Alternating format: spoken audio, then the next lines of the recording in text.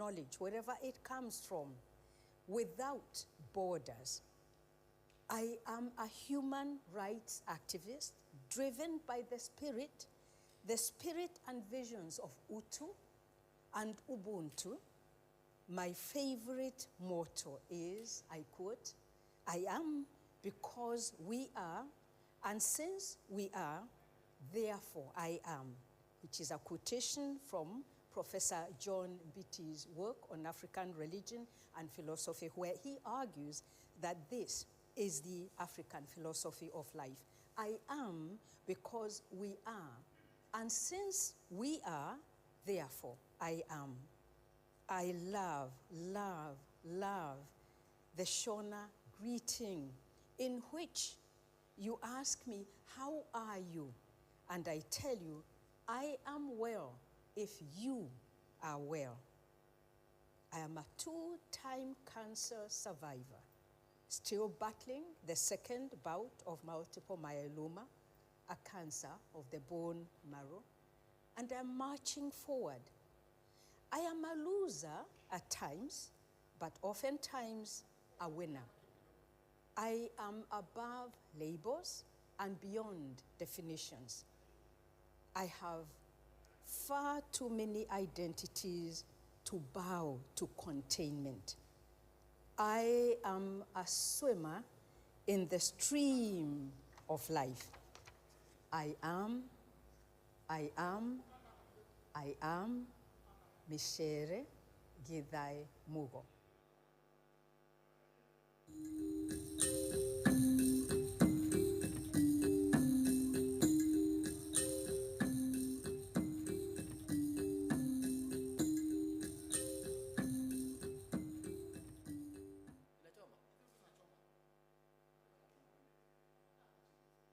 I am Micere Gidai Mugo, not Micere as in the plural of rice, but Micere.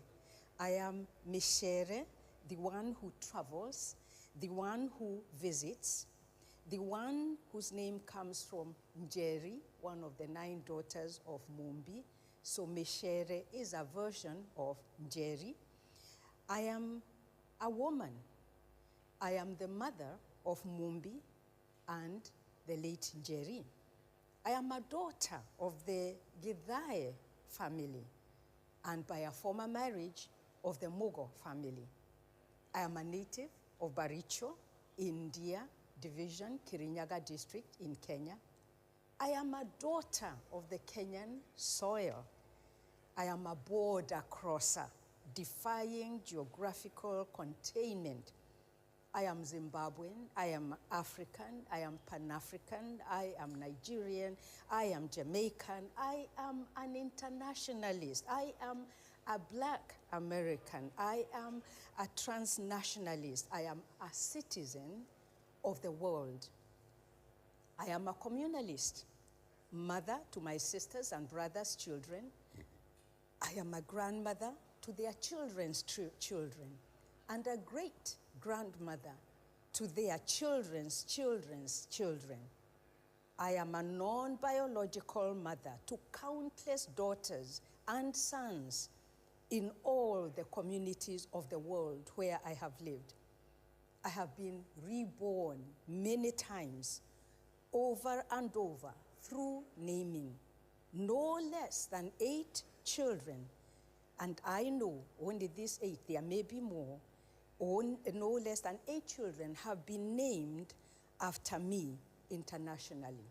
Micere has become a name that has traveled across the world. I am a teacher. I love teaching. I'm passionate about teaching. I have so many titles of distinction as a teacher. I call myself, and my students call, advocates knowledge, one who advocates knowledge and learning. So I'm also a student for life. Poems argues in my mother's poem and other songs. I am a poet of Africa, but I'm also a creative seeker of knowledge, wherever it comes from, without borders. I am a human rights activist driven by the spirit and visions of Utu and Ubuntu. My favorite motto is, I quote, "I am because we are, and since we are, therefore I am," which is a quotation from Professor John Mbiti's work on African religion and philosophy, where he argues that this is, therefore I am. I love the Shona greeting in which you ask me, how are you? And I tell you, I am well if you are well. Maro.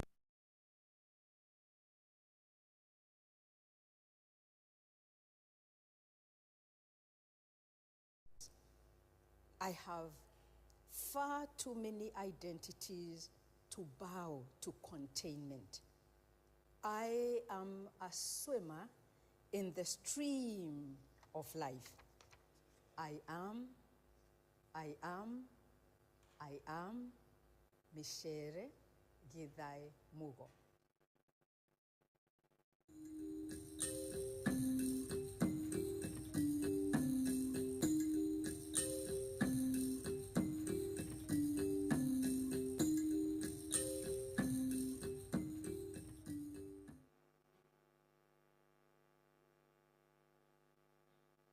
I am Micere Gidai Mugo, not Micere as in the plural of rice, but Micere. I am Micere, the one who travels, the one who visits, the one whose name comes from Njeri, one of the 9 daughters of Mumbi. So Micere is a version of Njeri. I am a woman. I am the mother of Mumbi and the late Njeri.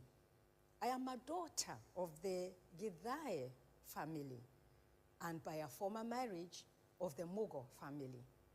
I am a native of Baricho, India Division, Kirinyaga district in Kenya.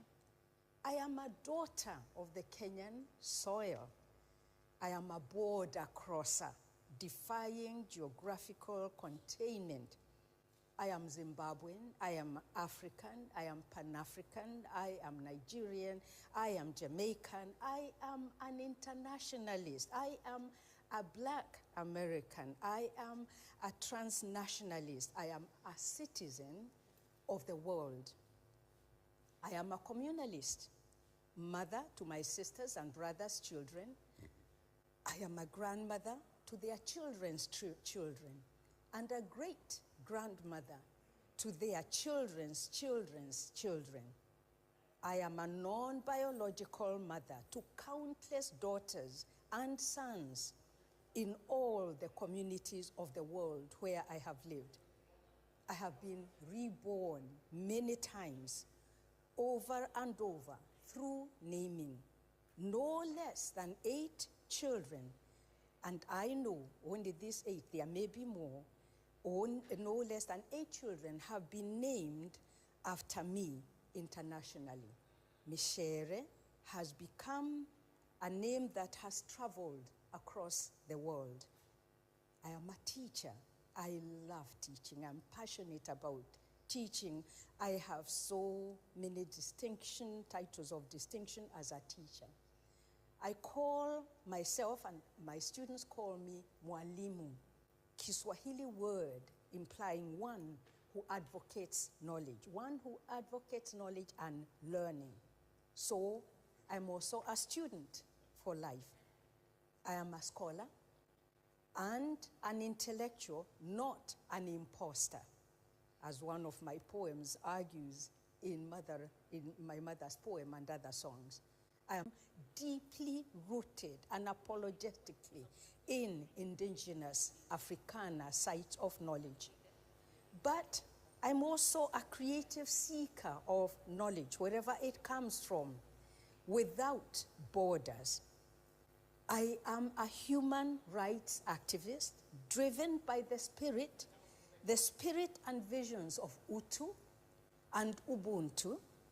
My favorite motto is, I quote, "I am because we are, And since we are, therefore I am, which is a quotation from Professor John Mbiti's work on African religion and philosophy, where he argues that this is the African philosophy of life. I am because we are. And since we are, therefore I am. I love, love, love the Shona greeting in which you ask me, how are you? And I tell you, I am well if you are well. I am a 2-time cancer survivor, still battling the second bout of multiple myeloma, a cancer of the bone marrow, and I'm marching forward. I am a loser at times, but oftentimes a winner. I am above labels and beyond definitions. I have far too many identities to bow.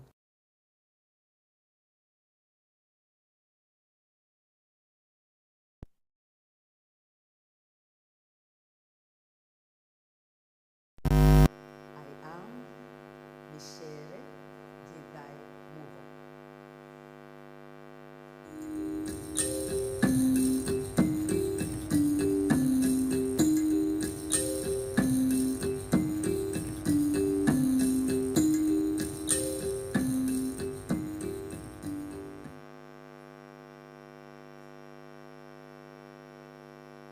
I am Micere Mugo, not Micere as in the plural of rice, but Micere. I am Micere, the one who travels, the one who visits, the one whose name comes from Njeri, one of the 9 daughters of Mumbi. So Micere is a version of Njeri. I am a woman. I am the mother of Mumbi and the late Njeri. I am a daughter of the Githae family, and by a former I am a native of Baricho, India Division, Kirinyaga district in Kenya.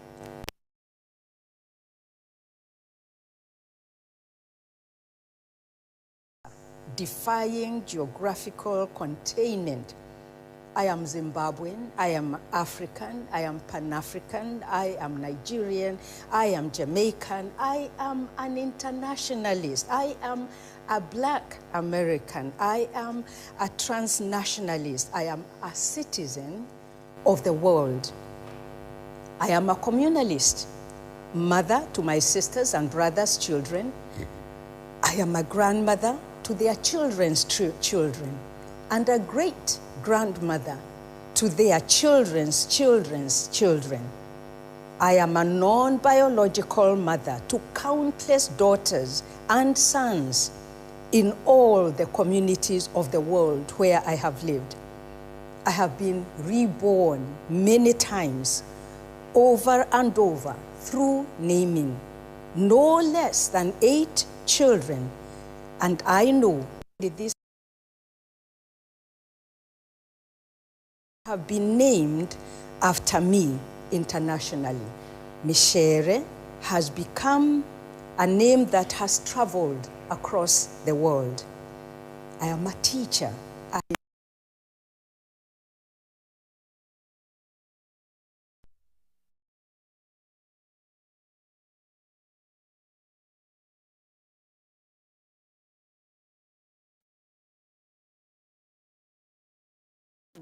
Who advocates knowledge, one who advocates knowledge and learning. So I'm also a student for life. I am a scholar and an intellectual, not an imposter, as one of my poems argues in my mother's poem and other songs. I am a poet, playwright, and essayist. I am also a novelist in the works. I am a lover of Africana orature and the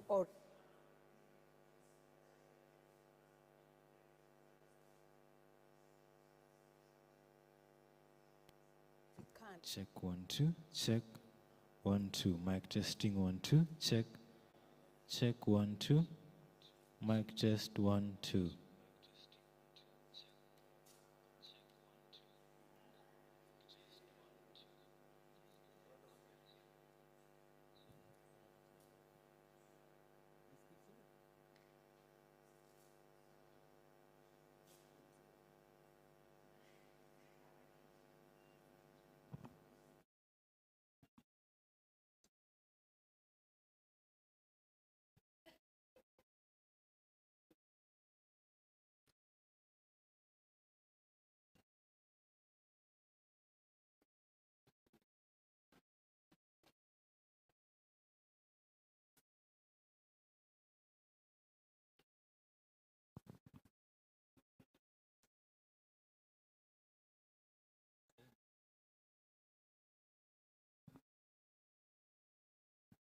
Check 1, 2.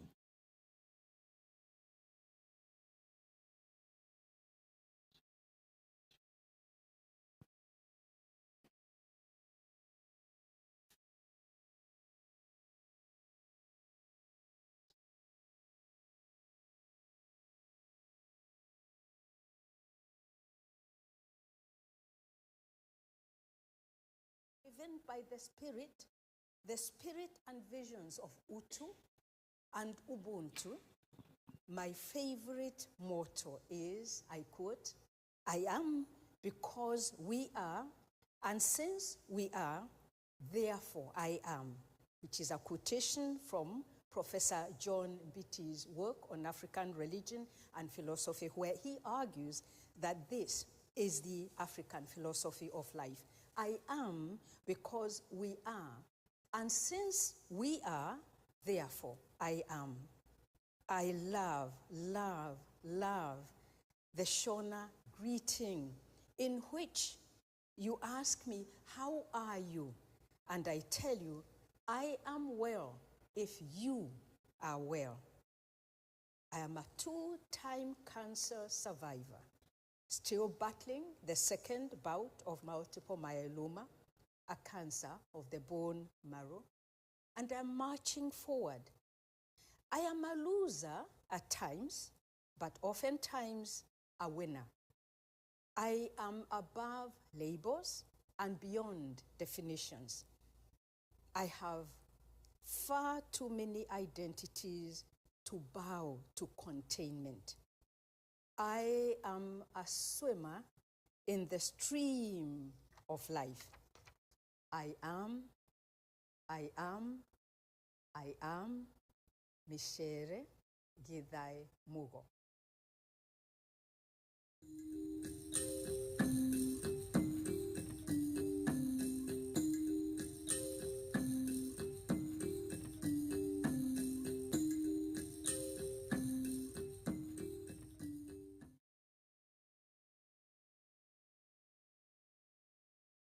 I am Micere Gidai Mugo, not Micere as in the plural of rice, but Micere. I am Micere, the one who travels, the one who visits, the one whose name comes from Njeri, one of the 9 daughters of Mumbi. So Micere is a version of Njeri. I am a woman. I am the mother of Mumbi and the late Njeri. I am a daughter of the Gidai family, and by a former marriage of the Mugo family. I am a native of Baricho, India Division, Kirinyaga district in Kenya. I am a daughter of the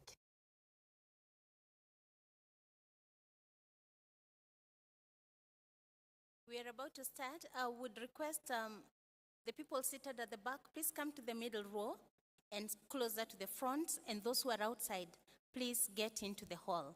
We shall start in just about a minute. To our online audience, we are starting in just about a moment, and we are sorry about the delay.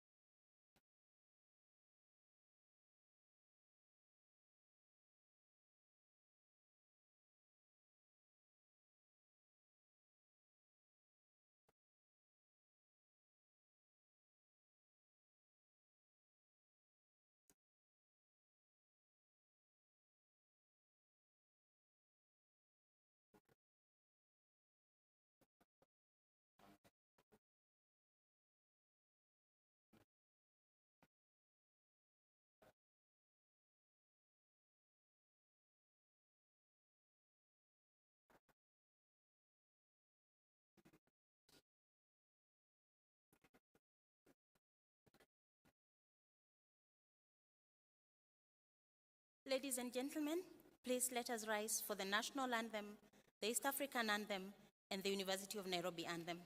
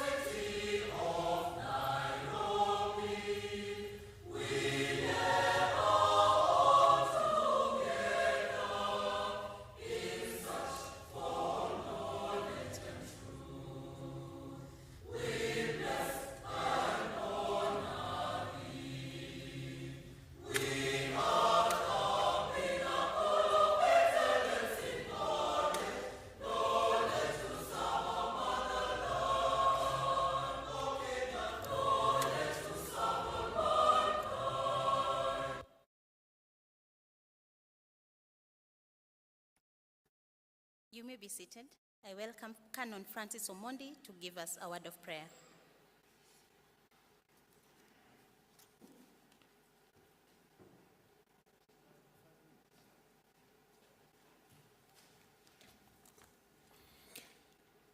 We are gathered here today, and maybe we are not worthy to memorize Professor Micere Mugo through our ceremonies or the words that we will say.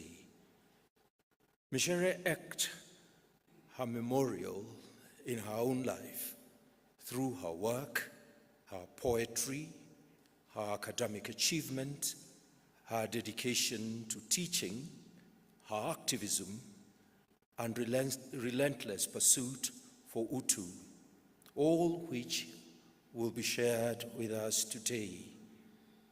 Though all this gives us a window into her life.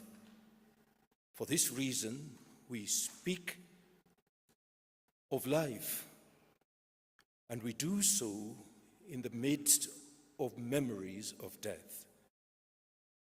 That is why, for me, faith is not simply a simple, naive, or optimistic affirmation. It needs enormous strength, emotional, intellectual, all which will help build us to give us strength and belief in human history such as this. This is why the writer of Hebrew, that great chapter 11, giving us the great heroes of faith, draws our attention to these words, and I quote from Hebrews 11:35-40. Women received back their dead by resurrection. Some were tortured and refused to accept release so that they might rise again to better life. Others suffered mocking and flogging, and even chains and imprisonment. They were stoned, they were sawn in two, they were killed with the sword. They went about in skins of sheep and goats, destitute, afflicted, mistreated, of whom the world was not worthy, wandering about in desert and mountains, and in dens and caves of the earth. All these, though commended through their faith, did not receive what was promised, since God had provided something better for us, that apart from us, they should not be made perfect. Such heroes included Abel, murdered by his brother Cain, although approved by God, whom the narrator says, that through his faith, though he died, he still speaks. Our sister, Micere Mugo, speaks to us though she is dead. There is a sense in which departed prophets, though silent, still speak. Through the quality of their character, through their lives and the lingering things that they left for us. And Micere, through her poem, one of which, in the last line of the song, I Took My Son, she made this comment: "Move on, son, darkness is looming fast around us." That word she spoke and is still ringing today, because darkness is still with us. Her relentless pursuit of Utu, the idea of humanizing everyone in dehumanized conditions, which forced her to exile, is still exhibited in what we are about to hear today. Her enthusiasm of nation building stayed on as she said these words: "We will rise and build the nation," implying a kind of contestation and in defiance of neocolonial destructors, reminding them that even the darkest night will soon break into daylight and that their days are numbered. This is why she said these words: "We will fly home, exiled matriots, banished patriots, landing them home on that newly built Meketilili airport. We will plow barren fields of our ravished national economy, producing a surplus of our full growth. We will rise and build a nation, molding from the pieces of an oppressive history and an unassailable monument grafted with justice for all, enshrined with limitless hope." Though she lived for this, she did not achieve this, as the scriptures have said, that God preserved it until we too have done our bit. In dark times, poetry and music often becomes more important for us, providing for us that kind of transcendence we need to interpret painful events in a wider context. This is why Leonard Cohen, writing in the anthem, gave us these beautiful words: "Ring the bell that still can ring. Forget your perfect offering. There is a crack in everything. That's how light gets in."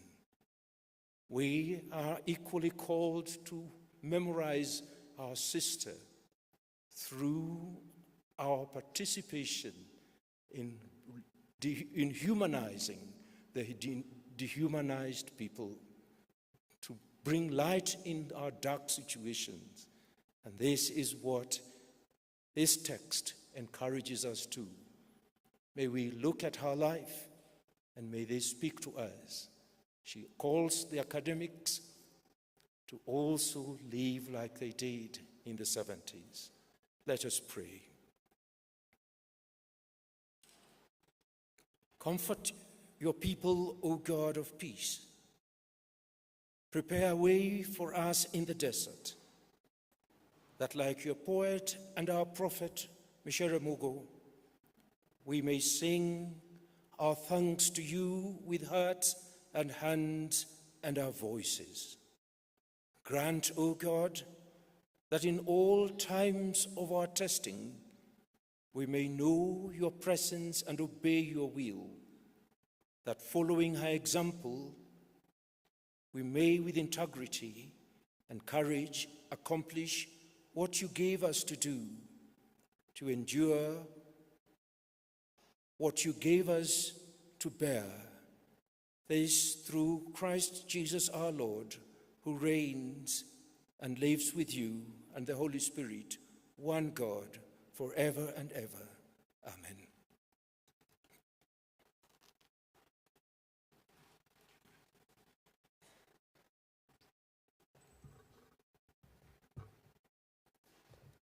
Thank you, Canon Omondi. Ladies and gentlemen, good morning and welcome to the University of Nairobi. It's a great honor to have all of you here, both here physically and online. My name is Jennifer Muchere. I teach in the Department of Literature and currently I am Associate Dean in the Faculty of Arts and Social Sciences. I will be your mistress of ceremonies this morning alongside Dr. Stella Bosire as we memorialize the life of Professor Micere Mugo. The family of Professor Micere Mugo, represented here by Mumbi, retired Chief Justice, Dr. Willie Mutonga, the Governor of Kisumu County, Professor Anyang' Nyong'o, joining us online, the Acting Vice Chancellor, University of Nairobi, Professor Julius Ogengo, who is represented here by Professor Jack Odhiambo, the Vice Chancellor, Riara University, Professor Robert Gateru, the Deputy Vice Chancellor, Research, Innovation and Enterprise, Professor Margaret Hutchinson, represented here by Professor Justus Munyoki, the Dean, Faculty of Arts and Social Sciences, Professor Jack Odhiambo, the Chair, Department of Literature, Dr. Miriam Maranga Musonye, and other chairs of departments. I saw Dr. Kenneth Ombongi, Chair, Department of History, my colleagues from the Department of Literature and other departments in the university, our colleagues from other universities, our partners and friends from the Micere Mugo Solidarity Group, students of the University of Nairobi and other universities, distinguished guests, ladies and gentlemen. We are gathered here this morning in the historic Taifa Hall and also via Zoom to pay tribute to Mwalimu Micere Mugo, who rested on 30th June 2023. Mwalimu Micere was an esteemed teacher, author, scholar, social justice defender, and a public intellectual. Her life and work cut across different sectors of society, and that is why we have her family, colleagues, friends, and representatives from different countries, institutions, disciplines, and organizations coming together today to celebrate her. We'll begin our program this morning with a performance from the University of Nairobi Traveling Theatre under the directorship of the Dr. Kimingichwa Bende. And these are some of the students of literature and performing arts from the department in which Mwalimu Micere taught when she was based in this university. So, University of Nairobi Traveling Theatre, where are those poems? Welcome.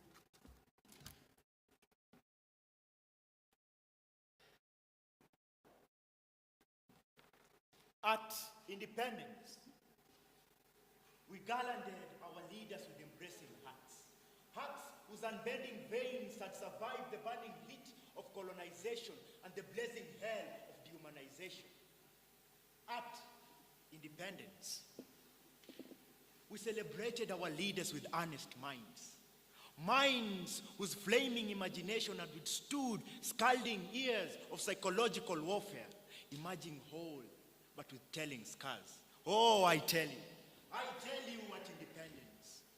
We celebrated our leaders with trusting hearts.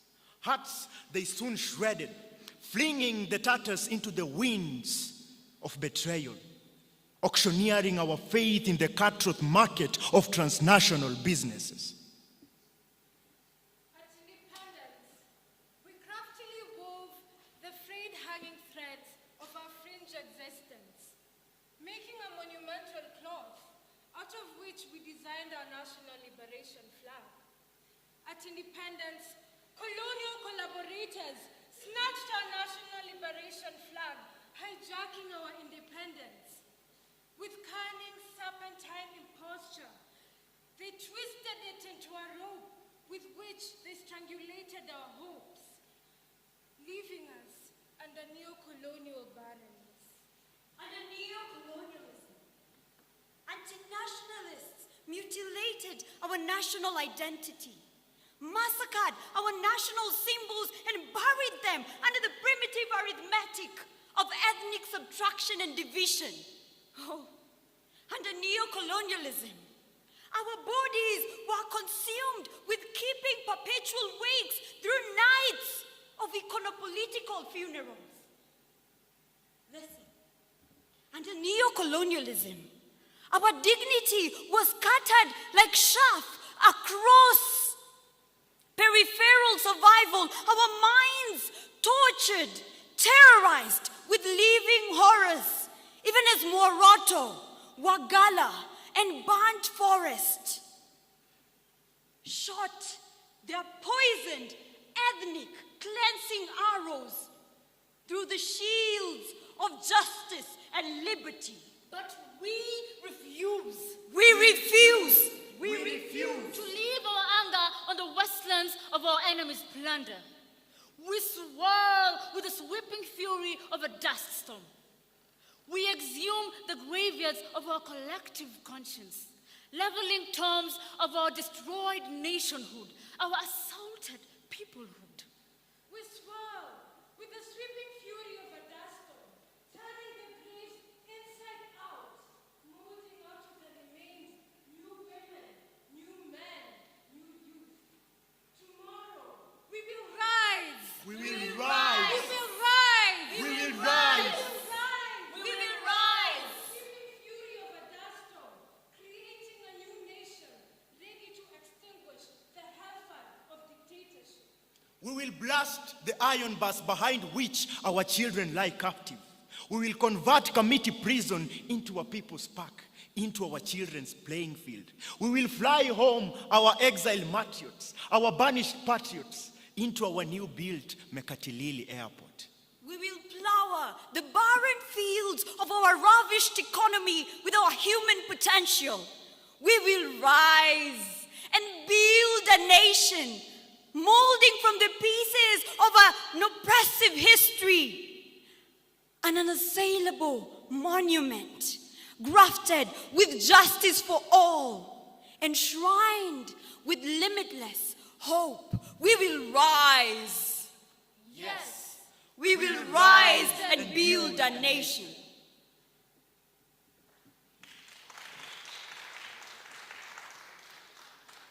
Ladies and gentlemen,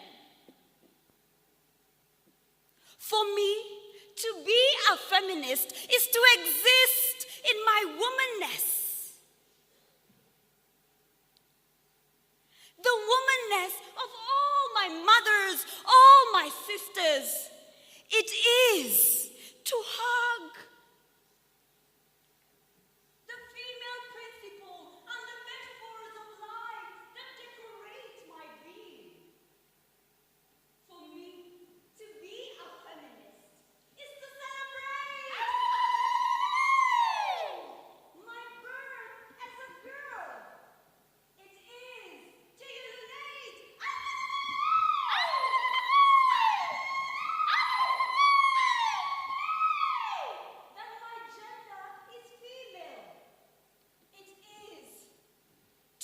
contact with my being. For me, to be a feminist is to denounce patriarchy. It is to wipe the fuzziness of colonialism. It is to uproot the weeds of neo-colonial pestilence. To be a feminist is... For me, to be a feminist is to unhood racism.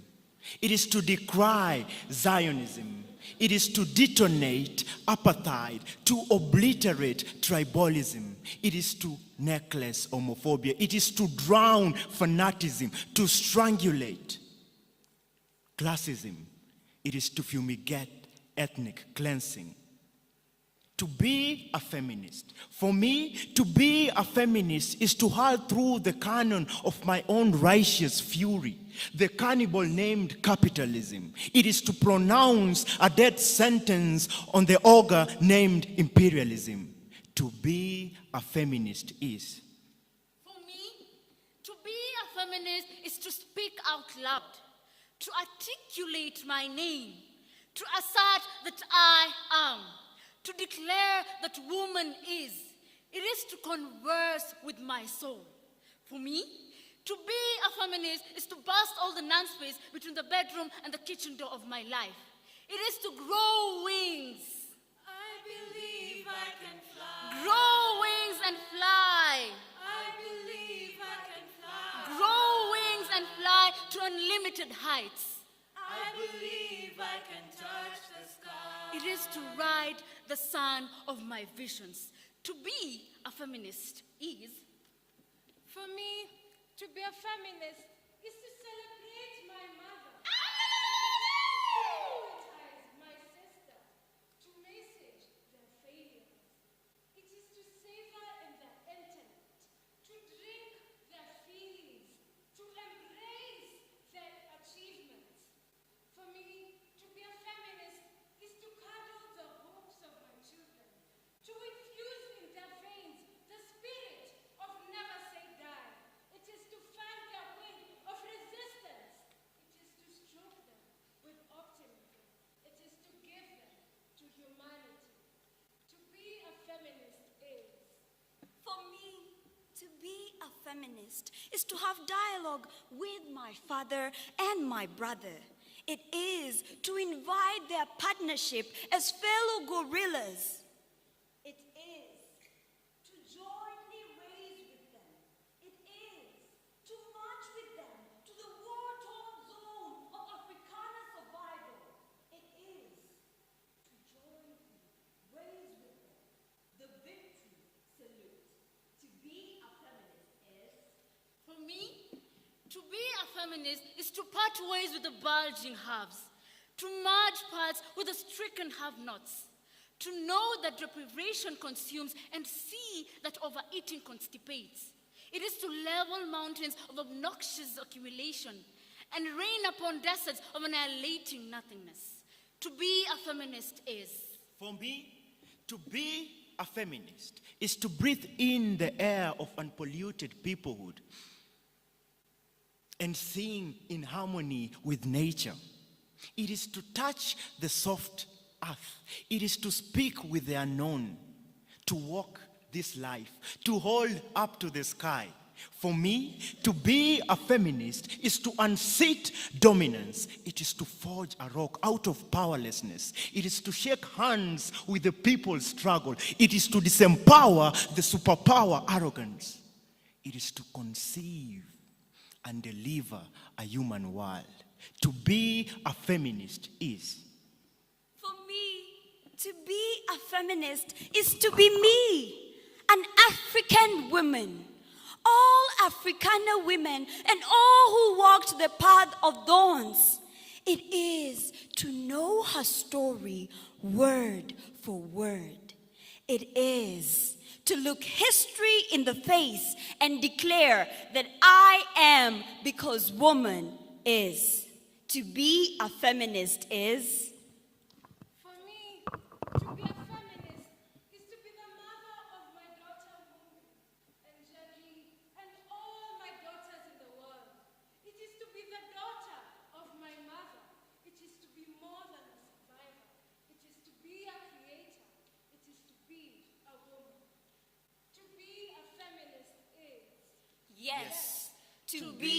feminist.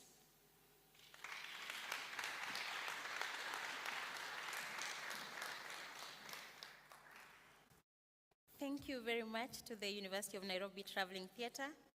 I will now request the Vice Chancellor, Nairobi, the Vice Chancellor, Riara, the Deputy Vice Chancellor, Nairobi, the Chair Literature is already here, to join us on stage so that we move to the next part of the tributes.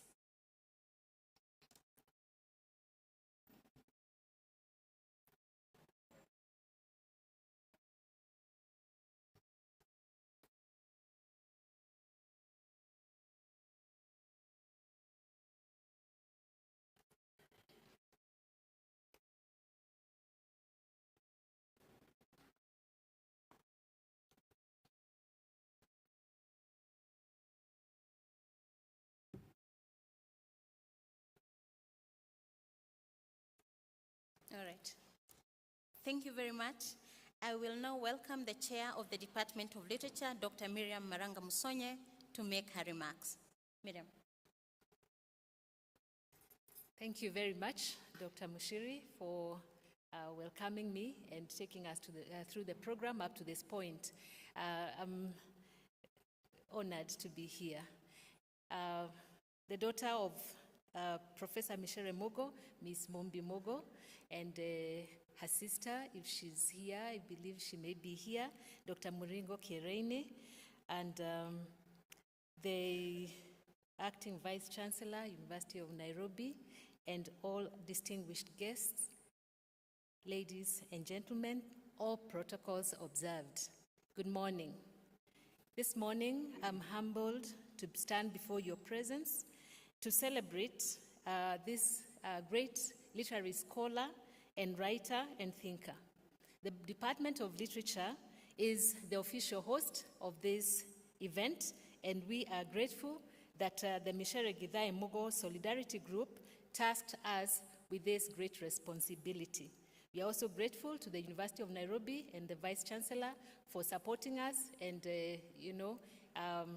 just embracing this event. Some of you may wonder, why Department of Literature? Why are we the host? There's a history to it because this department is actually the home of Professor Micere Githai Mugo. It is her literary home because she was a lecturer in this department, in our department, from 1973 to 1982. I hope I get the dates right.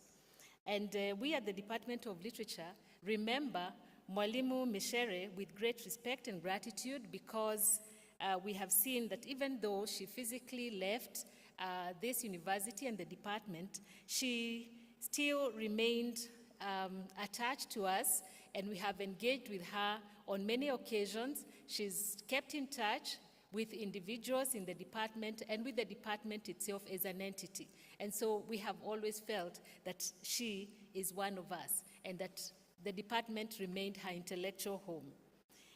And speaking for myself and perhaps for others, that even those of us who were never directly taught by her still feel her influence. I personally was taught by lecturers and teachers who were taught by Professor Micere Githai Mugo. And I can mention Professor Wanjiko Kabira, who is seated with us here, Professor Peter Amuka from Moi University, who were taught by Professor Micere, and they taught me. And for that reason, I know that her legacy has lived, and when I hear them talking about Professor Micere Mugo and her way of teaching her intellectualism, I've seen it in them, and I've seen it impact me, and I believe others whom she has taught. So for that reason, we know that the impact and influence of her philosophy of education and literature continues even beyond her time, and it will continue beyond our time.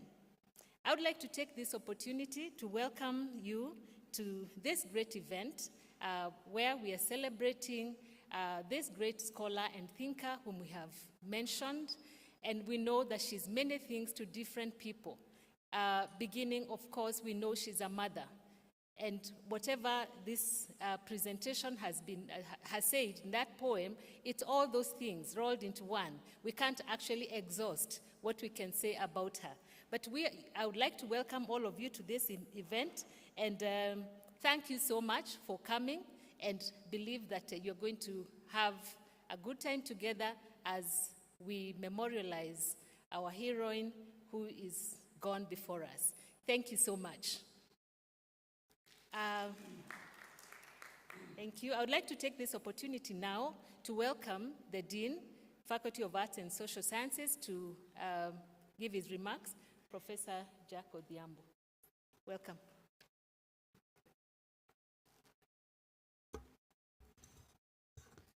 Good morning, everyone, and welcome to the Faculty of Arts and Social Sciences.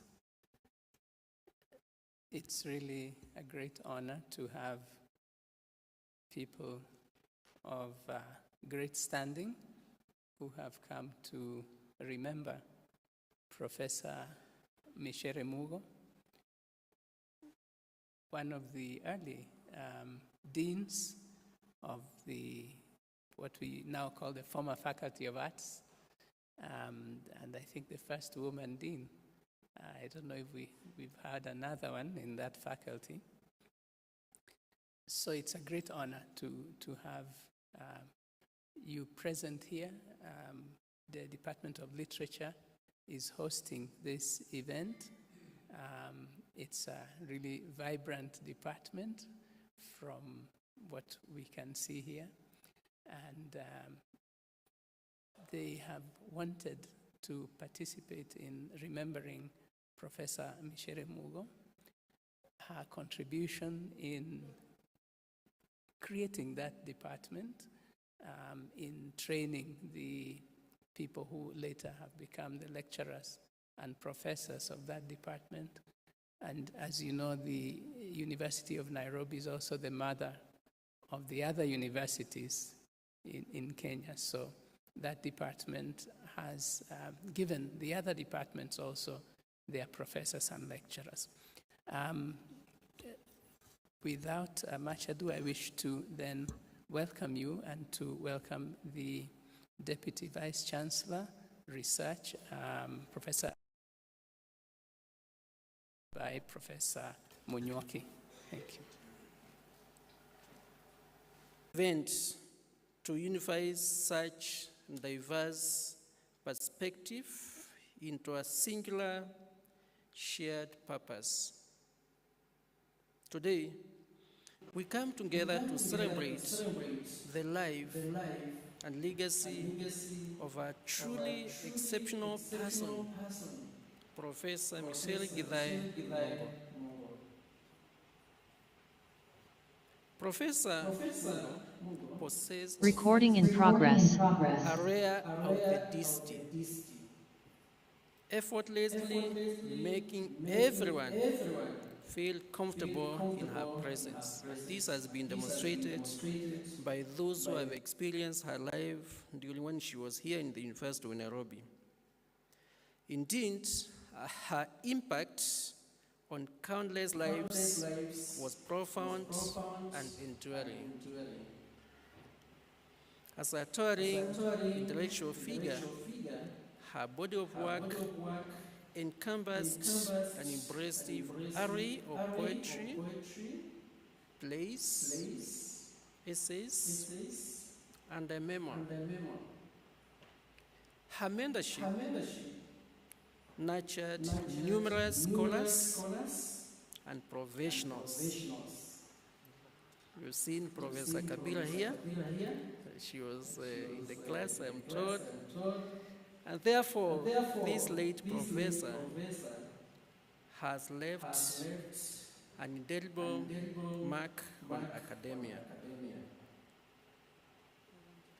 Beyond the academic progress, Professor Micere was a resolute champion of human rights.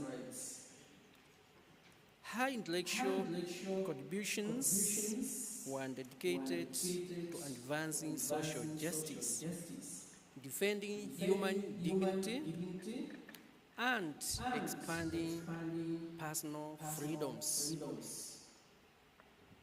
This unyielding commitment led her to endure decades of exile, facing hardships in Zimbabwe and later in the United States. Her name did resonate powerfully within the realm of Ubuntu, which is a philosophy that she expertly elucidated and championed. Ubuntu celebrates our shared humanity, advocating for justice and equality for all. Notably, ladies and gentlemen, I want to say that Professor Micere's trailblazing spirit extended beyond academia. By pursuing the esteemed deanship of the Faculty of Arts and Social Sciences, which is now handled by Professor Jack Odhiambo here,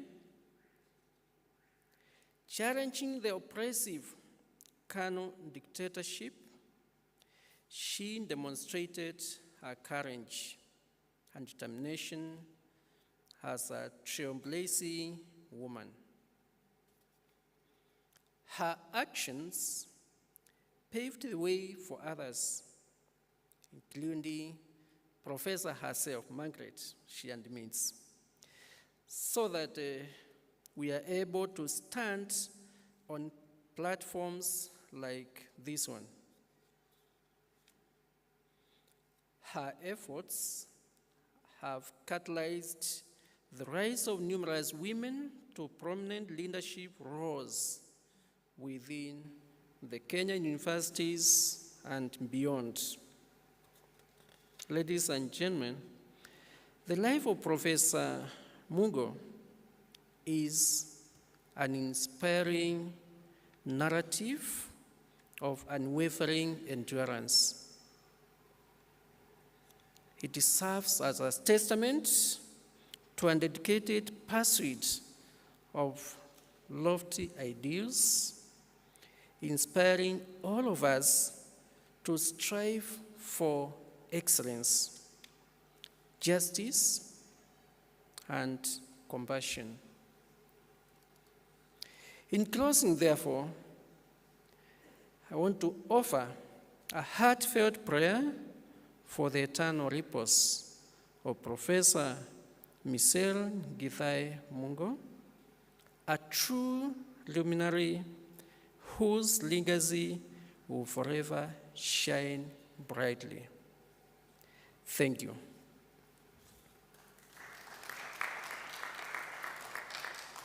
Allow me, therefore, at this point to invite the acting Vice Chancellor, Professor Julius Ongengo, who is here represented by Professor Jack Odhiambo, the Dean, Faculty of Arts and Social Sciences, to come and talk to us. Thank you, Professor.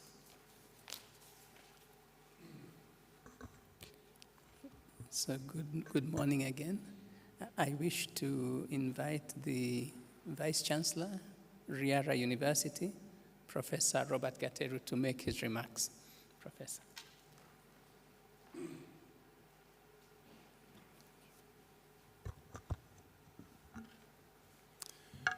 The family of our departed colleague, represented here by Mombi Wamugo and Dr. Muringo Kiereni, Honorable Chief Justice Emeritus, Professor Willie Mutunga, Your Excellency, Governor Professor Kivutha Kibwana, Excellency Governor Professor Peter Anyang' Nyong'o, both friends of Riara University, Acting Vice Chancellor, University of Nairobi, Professor Julius Ogengo, distinguished guests, family members, ladies and gentlemen, all protocols observed. It gives me great pleasure to join you today, and because today is really a day of celebration of our departed colleague. And I see that we are quite gloomy. I would request that we just kindly rise for a minute and really give a big round of applause to celebrate the life of Professor Micere Mugo for just a moment, because this is really a celebration of a life truly lived. So I would request that we give a big appreciation.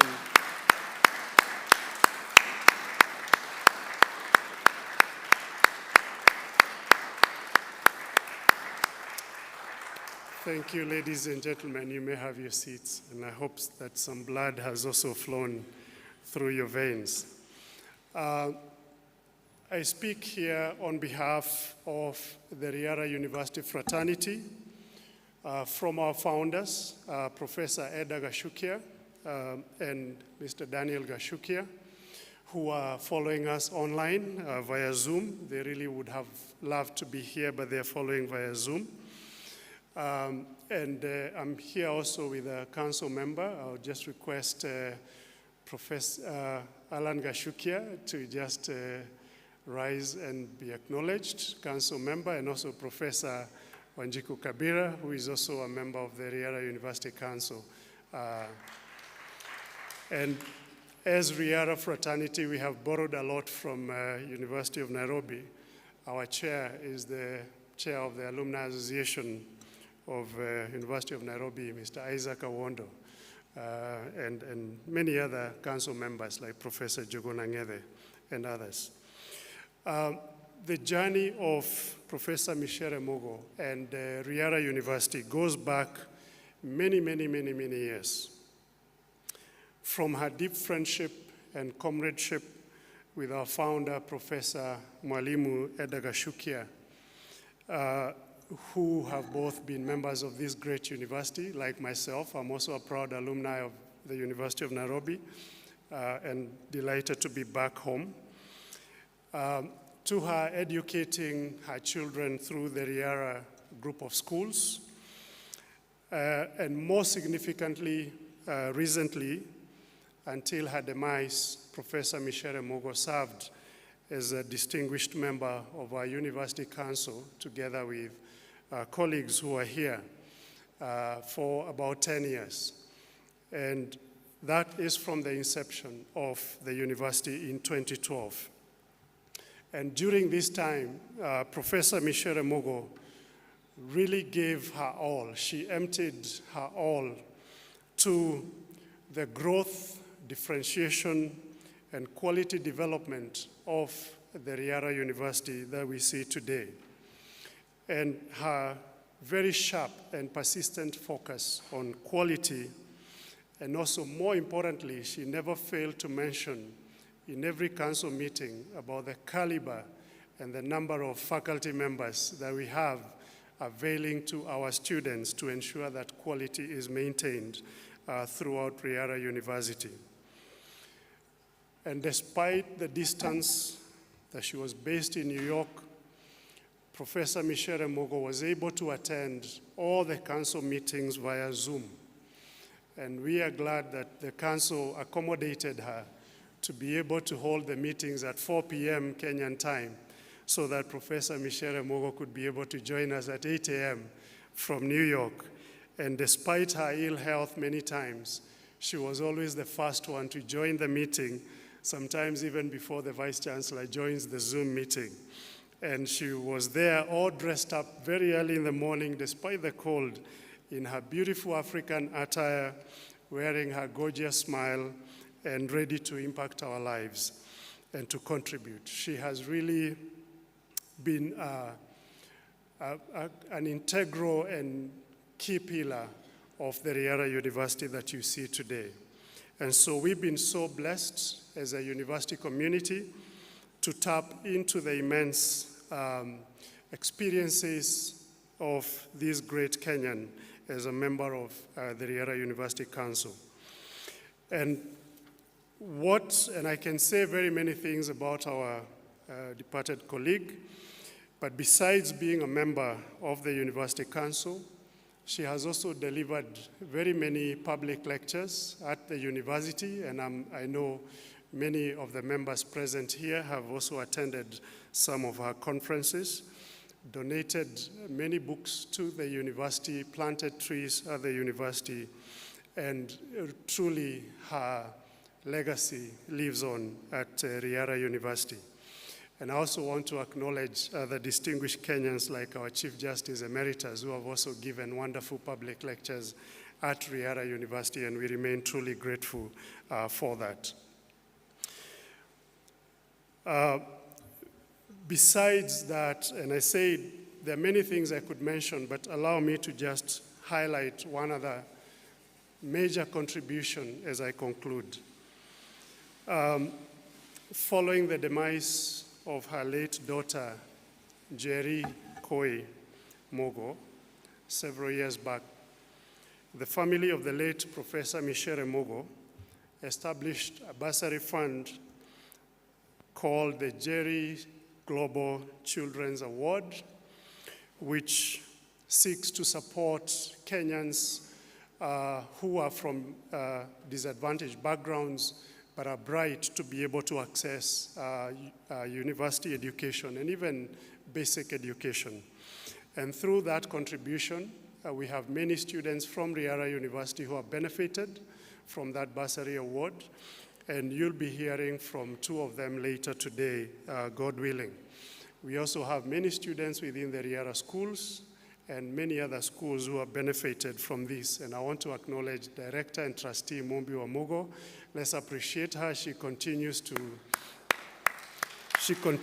spearhead this bursary program for many Kenyans who have benefited. And I would kindly urge all of us to support that bursary fund. As I finish, I know that our beloved daughter of the soil is smiling at us from heaven and cheering us on. And so I urge all of us to individually and collectively continue to uphold her ideals of Utu, Ubuntu, the African Renaissance, as well as education and justice for all. May Professor's soul rest in eternal peace, and may her legacy continue to stand with us, and may we also continue to stand with Mombi and the rest of the family. God bless you. Thank you.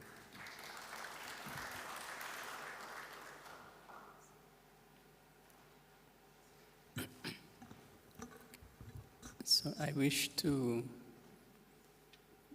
bring the greetings of Professor Julius Ogengo, the acting Vice-Chancellor of the University of Nairobi, who would have really loved to be here, but because of pressing obligations, he has not been able to come, so he has asked me to represent him. But he sends his warmest greetings and his accompaniment. So I will then read his speech.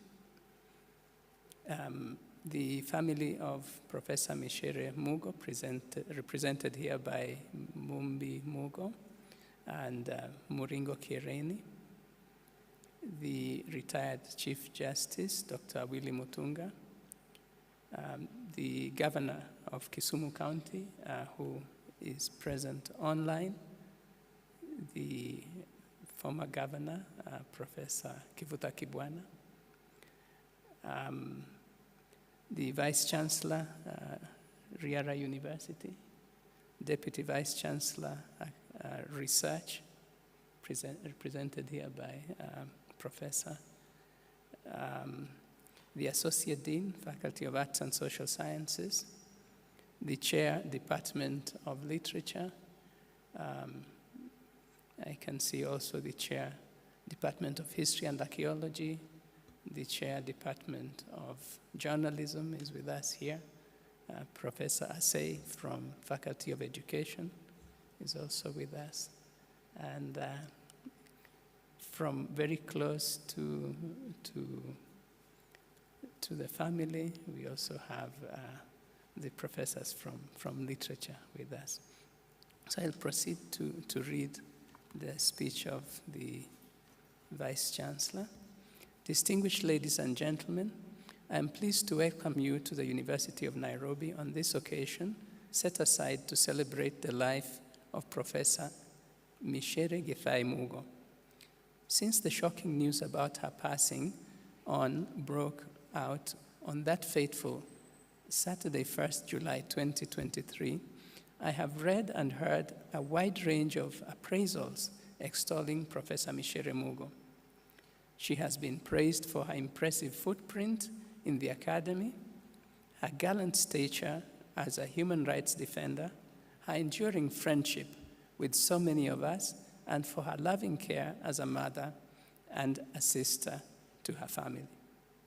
It is fitting that we should be gathered here in this historic Taifa Hall, where Professor Micere Mugo presented well-researched high-voltage papers and engaged top scholars in high-fiber debates.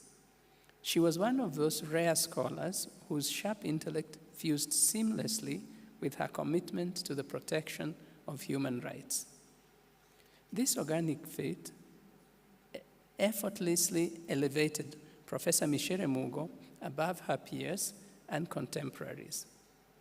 Her high academic achievements can be traced back to Alliance Girls, then to Makerere University, where she attained the Bachelor of Arts degree before she got a Master of Arts from the University of New Brunswick and a PhD from the University of Toronto.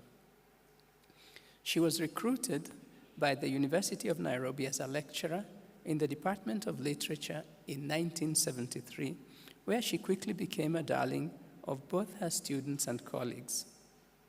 Such was her force of personality and the magnet of her courses that it was quite common to find students of medicine, law, engineering, and commerce trooping to audit her lessons in literature.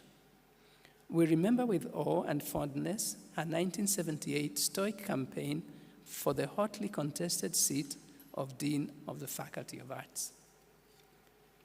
Professor Micere Mugo won this seat and became the first woman elected dean in the University of East Africa. As the Dean of the Faculty of Arts, she upped the praxis by seamlessly fusing academic research and the struggle against injustice.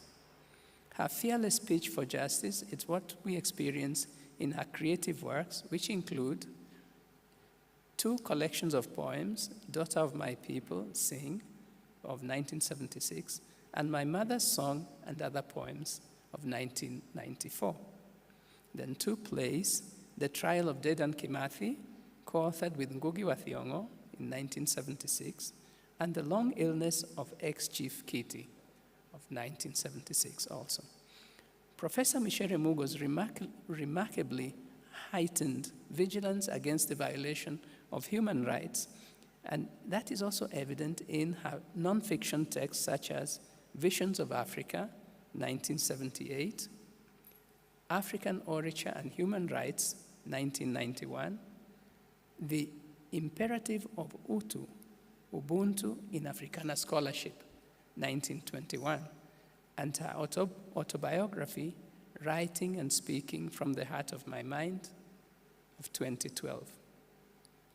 In these markedly high-profile academic and human rights engagements, Professor Micere Mugo fearlessly put her life, limb, and job on the line by openly and defiantly confronting an intransigent and intolerant political establishment. Consequently, when the regime moved against her in 1982, she went into exile in Zimbabwe, where she continued to teach, to write, and to mentor. But not yet finished with her, the one-party regime proceeded to strip her of her Kenyan citizenship.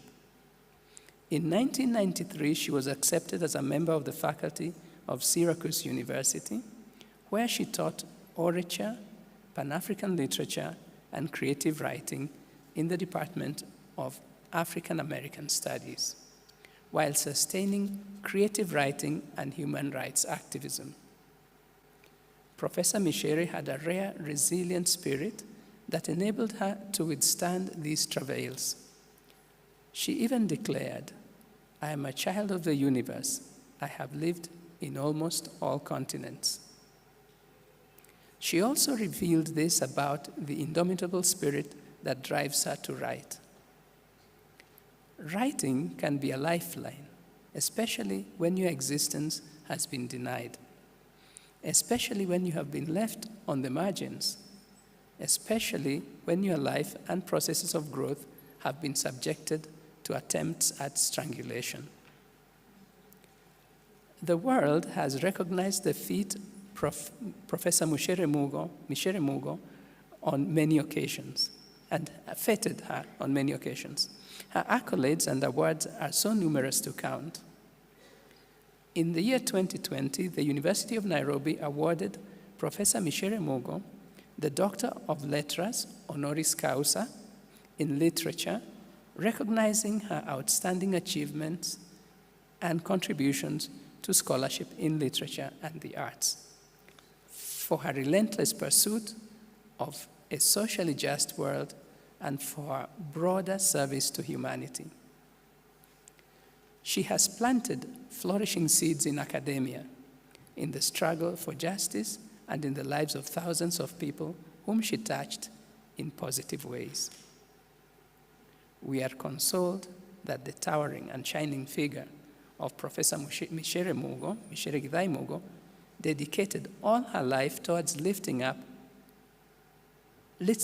up so that we may also do as much to others.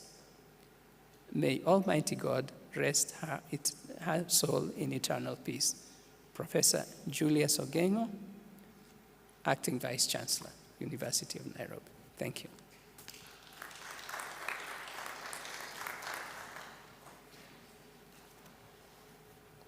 Thank you, Vice Chancellor. I would now release you to go back to your seats. Thank you very much.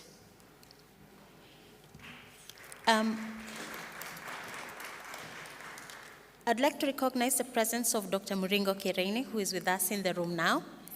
I'd also like to acknowledge our online audience. We have about 100 on Zoom and 50 on YouTube. Thank you very much for being with us.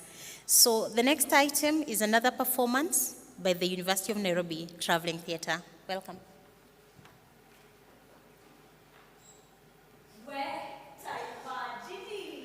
Yes, Taimajini. Taimajini, that you and I and all the women of this world stood hand in hand, marched side by side,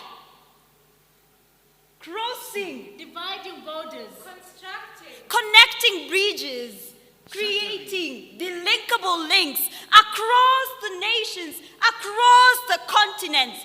Taimajini. Taimajini. Taimajini, that you and I and all the pro-women forces came hand in hand, stood side by side, forming one mighty waterfall of sweeping human mass waters, drowning and flooding into the ocean all forms of oppression.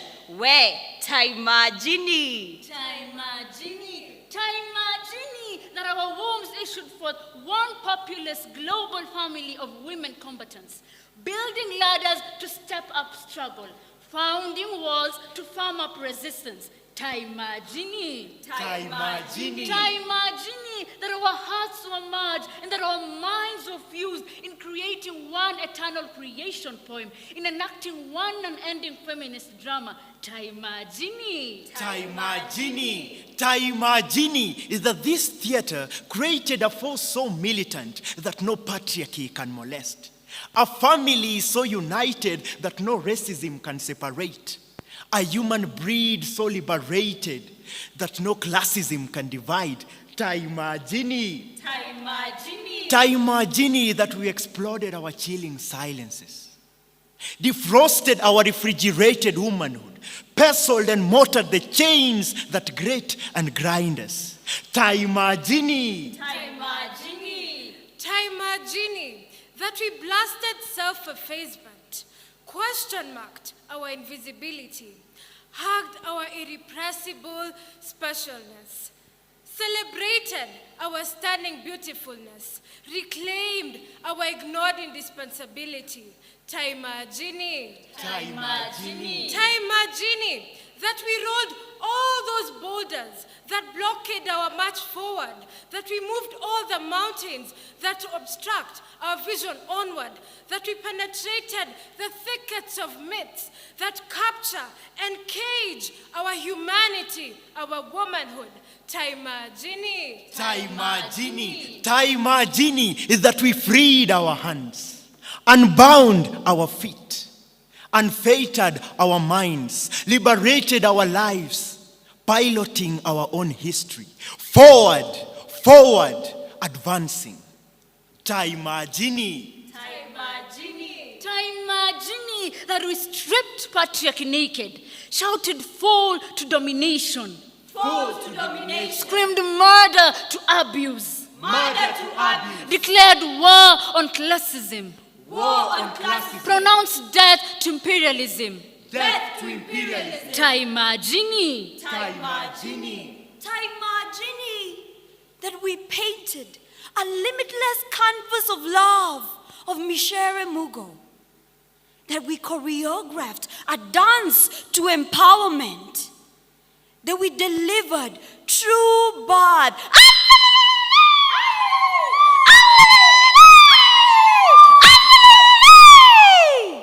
Through woman of Micere Mugo. That we ululated.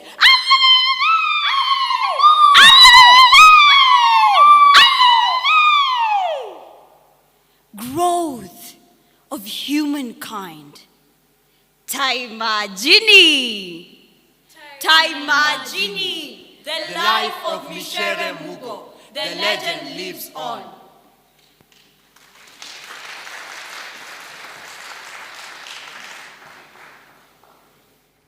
Thank you very much, UNTT, and thank you, Dr. Kimingichi, for your directorship. I would now like to welcome Mumbi to speak on behalf of the family. Let's welcome her.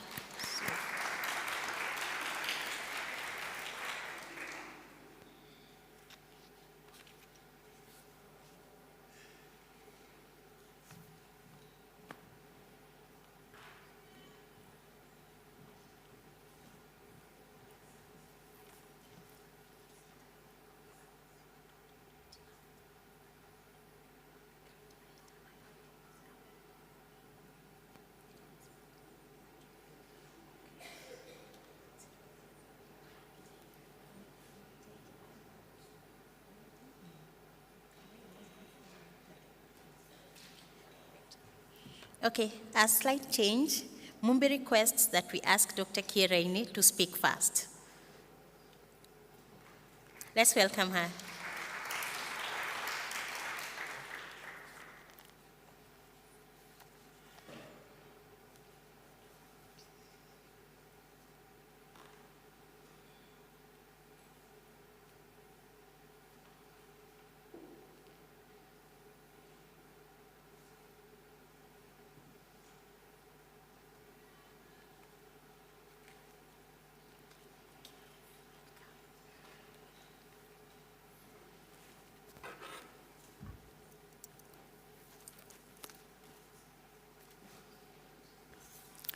Good morning, everyone. Thank you, Mombi. You saved my inheritance because I was going to complain. I'm the eldest in the Gedai family, and now Mombi seems to be the one who is going to speak before me. But she did correct the position. I am Muringo Kieraine. I am the eldest of the 10 children of my parents.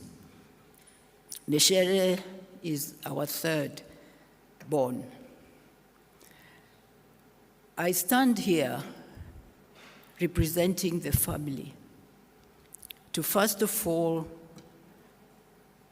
bring their greetings and bring their very deep gratitude for the honor which you have given to my late sister. We as a family, we are appreciative of your affection, the lovely things which have been said and which will be said, I believe, almost for the whole year. We are most appreciative. We thank God that He gave us this wonderful daughter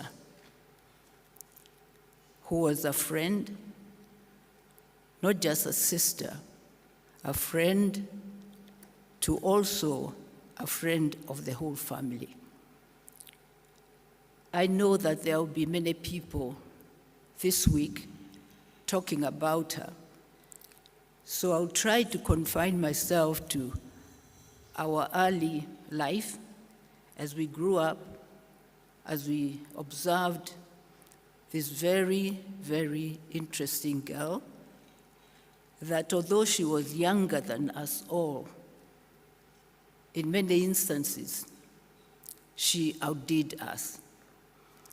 We were not jealous, but we felt very challenged. Therefore, the remarks I'm going to make about Micere will be very general. As a family, we knew her as Njuri. That was our nickname or our pet name for her. But for easier reference, I will call her Micere, as you have done. As I'm not able to recognize each one of you, distinguished scholars, ladies and gentlemen, thank you very much for having this occasion this morning to celebrate the life of our dear sister.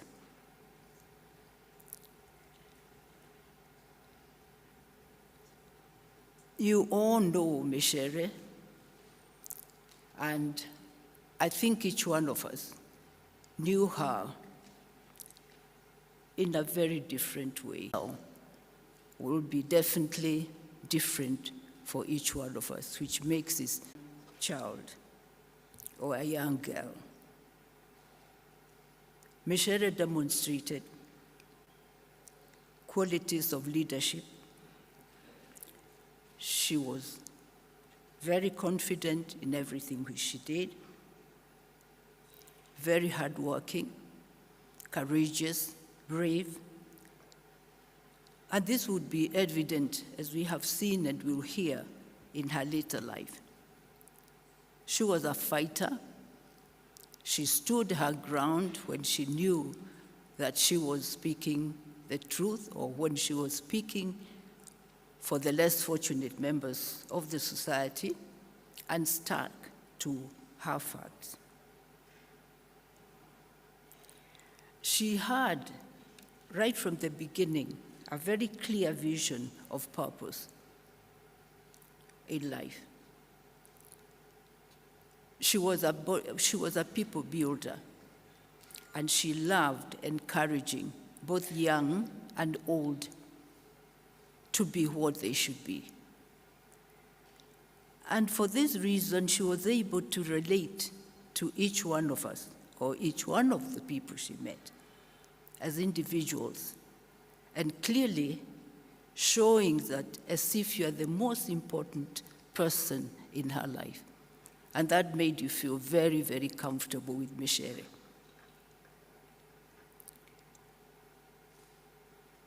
She was brutally honest, that if she knew what she was telling was the truth, and you are the one who was not telling the truth, she would tell you to your face that that is not so, and the reason why it is not so.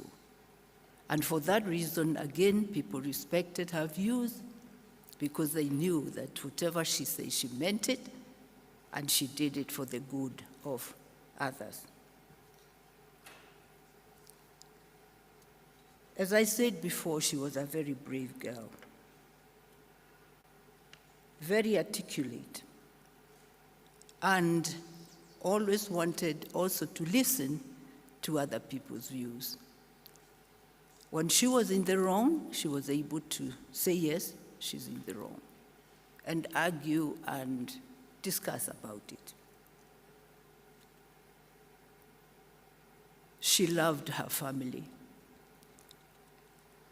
As she had her two little young girls, Mombi and Jerry.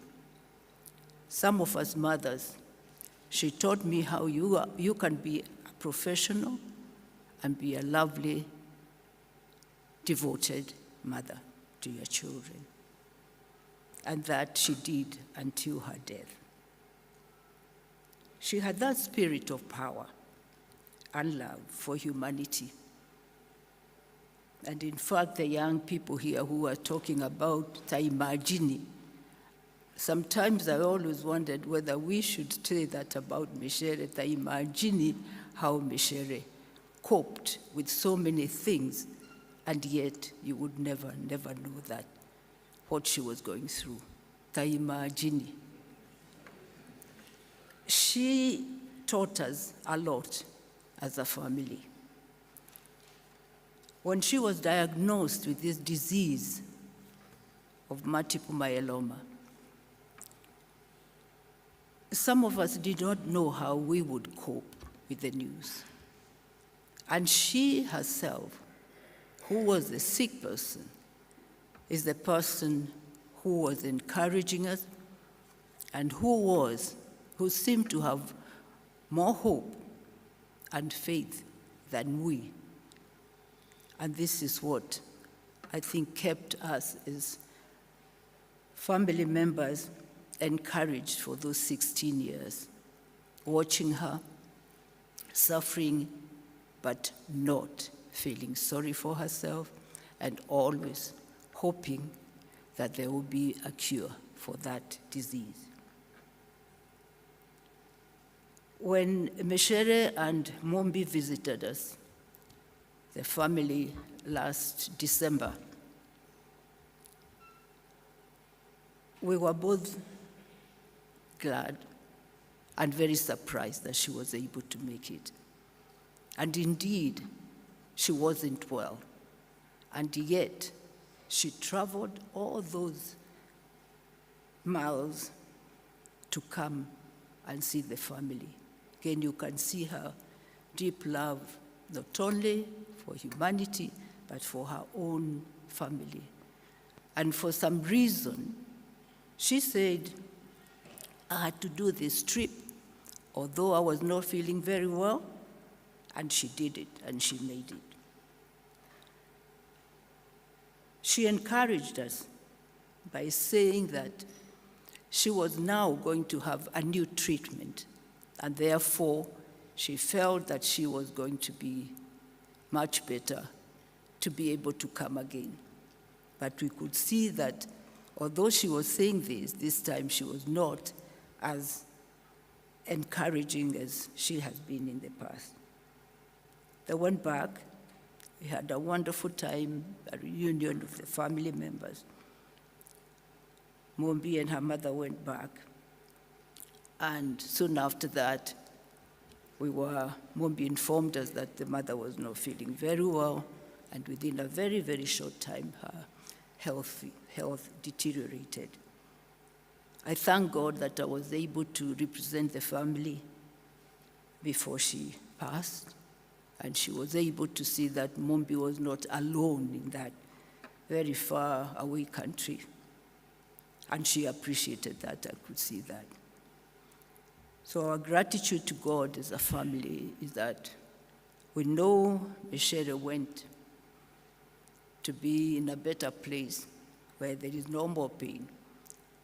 After she has, we want to believe she has done what she was created to do. When I was listening to the tributes again in Syracuse, similar tributes which I have heard here were being said about my sister. So she's not only a Kenyan, she is a global citizen. Everyone from every corner of this globe talked as if they knew her personally, as I'm saying. And I was really very, very grateful to God for Micere's life.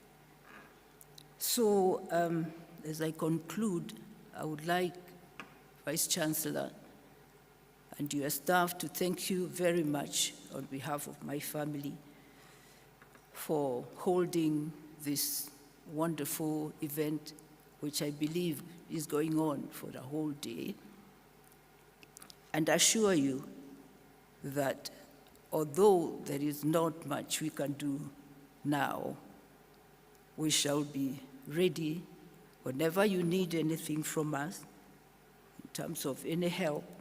We'll be glad to be of help, if that be.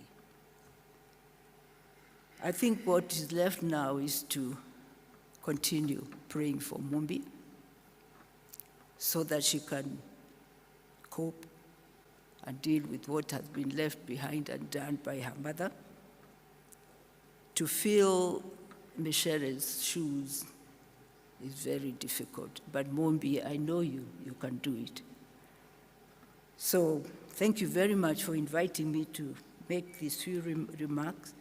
And before I do, I would like to ask each one of you to put your hands together to thank and acknowledge Mumbi for being such a wonderful carer, friend, companion to her mother since her other sister passed, and to be able to encourage and to help her mother to go through this very, very difficult period.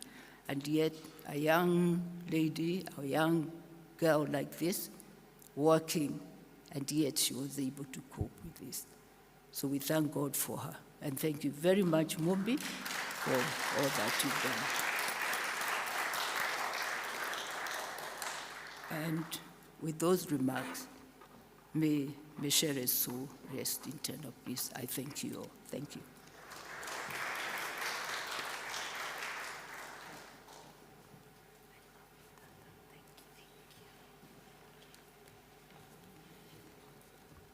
Thank you, Dr. Kireni.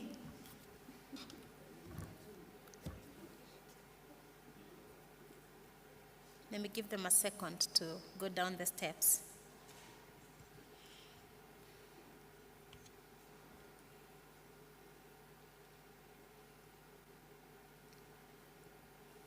Thank you, Dr. Kireni and Mumbi. We continue to condole with you and to pray that God continues to grant you his comfort.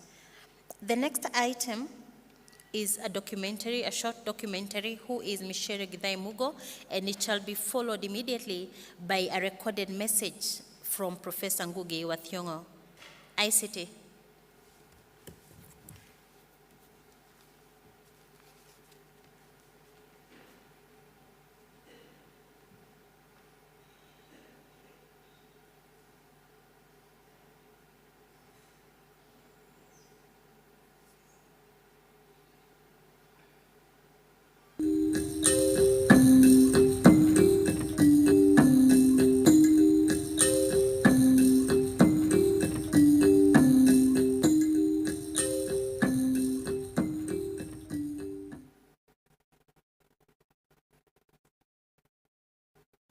I am Micere Githai Mugo, not Micere as in the plural of rice, but Micere.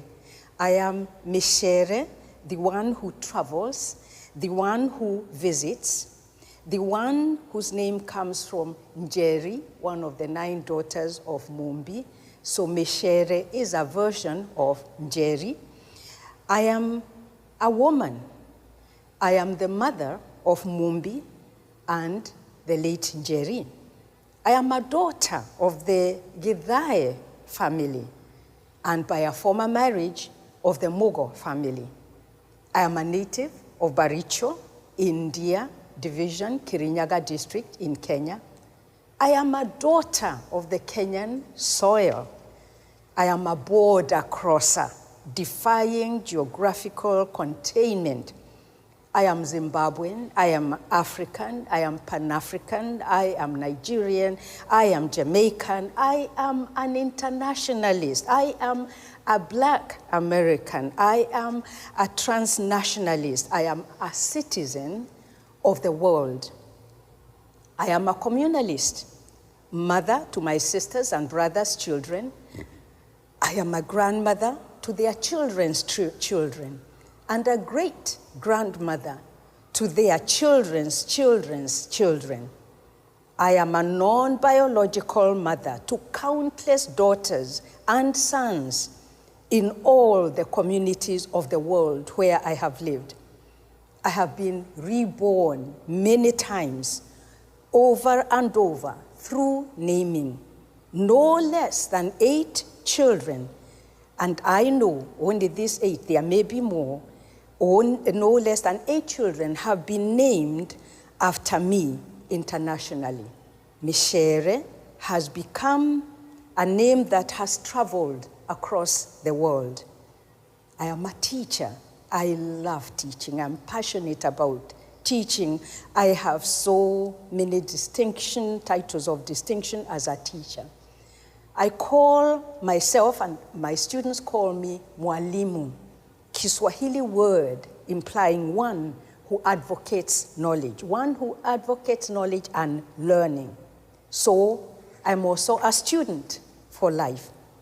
I am a scholar and an intellectual, not an imposter, as one of my poems argues in my mother's poem and other songs. I am a poet, playwright, and essayist. I am also a novelist in the works. I am a lover of Africana, orature, and the orate traditions of our people. I am deeply rooted unapologetically in indigenous Africana sites of knowledge. But I'm also a creative seeker of knowledge, wherever it comes from, without borders.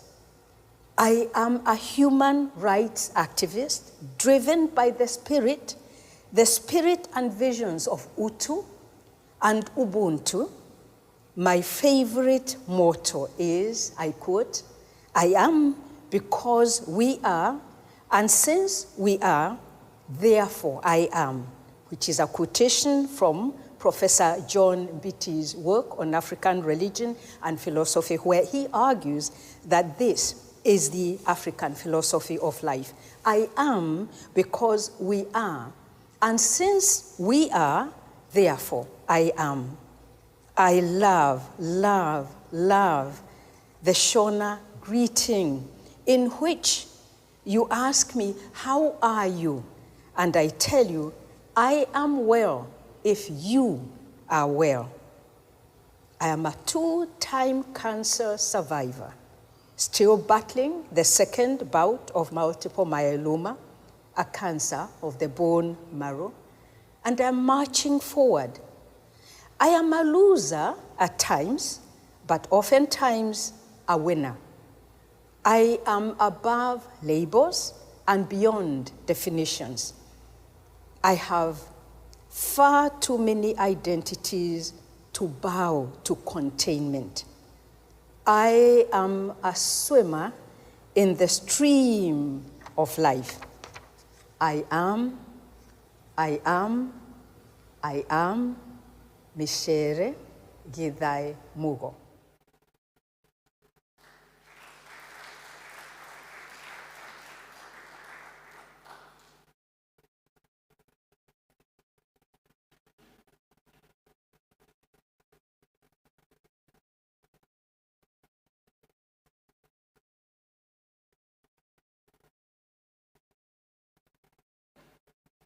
Micere Mugo, a beauty of my body, mind, and soul. I knew of her before I met her. She was at Alliance Girls, and I at Alliance Boys. I was a year ahead of her. Her beauty had somehow spread across the valley between the two schools. Later, we would meet at Makerere, Kampala, Uganda, both of us students of English, where we ended up as editors of Penpoint, the department's literary magazine. Little did I know that our time together at Makerere was only a dress rehearsal for our time as colleagues in the newly born literature department of the University of Nairobi. It was not only the work in the department. In some ways, it was the best of times for both of us. But the highlight was our collaboration in the writing of the play, The Trial of Dedan Kimathi.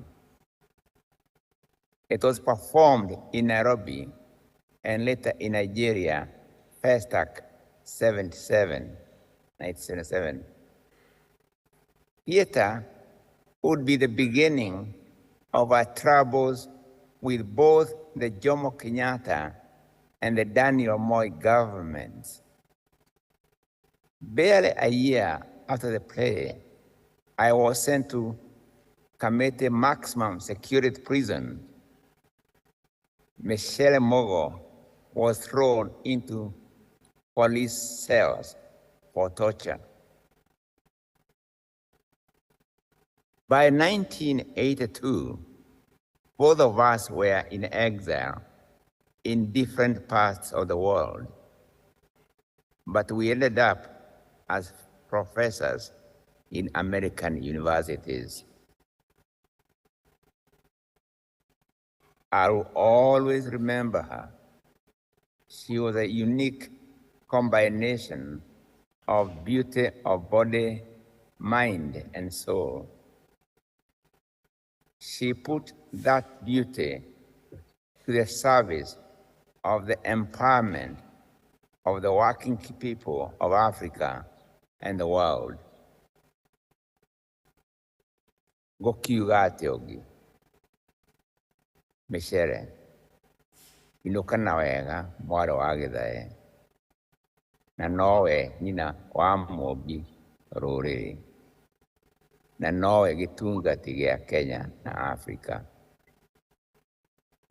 Ũrĩmĩri waku ũgũtũũra umagia maciaro, na ithuĩ na njiaro ingĩ na ingĩ tũgethage magetha. Makũmbĩ maitũ makaiyũra cia rũciũ rwitũ. Micere, cera na njata, na ithuĩ ũgatũcereria ũtheri wa njata,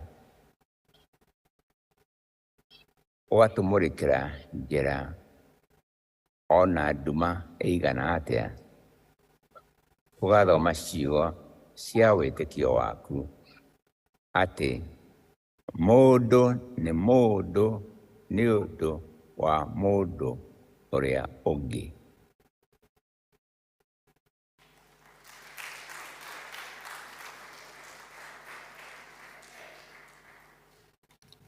Thank you very much, Professor Ngugi wa Thiong'o. We continue to acknowledge our online audience. Thank you very much for being with us. We also acknowledge Citizen TV, which is streaming the event online. The next part of the program, I would want to invite retired Chief Justice, Dr. Willy Mutunga, Professor Wangui Wagoro of SOAS, Professor Kivutha Kibwana, former Governor Makueni, to come to the stage so that you make your remarks. We also have in that session Professor Anyang' Nyong'o, who will be joining us on Zoom. The three of you together.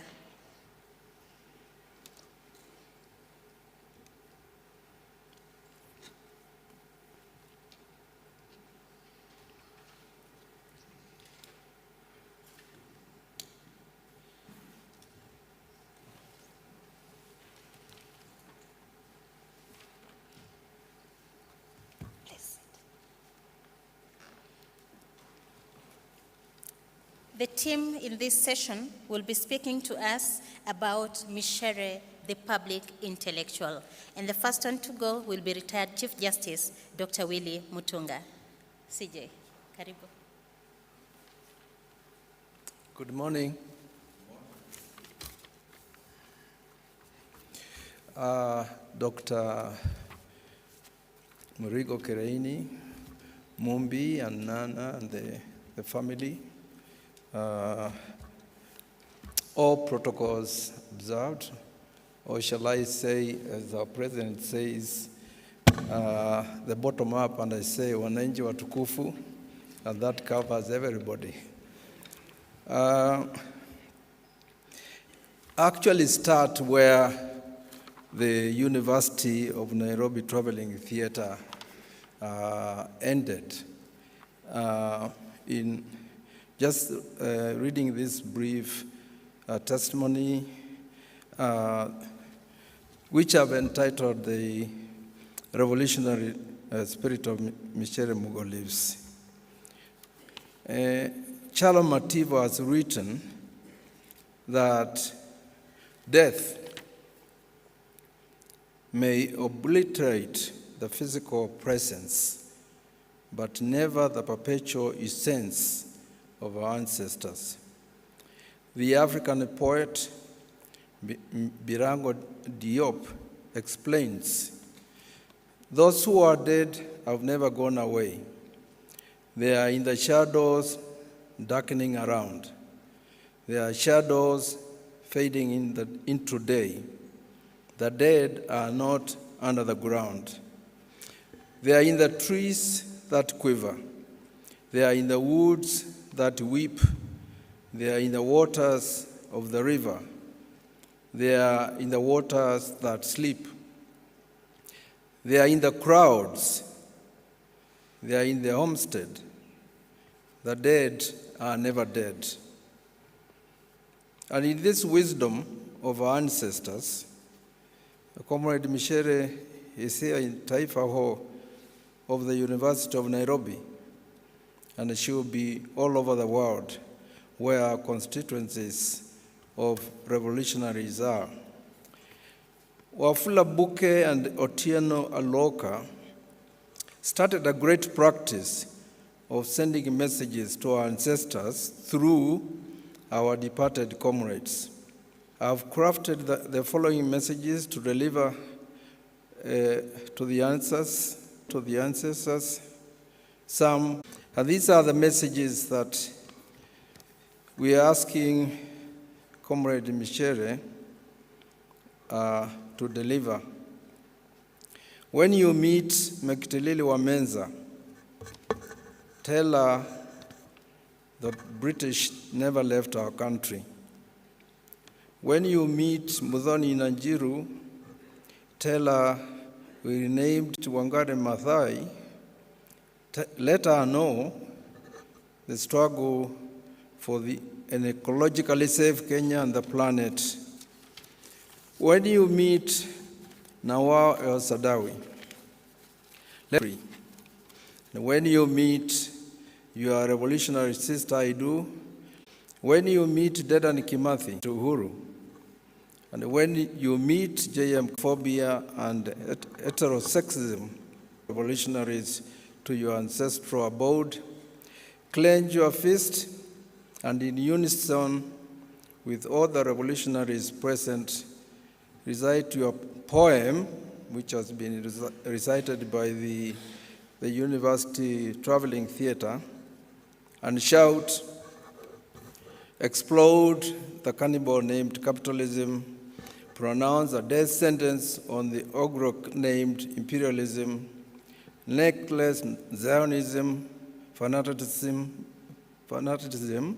classism, patriarchy, war, profit before our people, inequality, and shout again, a luta continua, a Victoria A. Sata, the struggle continues, victory is certain. The last thing I wanted to say is that actually Today is also the 26th anniversary of what we call Nanenane mass action, which took place 8th of August 1997. Thank you very much.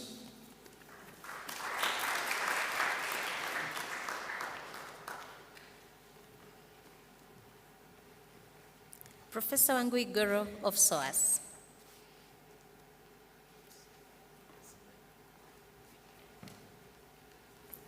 Good evening, everyone. It's all protocols observed. I'd like to start by thanking the and all the colleagues from the Micere Mogo Solidarity Campaign, and to greet all our colleagues online. It's been a wonderful. I was very privileged to be part of the family that brought this together.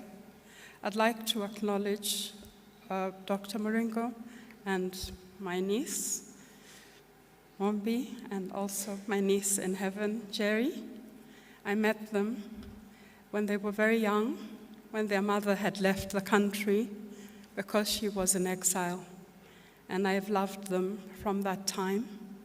But it's also been a very long and difficult journey for me to observe such a bright star of our universe, Professor Micere Mogo, have to leave this very beautiful country of ours and go and live away from it because she was exiled from it.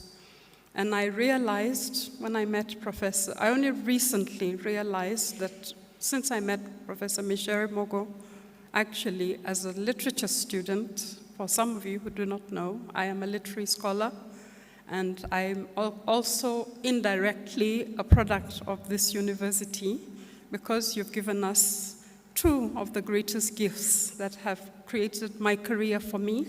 I'm the translator, and I'm also a scholar of Professor Micere's work. I became a witness of this life. Because I myself was exiled with my book, Matigari, and so I was able to observe the life of an exile from outside.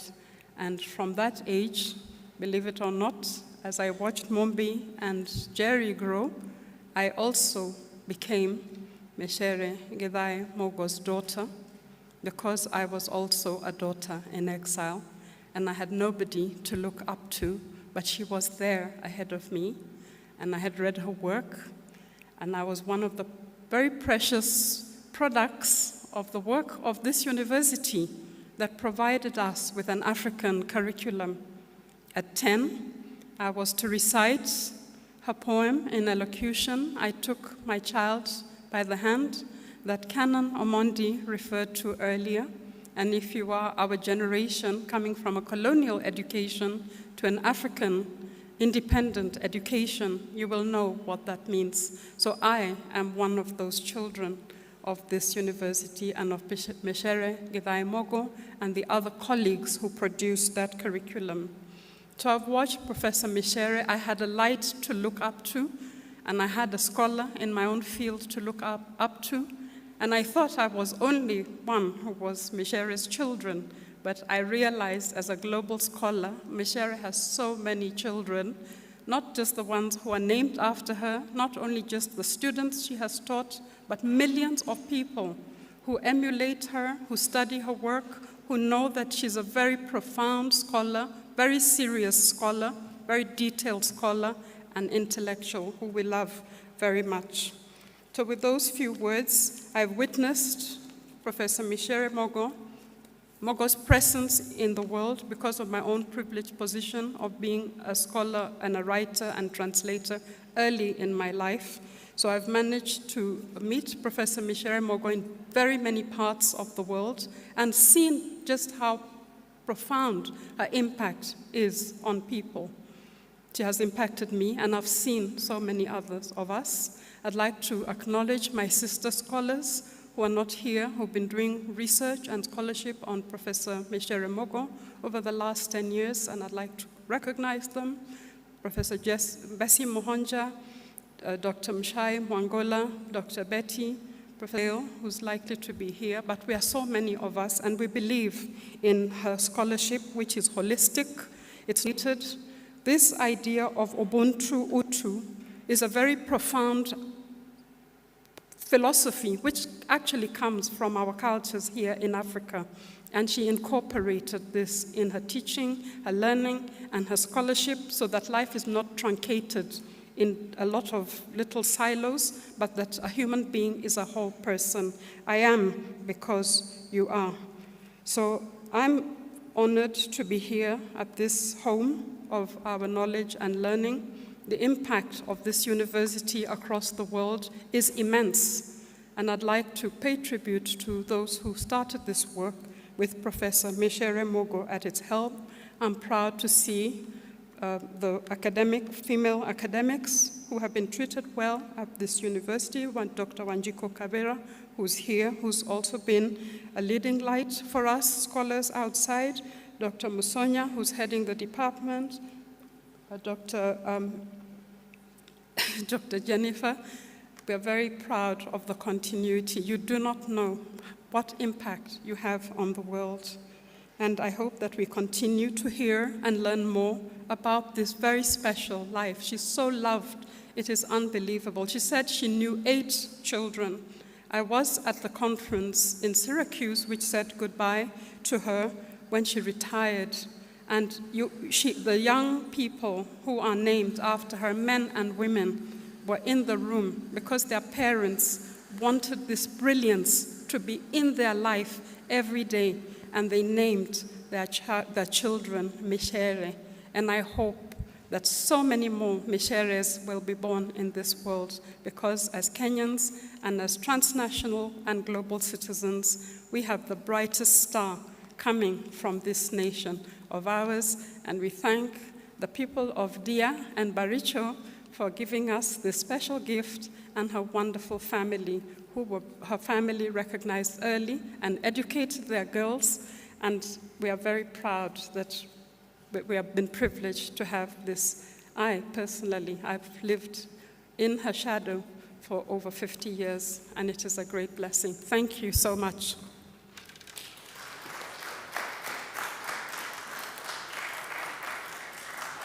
Thank you, Professor Wangui. I now welcome Professor Kivuda Kibwana, former governor, Makueni County. And Professor Kibwana is also a poet.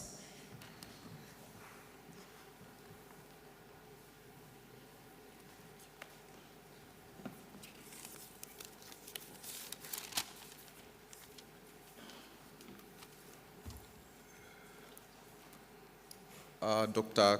Kireni, Mumbi, the Academy, and all of us who have come to celebrate Professor Micere Mugo. Just imagine 74-5 academic year, and I'm walking from Hislop building where the Faculty of Law was located, and I passed through this Taifa Hall. There's the Ivory Tower, what we used to call Ivory Tower, where the Vice Chancellor then used to administer the university from. And the students, we joked it was Ivory Tower because that's where brains were poached. And I'm walking to education building, and there I go to the office of Mugo, then as a student leader in Sonu. You know, Oluoch Obura's government, today Professor Oluoch Obura, and I was his minister for information and propaganda. And the purpose of going to Professor Micere was we used to seek advice from her as students.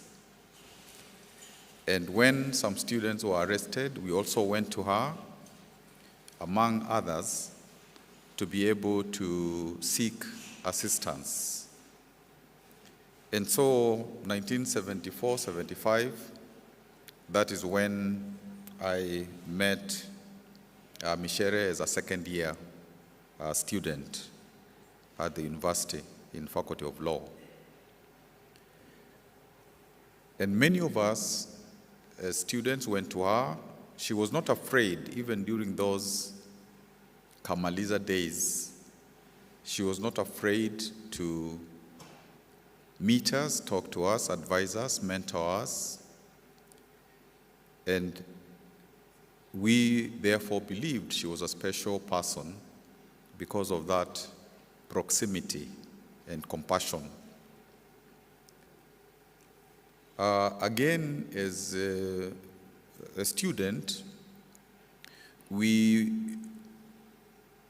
went to the public lectures that she held with Akina Gugi wa Thiong'o, Okot Poetic, Willy Mutunga,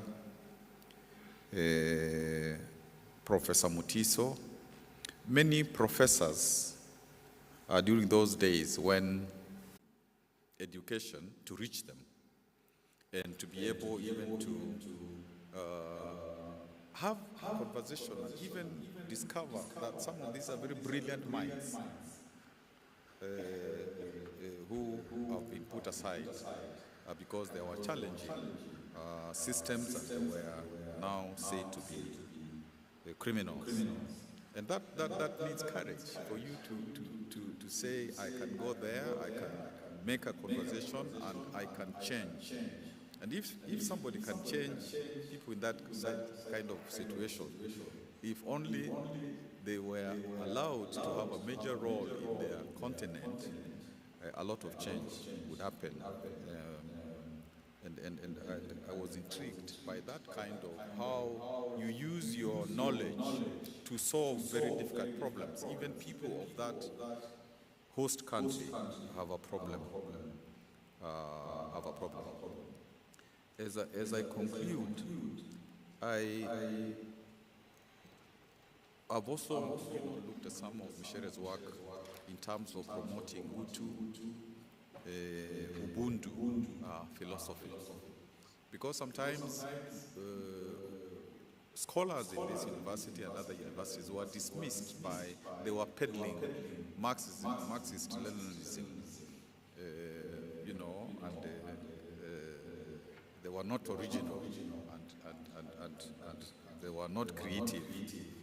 But you can see throughout Micere's work this insistence on there is an African content to the creation of knowledge, the philosophy of Ubuntu, of Hutu, and trying to get it to also have its pride of place in terms of global,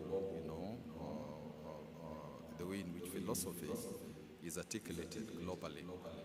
And I think this is, as she said, I am because we are, and because we are, I am. And it is a philosophy which has been articulated even in theology, in economics, in many branches. And this is something that I think the academia on the continent needs to work on quite a lot, so that it can be pervasive on the continent, and it can be a philosophy that we can build our renaissance.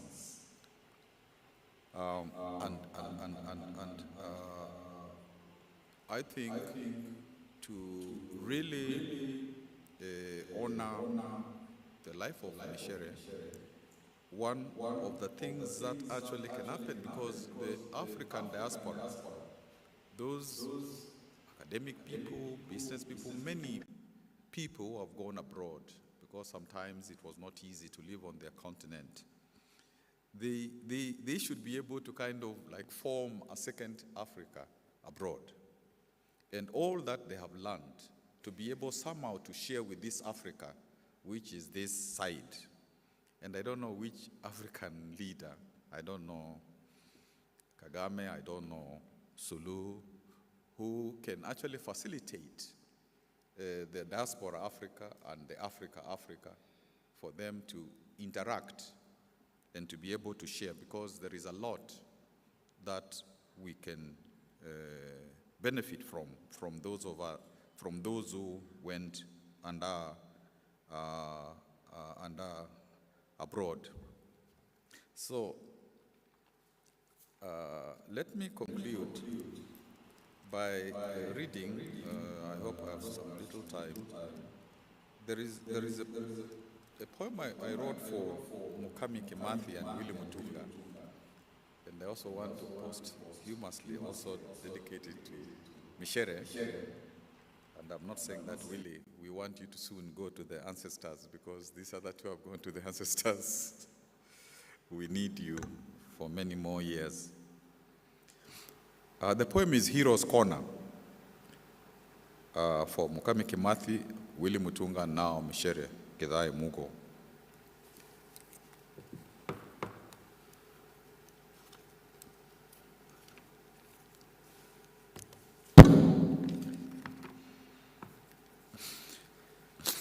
Have you seen a graveyard of wholesome crosses? The Hero's Corner, so Heroine's Corner. The Hero's Corner, where my motherland buries our heroes alive, stubborn survivors, unmourned, undecorated, unremembered, shadow people dying installment death, like victims of a professional torturer. Have you watched as my motherland extinguishes the defiance in their eyes, erect veins on their necks, the proud gait, the victor's haunting song, as my country castrates their vision, consigning them into despondency? Have you met heroes who conceal their eyes like a pickpocket, wondering, asking, what's freedom? What's prosperity? What's dignity? What's liberation but called spite? Did you hear my fatherland say, when you were gone, the country couldn't have stopped like a clock, an eclipsed sun, to await your historic return? A beloved couldn't just decay. Life had to live its days. Just plunge into the torrent, swim or drown. May I ask, why did you dream of becoming a hero, like an April fool? Why didn't you wait, hide in the periphery, strategically, for braves to shed their blood, their life, like the skin of a snake, as you prepared your granary for harvest? Who told you we long for transformation, a changed world, changed folks, heroes, when each one of us is a hero in our own right? Have you wondered why, when some heroes finally expire, we praise them to the skies? Leaders generously eulogize about exemplary, legendary, singular, unparalleled self-sacrifice, bravery, a simple life of love and birthing of the nation. Better a dead hero who makes no demands on our national cake or conscience. And finally, Africa, arise. Are we damned? Are you doomed? Cradle of ancient civilization, hopeless continent, refuge for legendary poverty, disease, hunger, decomposing continent, sanctuary of death. Mother of the world, what happened? What happened, Africa? I hear your lullaby carried by the wind, harmed by a sobbing mama. We survived alien rape, Don't you cry. We'll survive sibling plunder. Wipe your tears. We shall overcome homemade wars and scars. What about a smile? Smile. We shall overcome. We shall overcome. We shall overcome someday. Laugh. Oh, Africa, land of eternal hope, gather your treasure, your promise, your resilience, your people for the safari of Arambe, Ujamaa, Utu, Ubuntu, self-discovery. We must reclaim our past, our culture, our innocence, our self-confidence, our soul, our children, our future. Wake up, giant. Arise, my people. Africa, arise. Your time has come to teach the world how to be a neighbor, how to live in community, honest work, how to share, how to love, how to be humane. Arise, Africa, for our time has come. Thank you.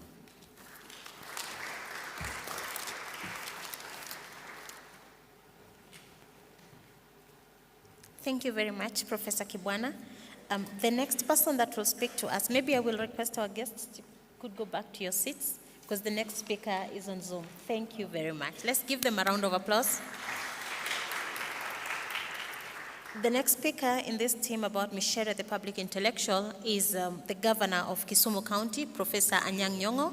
He's joining us on Zoom. Welcome, Professor Anyang' Nyong'o. ICT.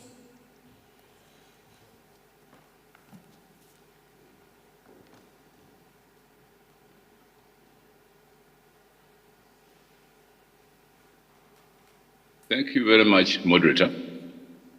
Let me begin by thanking the organizers of this memorial for Micere, but also thanking very, very much Dr. Kireni and Mumbi for representing the family and for having traveled the longest journey among us here with Micere as she battled with cancer. Now, when I was asked to participate in this panel that I am in, I noticed that we were to talk about Micere, the public intellectual. For the first time in history, although I've been using this word public intellectual for a very long time, I decided to find out who a public intellectual really is.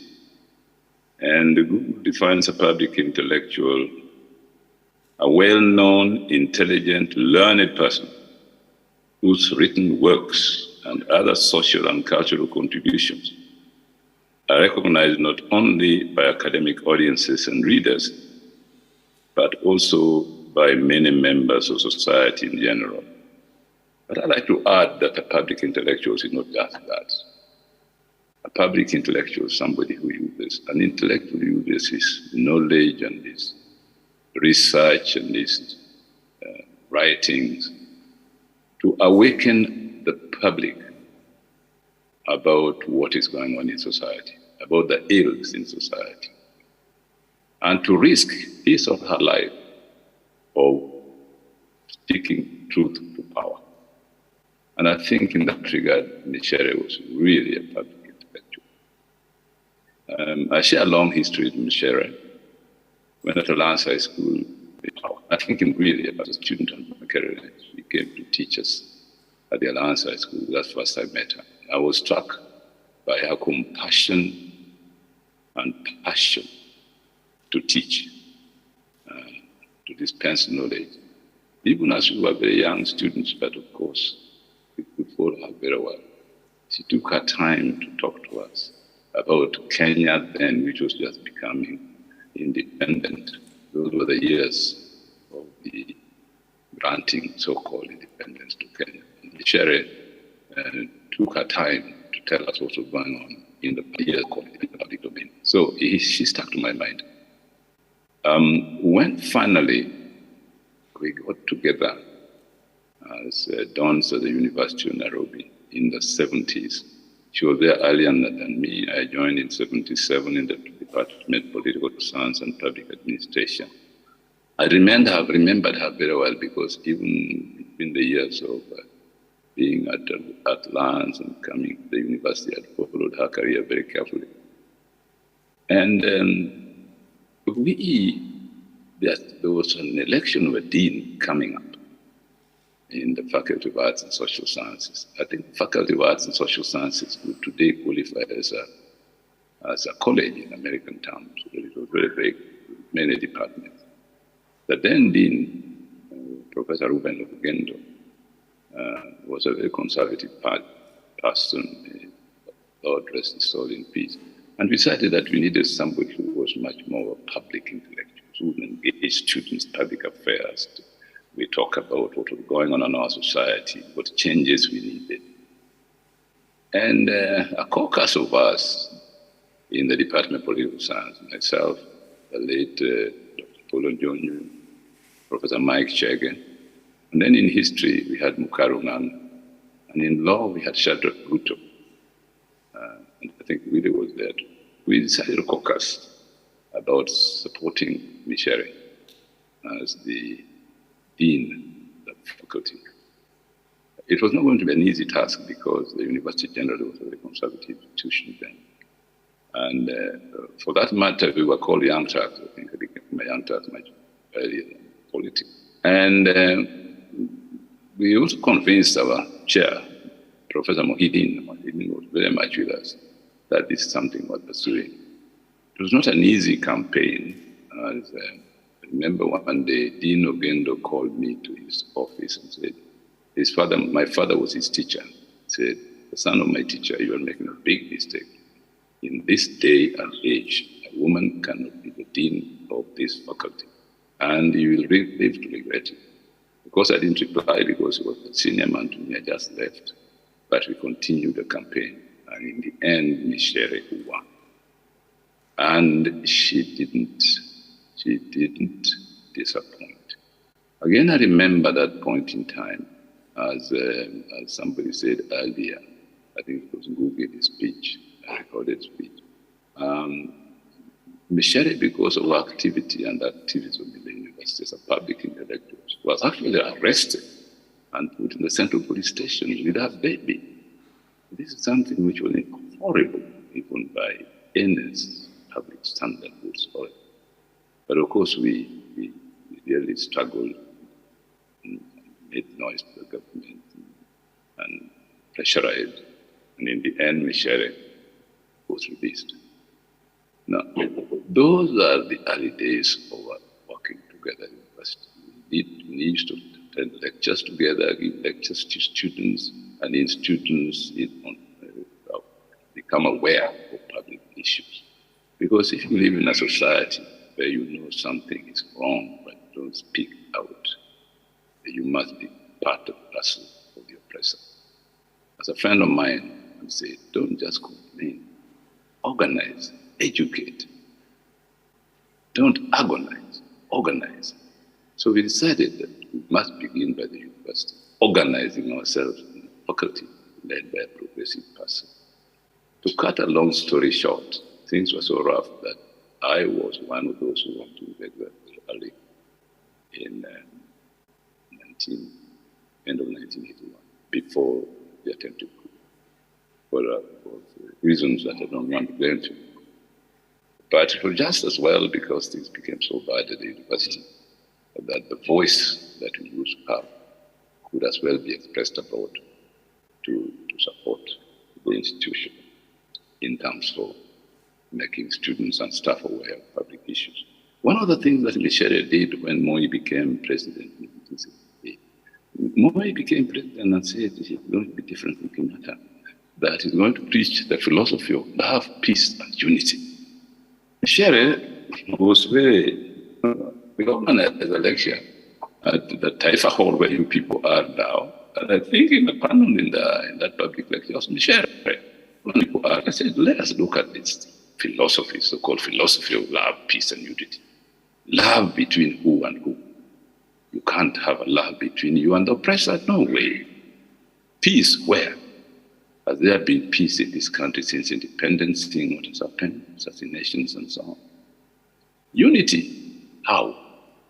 Whereas we know very clearly that the president has come into power because of ethnic arithmetic, and it's not just about to unite the nation with this kind of politics, which is still have today. And I think for anybody to think that what we have today is qualitatively different from what we have had before, no. The cruelty of the regime today against its people. I'm a governor of Kisumu and I know it. I saw how kids were taken out of their houses and shot point blank. It's even worse than the Moi days. So I think the idea that we should get a popular, democratic, and progressive government is still on the agenda. A popular, democratic, and progressive government is still on the agenda. Committed to democracy, committed to true national unity where equality of people is taken as a priority, where justice is really our shield and defender. These are some of the things that Micere spoke about and died speaking about. One of the things that Micere did as a public intellectual was very honest about issues. She was very honest about what she was going through in terms of illness. She wrote to friends like myself, very honest. I remember when I was getting treatment at the California in 2011, I think, for prostate cancer. And I started writing articles in the papers just to make men aware of what prostate cancer is. I started getting very hostile messages on my phone. Some people inquiring whether I was already dead. Imagine that kind of thing. But I said, look, what's the point of hiding my situation when I know if I speak about it, it will help others? There's a very interesting book written by Harvard professor, Professor Siddhartha Mukherjee, or called Sid Mukherjee. It is called The Emperor of All Maladies, a biography of cancer. It's a book worth reading because one of the things that Mukherjee says about why cancer has not been researched into and exposed so that knowledge can advance is because the silence around it. Even researchers and scientists doing research don't tell us all. There's perhaps sometimes it's a conspiracy of silence between the researchers and the pharmaceutical industry, because the pharmaceutical industries would not like to get their drugs become out of date because of new knowledge. Now, unless we speak out and educate the public like Micere did, that's the role of public intellectual. Honest, straightforward, speaking the truth to power. Truth to power here also includes speaking the truth to the power in the medical profession who do not like to tell it all to the patients in the public.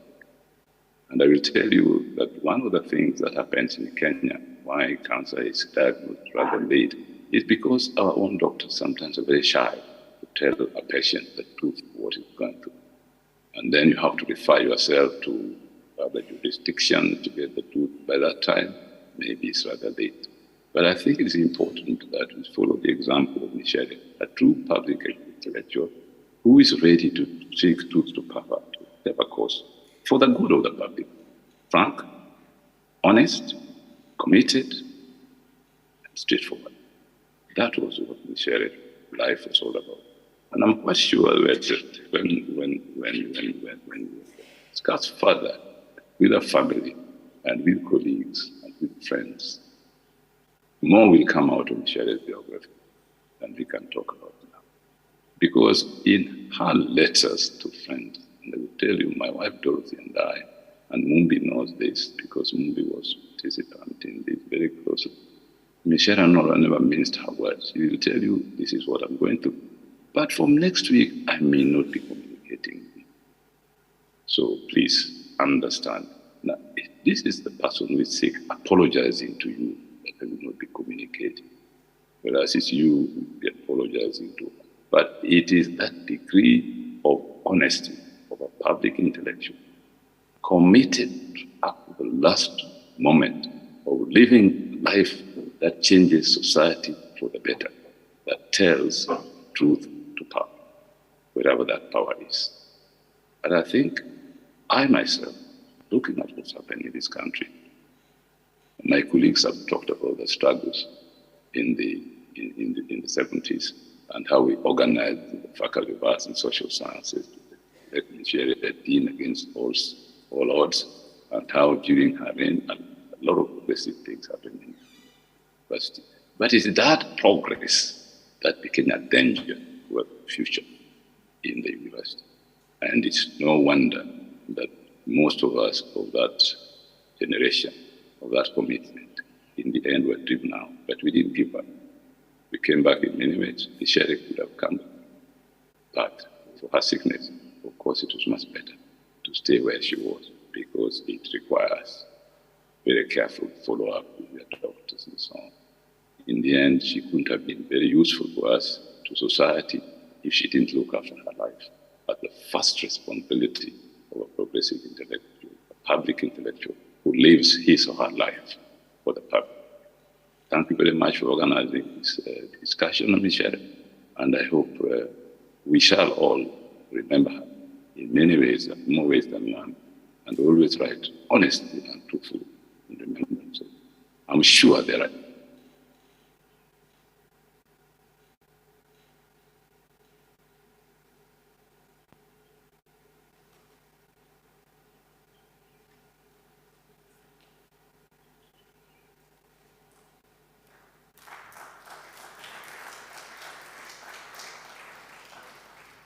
Thank you very much, Professor Nyong'o, and the team that has spoken about Micere, the public intellectual.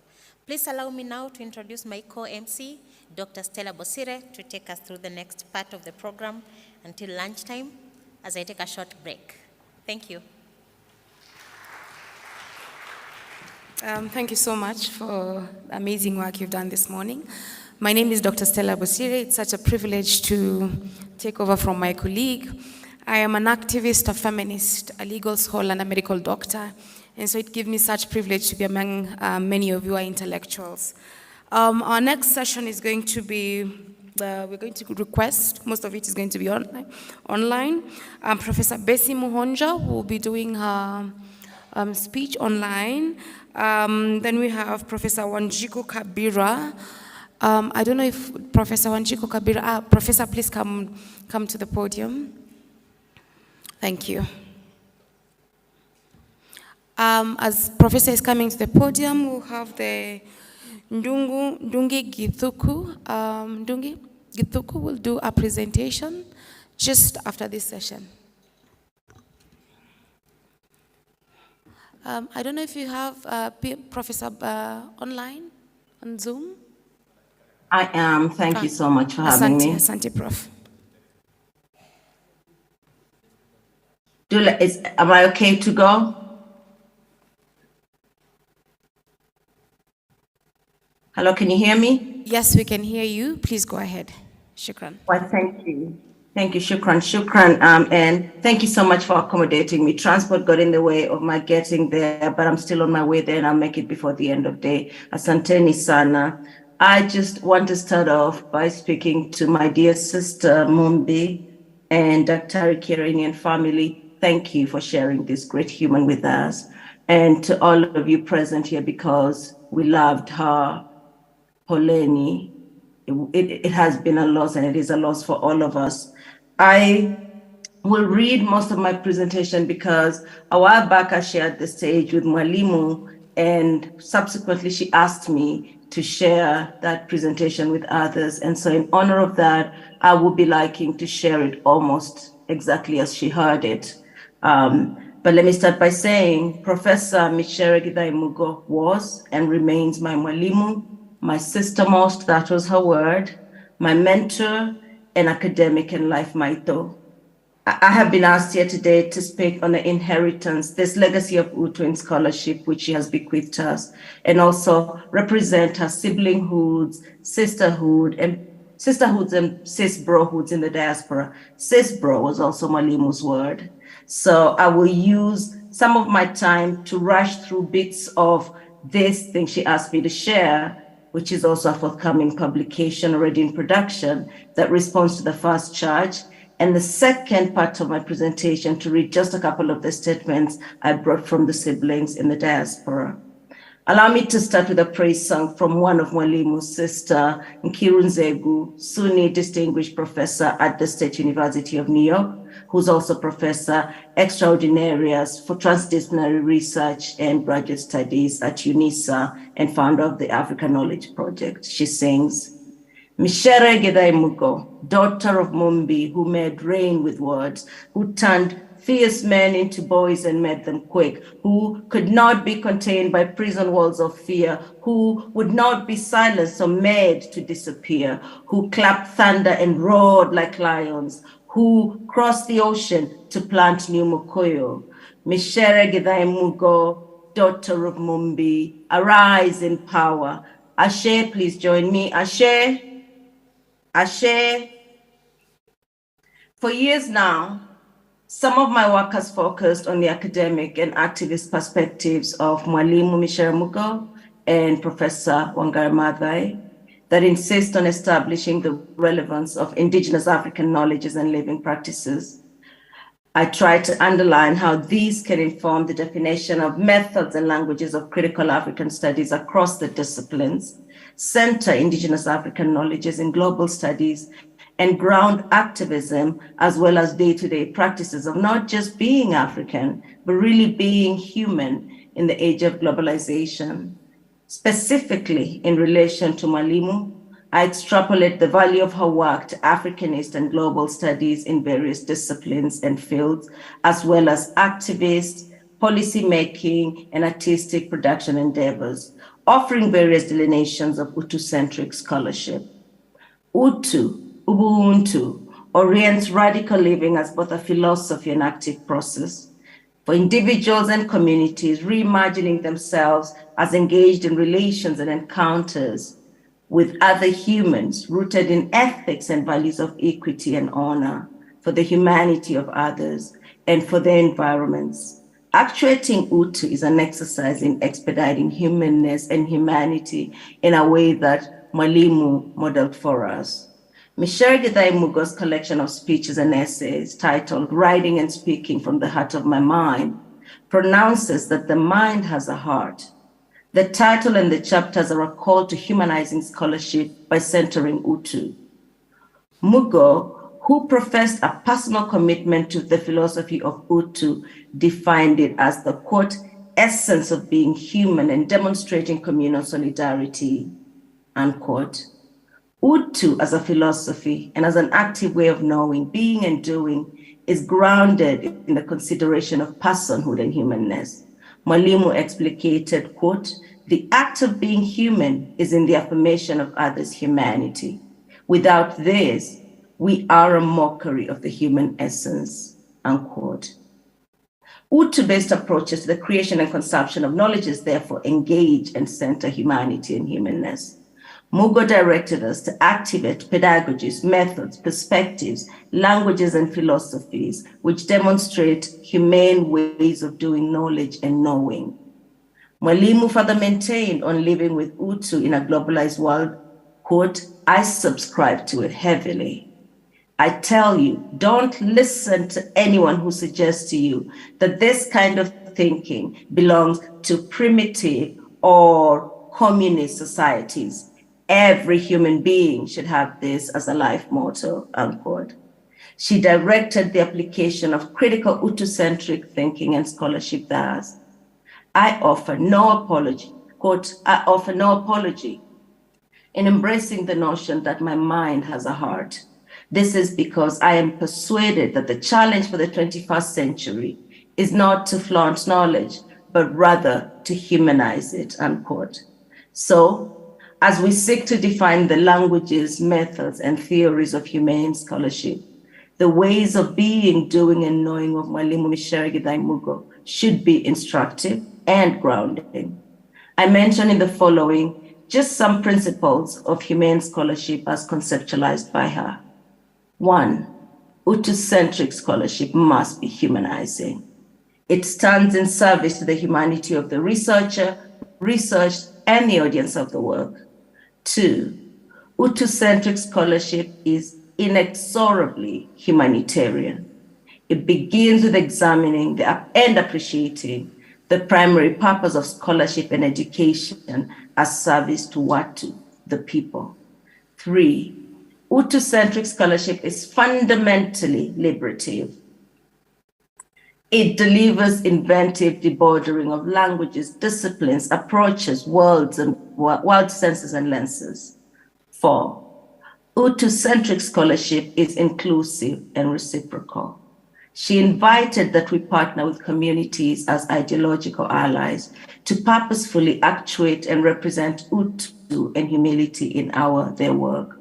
On the heels of her challenge is the invitation that we jettison the conventional conception of knowers and non-knowers. She tendered that suppressing the Watu's contribution in scholarship is arrogant, it is anti-knowledge, and it compromises both the Hutu of both the scholar and the Watu. 5, Hutu-centric work demands decolonizing methodologies and languages. Because my time will run out, I will move on to the second part of my charge and save the rest of the work for publication that's forthcoming. I would like to share at this moment that there is a book project on her scholarly legacy that was born in fellowship between the sisters Mwalimu Micere Mugo, Wangoi Wagoro, Mshai Wangola, Betty Wamboi, myself, and Mombi Mugo, and later joined by Unisele. Mwalimu was present for the birth of this project and blessed it, so we intend to see it to completion. Please reach out to us about it at some point if you're interested.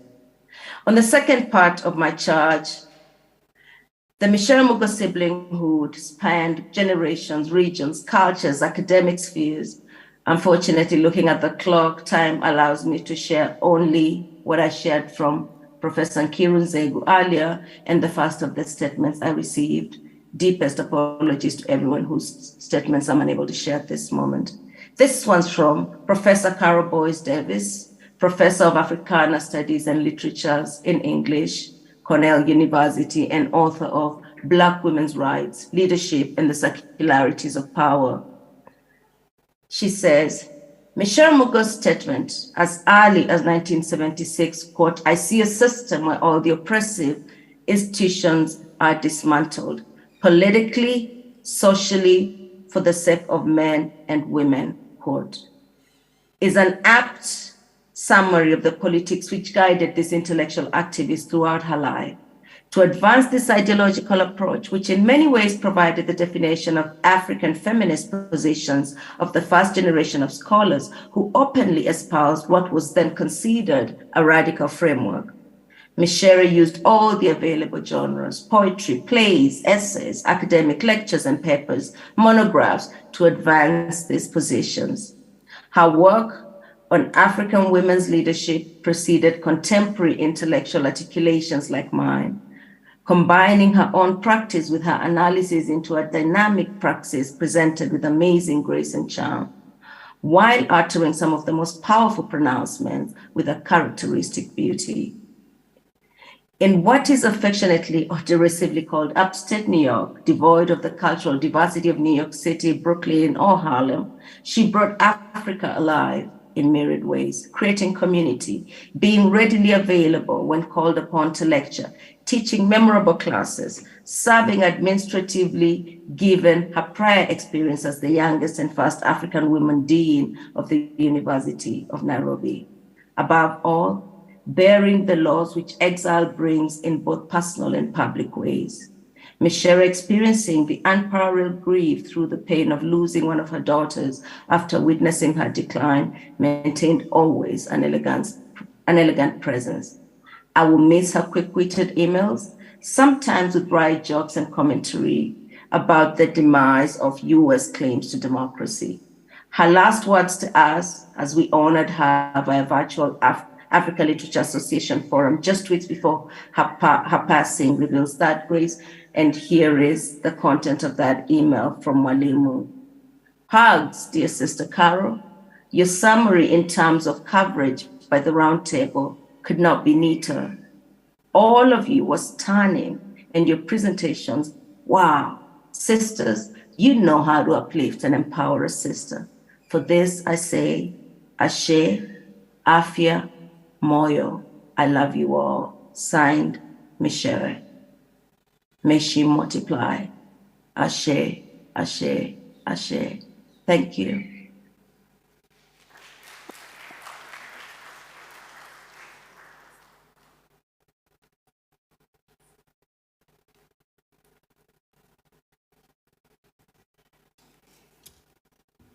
Good morning, everybody.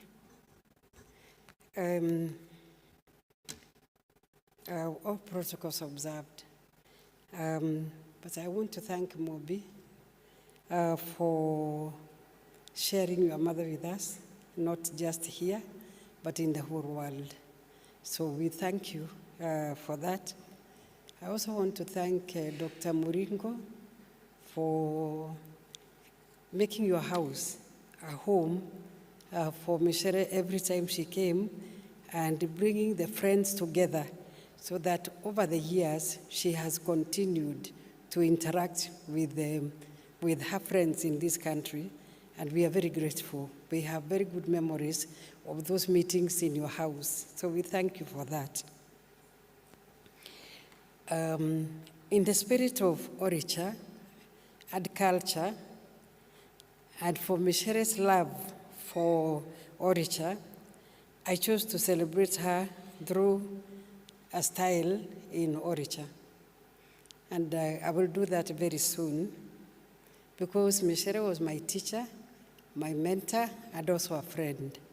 And we have interacted over the years, even as she has been in the US, one as a member of the Council of Riara University, but also every time she has come into the country.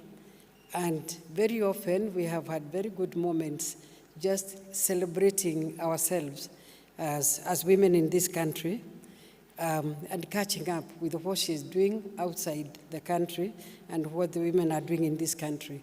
So we appreciate that, and we appreciate that opportunity. I also happen to know that when we were writing the Constitution, Micere was invited twice to participate in the making of the Kenyan Constitution.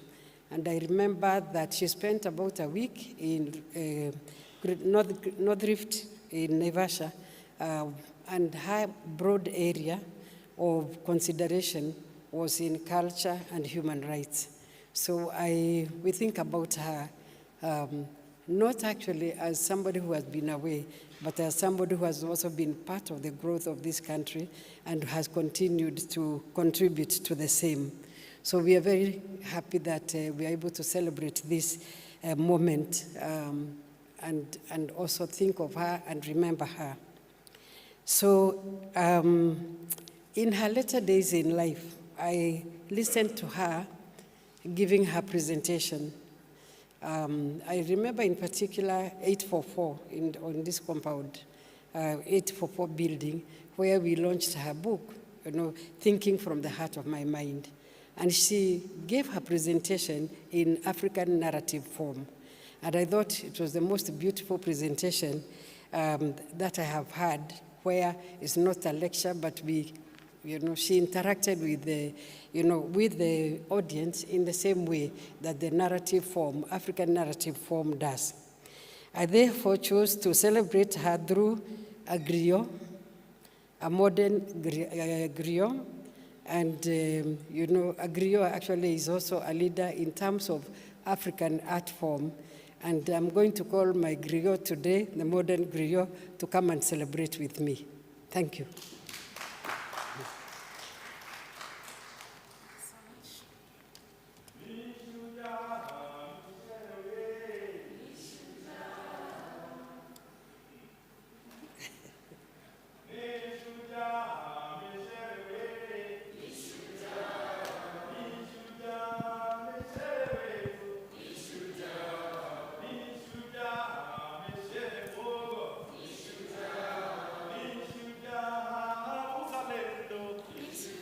Ndio maana tunasema ni shujaa. Ndio maana. Ndio maana tunasema ni shujaa. Ndio maana. Ndio maana tunasema ni shujaa. Ndio maana. Tunasema ni shujaa. Ni shujaa Micere we. Ni shujaa. Ni shujaa Micere wetu. Ni shujaa. Ni shujaa muzalendo. Ni shujaa. Ni shujaa Micere mama we. Ni shujaa. Ndio maana. Tunasema ni shujaa. Ndio maana. Tunasema ni shujaa. Ndio maana. Tunasema ni shujaa. Ndio maana. Tunasema ni shujaa. Ni shujaa na mombi we. Ni shujaa. Ni shujaa na dada wetu. Ni shujaa. Ni shujaa ndugu Omonde. Ni shujaa. Ni shujaa kibwana wetu. Ni shujaa. Ndio maana.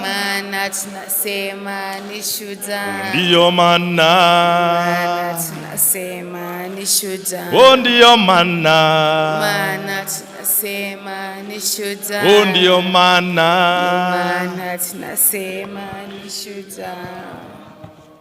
Shukran sana. I am the griot Wagashero from the east. I sing the song of Micere Wanjeri Nagedai. Born in the night of December 12, 1942. She whose parents raised her up in the sky just before the crowing of the cocks. Micere, behold the only thing greater than yourself. I sing the story of Shujaa Mzalendo, Micere Githae Mugo, daughter of Mumbi, mother of Mumbi, Nyina wa Njeri. I tell the story of a girl born in the hinterlands of Barisho. She, Micere, is the daughter of Homa Bay, where the hills and the lake sing in harmony. Micere.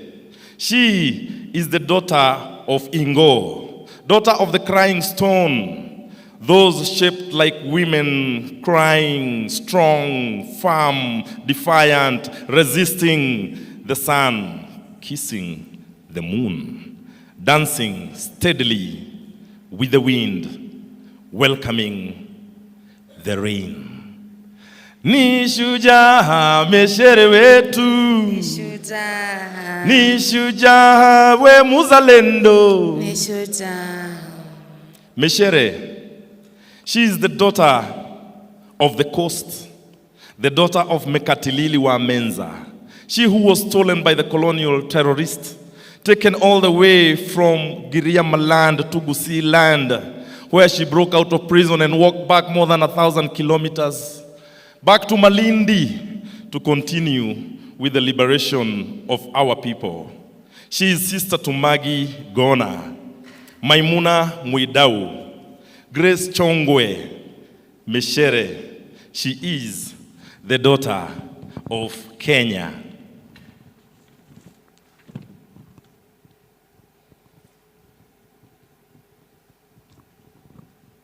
Micere is the daughter of the North. She is a sister to Shujaa, Deka, Ibrahim, Sophia Abdi, sister to Ambassador Rukia Subo, Fatuma Ibrahim. She is the granddaughter of Koitalel Arap Samoei. She is a sister to Laboso. Alexander Kipsang Muge, Micere Mugo, the daughter of the hills. She is the daughter of the East, grandbaby to Shiokaraine Mbarugu, queen warrior of the Ameru kingdom. She who rumbled like a hart mother elephant, fighting for the Ameru children, the children of Kenya.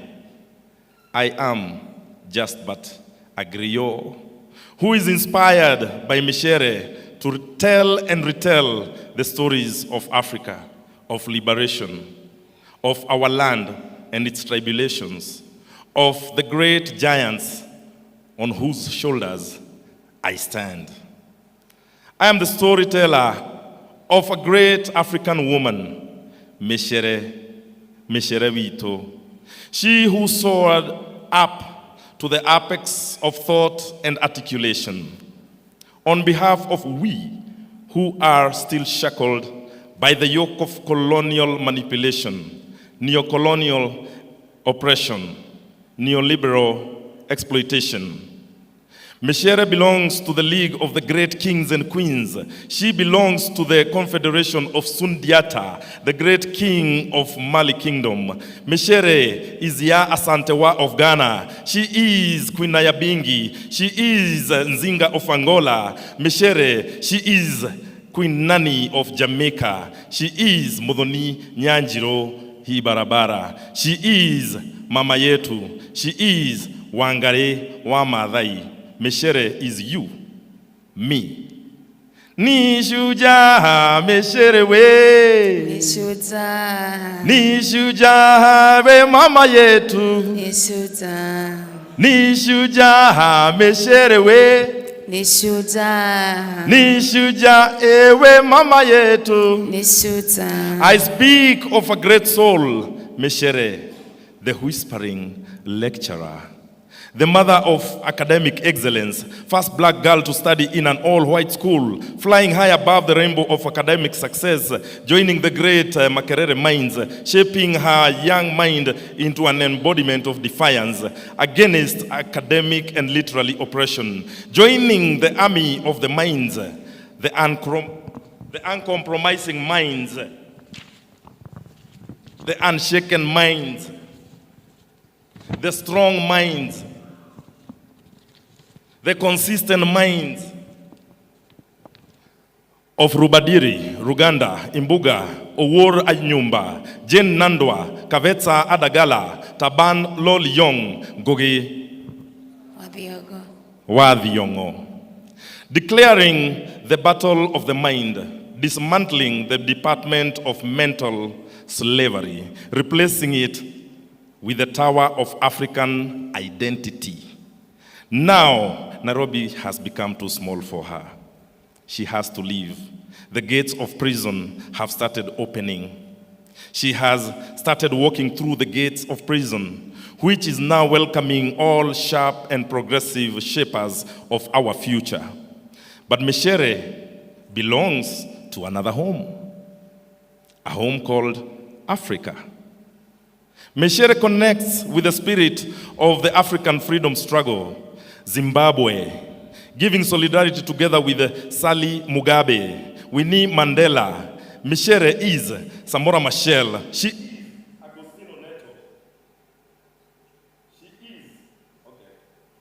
You can come here. Yeah. She is. No sabotage can happen against Micere. She is Winnie Mandela, Samora Machel, Agostino Neto. Micere is Kwame Nkrumah, Kwame Ture, the sister to Miriam Makeba, Aluta, Continua. Micere is you, me. Micere is Africa, and Africa is her homeland. Micere, a builder of Utu homes. Homes within and without Africa. Wherever she went, she built a home for Njeri, Namobi. She built a home in the land and built by the sweat and blood and tears of Kunta Kinte and the black ancestors. She built a home with her black sisters, with Angela Davis, with Asata Shakur, an Ubuntu home with Toni Morrison, Alice Walker, the oratorio home with Fabu Phyllis Carter and Maya Angelou. You have inspired many. Micere has inspired Mweni, Mushai, Musonye, Njeri, Achieng, Awino, Chelagat, Mecca, Lamia, Hadija, many. The list is endless. Micere, now that you have to go, now that you go, you have left us a home.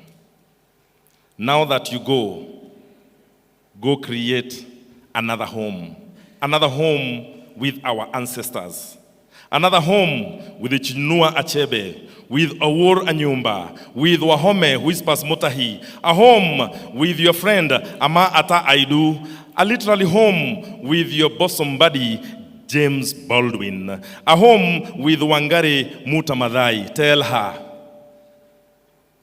somebody authorized the deforestation again. Tell her, our forests are going again. Tell her,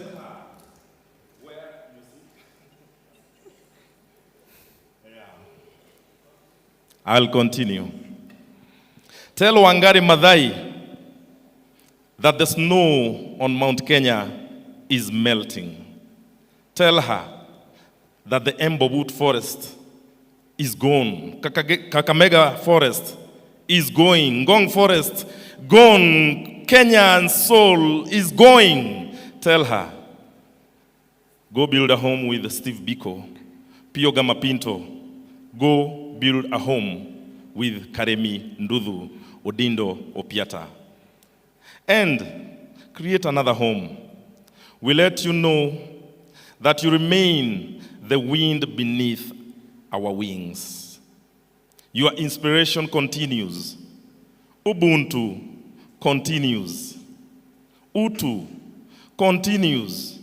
Your spirit for the feminist struggle, it continues. It continues in our hearts, in our soul. The struggle continues. You are the wind beneath our wings. Micere, njure wito,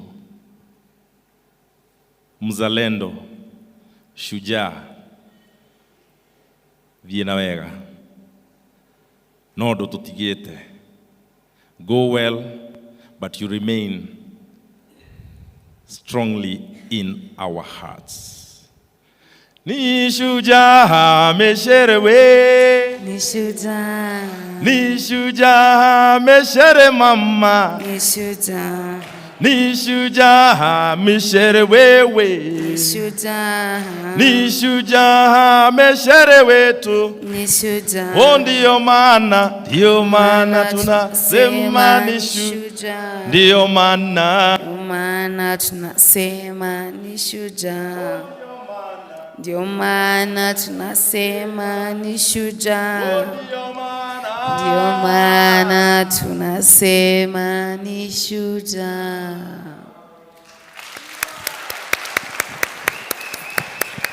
That was so good. Thank you. Thank you so much, Comrade Githuku, for that powerful, powerful piece. We are going into our final sessions before we take our health break. We have a number of human rights defenders who are going to speak. We have a pre-recorded talk from Professor Kamoji Wachira. We also have Njeri Kabeberu, who is going to be represented by a young activist, Sefu Sani. Sefu Sani, if you're in the room, please come ahead, come in front.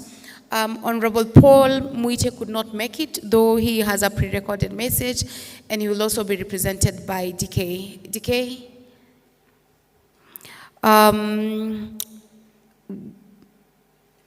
I don't know if Honorable Niva Mwendwa has come.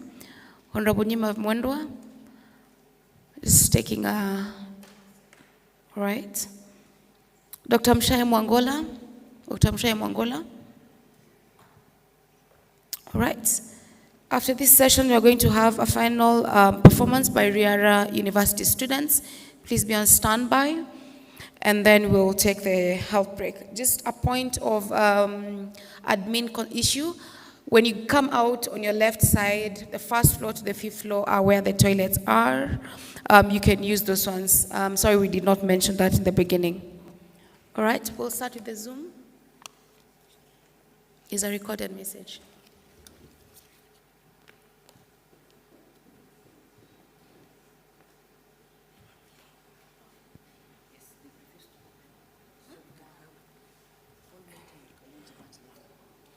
Oh, it's not playing? Okay. All right. I'm duly informed that Professor Kamonji and Prof.Micere, the recording will be played later. So we'll have Sefu. Sefu, you'll read on behalf of Jerry.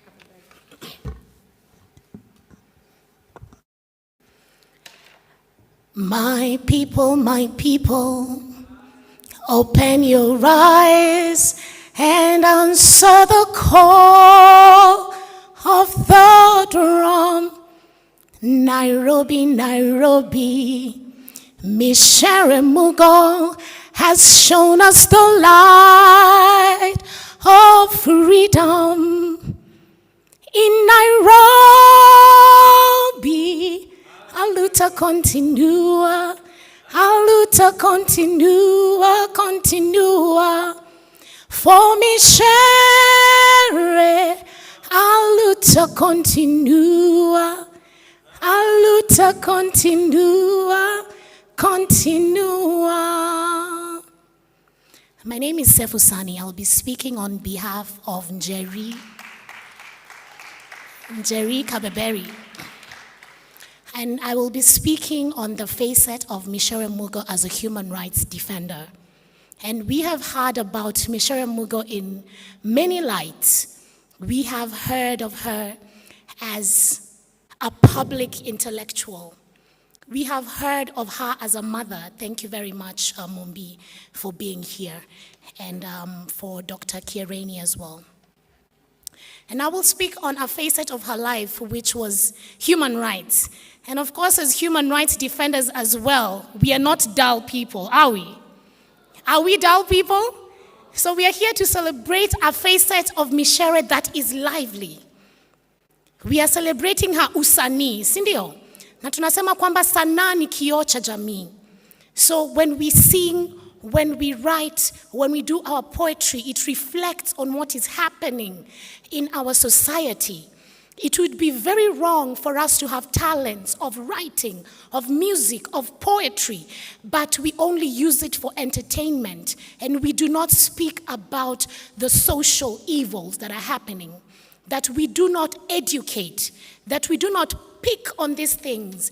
And as my comrade Ndungi was here doing a poem where he talks about our forests that are going. He talks about the depletion of the ozone layer. He speaks about the snow of Mount Kenya melting. We looked up to women like Wangari Maathai who have gone before us. I and all of us who are here look up to Micere Githai Mugo, who was unafraid, and she was able to stand up to speak against dictatorship in this country. Through her literature, she was able to write down these facets of history that are not even present in our education, so that young women like me and all the young people who are seated here today can know about our history. Not just know about our history, but also fight for it. Today we celebrate Micere Mugo and we celebrate Wangari Maathai. But Micere Mugo has not died. She has multiplied in me, who is standing here today, to also fight for the things that she has fought for in this country. With what is happening here today, we cannot sit and wait for another Micere Mugo. She has shown us the way. We cannot sit and call for another Wangari Maathai. They have already shown us the way. So it is up to us to fight against the social evils that we are seeing today, including the horrible Finance Act that has just passed. I want to speak about Micere Mugo, who we all know, and how she was a dean in the University of Nairobi, and especially in the Department of Literature. But of course, because of her outspokenness, she was forced into political exile. And she went to New York, and she went into Zimbabwe, who were able to take her honestly and nurture her as one of her daughters. She went into Canada and many other countries. And even as we speak, in a poem of hers known as My Mother's Poem, I would like to read one of a very small snippet which talks about daughter, do not romanticize home. I had it, now I have to look for it because of... But even in this poem that Micere Mugo is writing, in My Mother's Poem, she speaks about us not romanticizing home, because your home is not the geographical location that you're in, where you say that I am a daughter of Kenya because I was born in Kenya. Your home is a place where you're able to find equality. You're able to find justice. There are many people who are in places they call home. When you look at Kenya here today, a lot of people are crying for justice. They are crying for social justice, socio-economic rights, water, right to education, sexual and reproductive rights for women. So is that somewhere you call home? Is it? Home is a place where you're able to find justice. You're able to find equality. And in this same way, I urge us also not to romanticize home. Micere Mugo was an exile from this country. She was able to speak on the rights of immigrants. I want us to look at all the immigrants and people living in occupied territories, like we have in Western Sahara, like we have in Palestine, like we have in an Eastern Africa country known as Sudan. And all these people who are struggling, and Micere was one of them. She was able to step out of a country and speak about the rights of these people.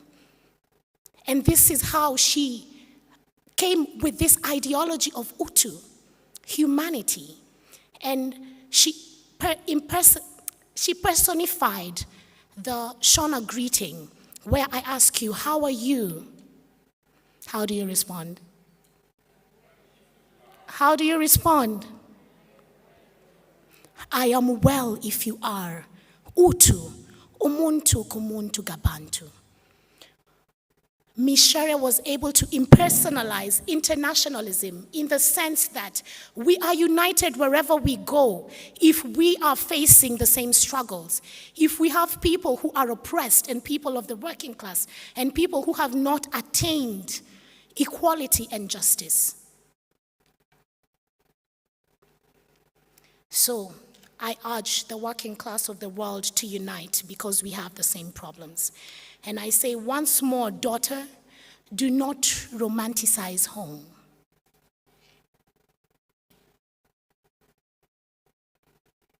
I would like you to help me sing this song in honor of Micere. Viva Micere!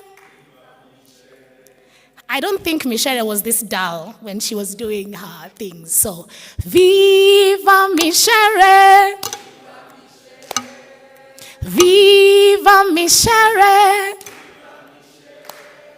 Viva Micere! Oh, viva, viva, viva Micere! Viva Africa! Viva Africa! Viva Africa! Oh, viva, viva, viva Africa. Thank you so much.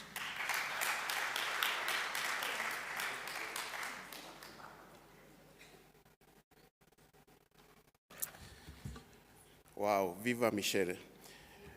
It's difficult to continue after such a performance, such a tribute, and such a recognition and such a celebration by my sister. I want to recognize our the distinguished family of Professor Micere, of course led by Dr. Mugo, and Comrade Mombi. It's such an honor to have you in such an important gathering to celebrate our dear mama. I want to appreciate the distinguished family of the University of Nairobi and other universities represented for such an honor, for having provided company to such a great hero. I wish to recognize distinguished comrades who are here, led by our Professor Dr. Willy Mutunga, retired Chief Justice. My name is Kamau Ngugi. In the program, I'm sure you're looking for Honorable Paul Muite. I am not Paul Muite. I have never been to Parliament. Then the closest I am with Paul Muite is that I used to sit in the court when he used to represent Koigo Amwere in Nakuru, because I used to love the fact that he was fighting for justice for my member of parliament. I need also to say that I'm not a professor, but I was lucky to be introduced to the works of Micere at the university because I was a student of Professor Amuka, and he said you can never graduate if you never understood the works of Professor Micere Mugo. I am an activist. I'm a human rights defender. My name is Kamau Ngugi. I lead an organization called the National Coalition of Human Rights Defenders. In other words, I represent the community of human rights defenders in Kenya. I'm here to mention one or two things, but most importantly, that the work that we do as human rights defenders, we are properly mentored by people who have been there before us. And I'm so happy that majority of the people that we have always looked up to actually are in this particular meeting. And if they are not in this meeting, their spirits are with us. I need to add that because of my work, we get the opportunity to appreciate the people who have been there before us, defending human rights, defending our constitutions and our laws. In fact, even defending our forests when no one can speak for them. But we also recognize that there are few people who are willing to appreciate the good things that we do. So we take this opportunity to recognize ourselves. And that's how I got to finally meet Professor Micere Mugo. Because by working for an organization called the Defenders Coalition, I was given this honorable duty of communicating a decision that had been made after a very rigorous exercise of identifying the Lifetime Achievement Award winner for the exemplary work of defending human rights. And the person who was awarded in 2022 was one Professor Micere Mugo. And that person was identified by a team of honorable judges and members of the Working Group for Human Rights Defenders. That team is led by, among others, distinguished Comrade Rachel Muikari, Comrade Jerry Kabeberi, Comrade Dr. Willy Mutunga. And for me, only having known Micere by an academic opportunity to study her work, you know, sometimes people, by what you read, they are quite big. It's not easy to just send an email to someone like that and expect a response. So I can assure you I never expected a response when I was asked to communicate about the decision about the award. But what shock on me, I received a very sweet appreciation message from one Professor Micere Mugo saying, I'm deeply honored, and I wish this you had communicated earlier because I could have actually come for the day of the award, because this time actually we were communicating after the awards.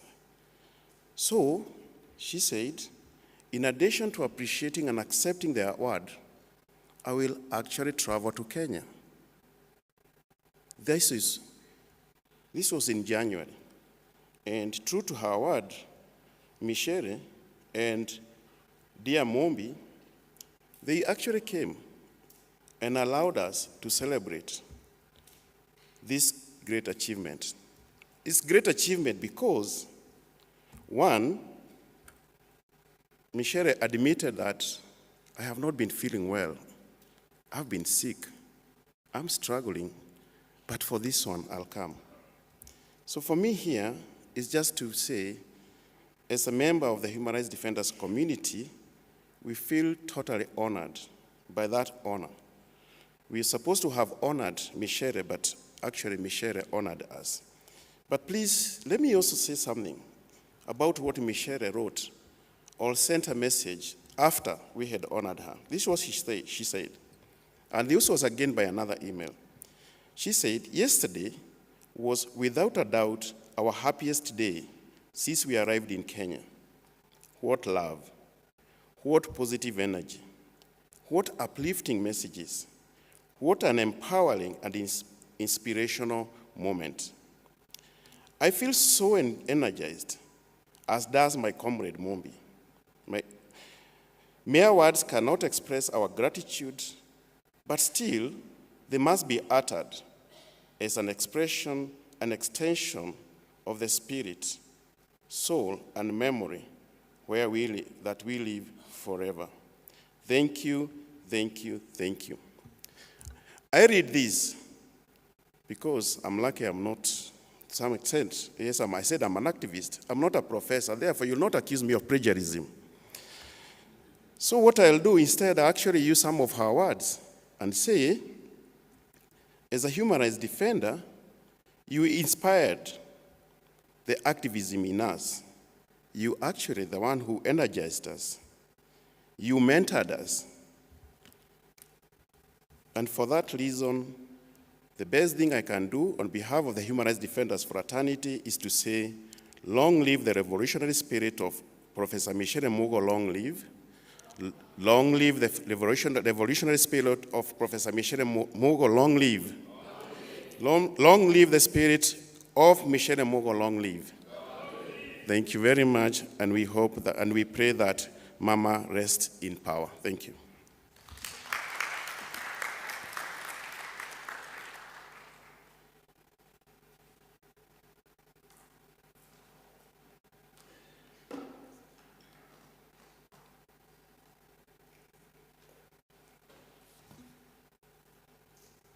Good afternoon, everybody.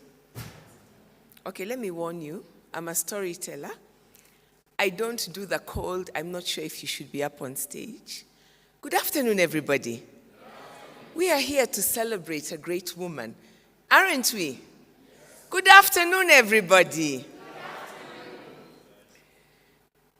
Dr. Muringo Kirieni, my sister Mumbi, my brother Githanda, and all family members here present, all other protocols observed.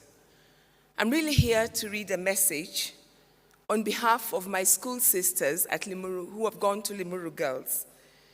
But I beg your indulgence just for a minute to put on record my own immense debt of gratitude.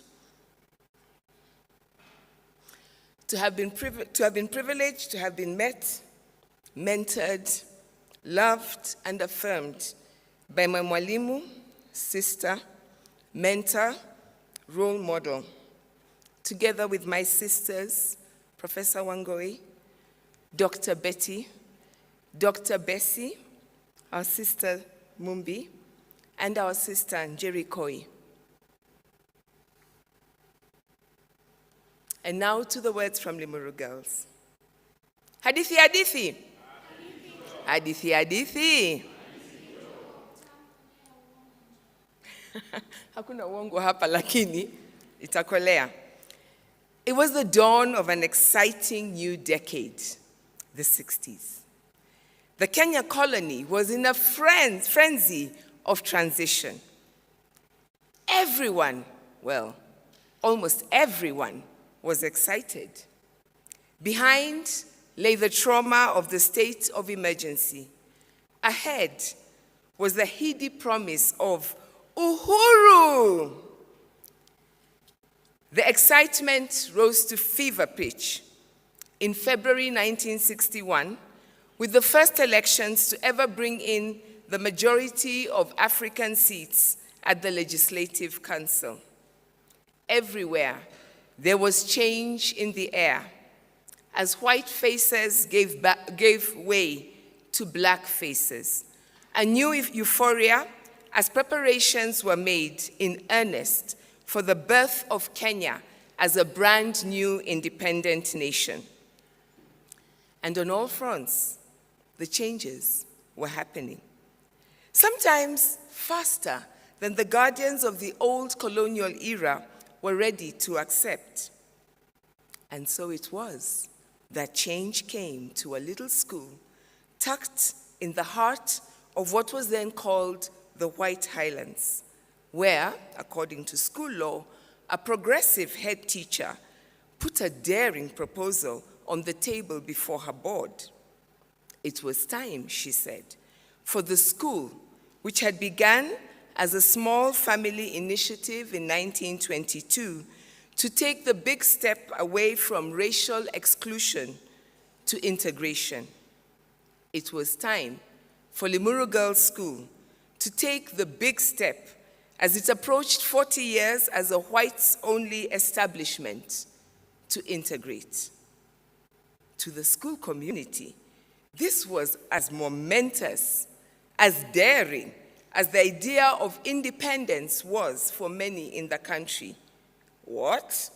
Bring an African, leave alone an Asian girl, to join the school body? Horror! There were many who exclaimed. Impossible, said others. Much as it would be a nice thing to do, it would surely be too much to expect non-European girls to fit in. Surely they would struggle to keep up with the rest of the classmates, especially in class. It would be such a cruel thing to do to the poor dears. They would not have the social skills. Would they even know how to behave properly as a student of this elite school? The advocates for the idea were not to be deterred, however. The school was a Christian school, they pointed out. Would it not be the Christian thing to do? And so a compromise was arrived at. 2 students only, 1 Asian and 1 African, would be given the opportunity to show if indeed girls of their race had the intellectual mettle and social civilization to fit in. And so it was, in early 1961, Limuru Girls' School embarked on its great experiment. An experiment that was being followed keenly all over the country as other European schools held their breath and waited. 2 pioneer students were invited to join the incoming A-level class. The African girl was Micere Gidhae. Wenzangu mpo? Bado kweli mpo? Now, I could simply say the rest is history. The records show that Gidhae did indeed go on to not only survive, but to excel at her time in Limuru, passing every test in the classroom where she made nonsense of the notion that of the alleged intellectual inferiority of the African, on the sports field where she earned the grudging admiration of her peers by earning glory for the school on the track field. In every aspect of her conduct, while try as they might, those who searched could not find a single reason to suggest race could be a rational reason for any child in Kenya, or elsewhere for that matter, to be denied an opportunity to education in any institution. By the time she left, Not only were the doors wide open for the myriads of girls who would come after her in that school, of all races and classes, from all parts of the country, with a range of backgrounds from the most humble to the most elite, but she also graduated at the top of her class, earning a coveted scholarship to Cambridge, which she turned down, preferring instead to go to the University of East Africa at Makerere, where, but that is a story for another time. If I had the time, I would ask you for a moment to step back to what it must have been for a teenager to have such enormous responsibility placed on your shoulders. Imagine what it might have been like to leave home, a place where you were loved, cherished, affirmed, and left in no doubt at all that you belonged, to go to school. No, not that cherished school, the African Girls High School Alliance, that for 4 years, and I'm sure if Honorable Niva was here, we would have heard, she was loved, she was popular, she excelled at a range of things, she was affirmed and celebrated. But to go to this new environment, where the majority saw you as a lesser being and deeply resented your presence, where you had no respite for weeks on end. You couldn't even go home every evening to be embraced and rejuvenated on the bosom of those who did appreciate and love you, where you had to go on day after day, week after week, proving to the world that you, just as you were good enough as everyone else, knowing every single little thing you did was judged, not just as about you, but as the representative of an entire race. And did I mention that by doing so, you would be the very first African child, boy or girl, to be put to test in quite this way, as only one of 2 children integrating what hitherto had been a European-only boarding school in the entire country? And yes, one might argue her success or failure would not have been the end of the world. Kenya would have continued its inexorable march towards independence. Sooner rather than later, African and Asian girls would have been welcomed at this school, as indeed racial exclusion died, at least officially, a timely death in Kenya. I think it is important, however, to see these 2 years not just in the life of this one teenager, but for what it symbolized for the many other sisters who followed in her path. Bado mpo? Limuru Girls' School has a simple motto: in fide vade, in faith we go.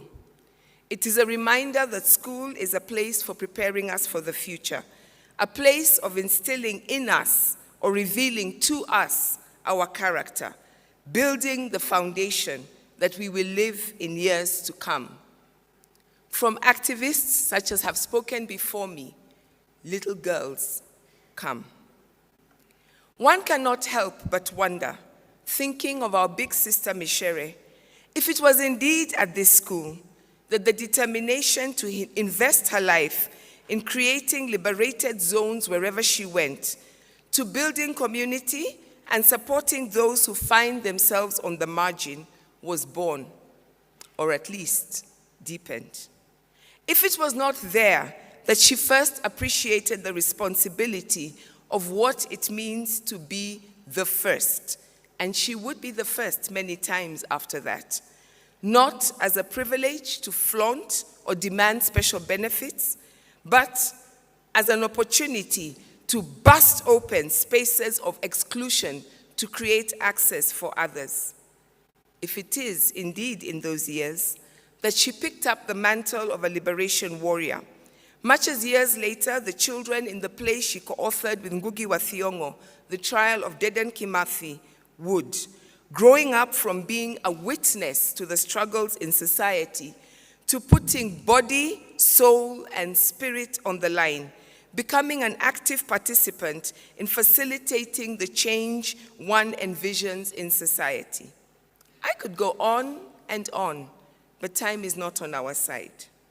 So on behalf of my school sisters, those who have gone ahead of us, those who are here, and those who will follow, I stand here to bear witness to the gift of a sister, a mentor, a leader, a pioneer, whose memory, even in her physical absence, inspires, challenges, and encourages us to go forth in faith in the journeys and tasks that we have been called to.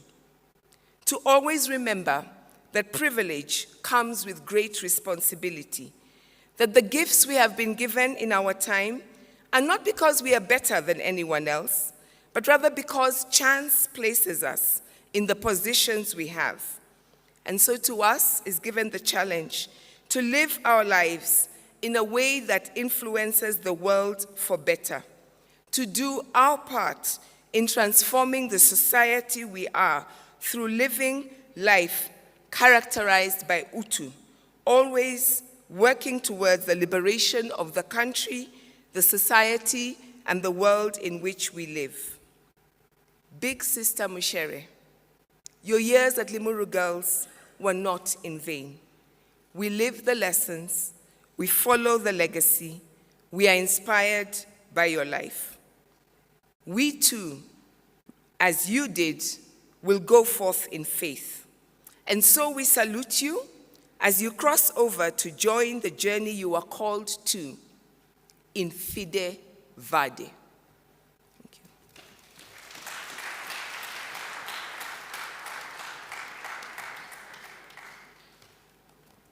I don't know if I should also add a degree in literature because I'm really awed by all your oration. I'm going to invite my colleague, Dr. Jennifer. She's going to give us house rules about our lunch. Riara University, I gather you're not in the room, so we'll skip that and have an early lunch. Oh, sorry, you're in the room. Okay, it's your moment. Thank you so much, our esteemed panelists. You can have a seat. All right, let's have Riara.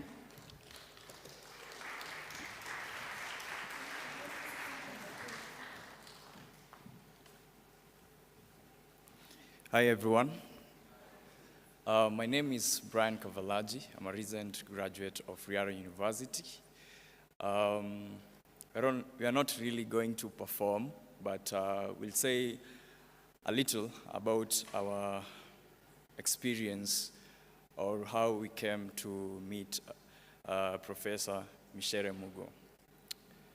So I come from a place where kids don't really dream. And if they dream, their dreams are limited to their environment. Most people from where I come from are tea pluckers. So most kids, their dream is to finish primary school and join their parents because that's the only thing they know. That is the only success they know. And so that was true for me as well. As I grew up, I never knew that one day I'll stand in this place and say, what great achievement I've got out of education. It was even hard for kids like me to choose a national school. While in primary, we only heard about these schools, but we never really knew that we could go to these schools. And so we really never dreamt that we'll be here. But education is our only leverage, especially for kids who come from humble backgrounds. And so I tried my best to do what I can. I went to Samoei Boys High School. From there, I went to Riara University to pursue communication and multimedia journalism. Now, that is half of the story. It took me close to 6 years to complete my degree. And one of the reasons was because at some point I couldn't raise school fees. And so by the time it reached March this year, I knew I wouldn't graduate. And that meant that I would wait till next year without a plan. So I went online and I did a fundraiser on Mchanga. I raised half of the fee to get me through. But then even with that, I wasn't really sure that I would graduate because I was still far behind. So I applied for the Njeri Global Award, and luckily, I was among the few students who got it. And I'm happy to share to you that that award enabled me to graduate from Riara University with a first-class honors in BA Communication and Multimedia Journalism. I know as a Gen Z, if I'm going to tell you about Micere Mugo, then I'll be lying, because it will be a compilation of the stories I've heard, of the articles I've read, and the videos I've watched. So I'll talk from a personal experience. And this is to say, thank you so much to Professor Micere Mugo, for the award has not only opened doors for me, but it has empowered so many other students who are not here today. Again, I say, thank you so much. I have not had to tarmac. Before my graduation, I started working. So I'd say, if you can, whoever is here, whoever is watching, if you can, you don't have to empower 1,000 people. You just need to empower one. Thank you so much.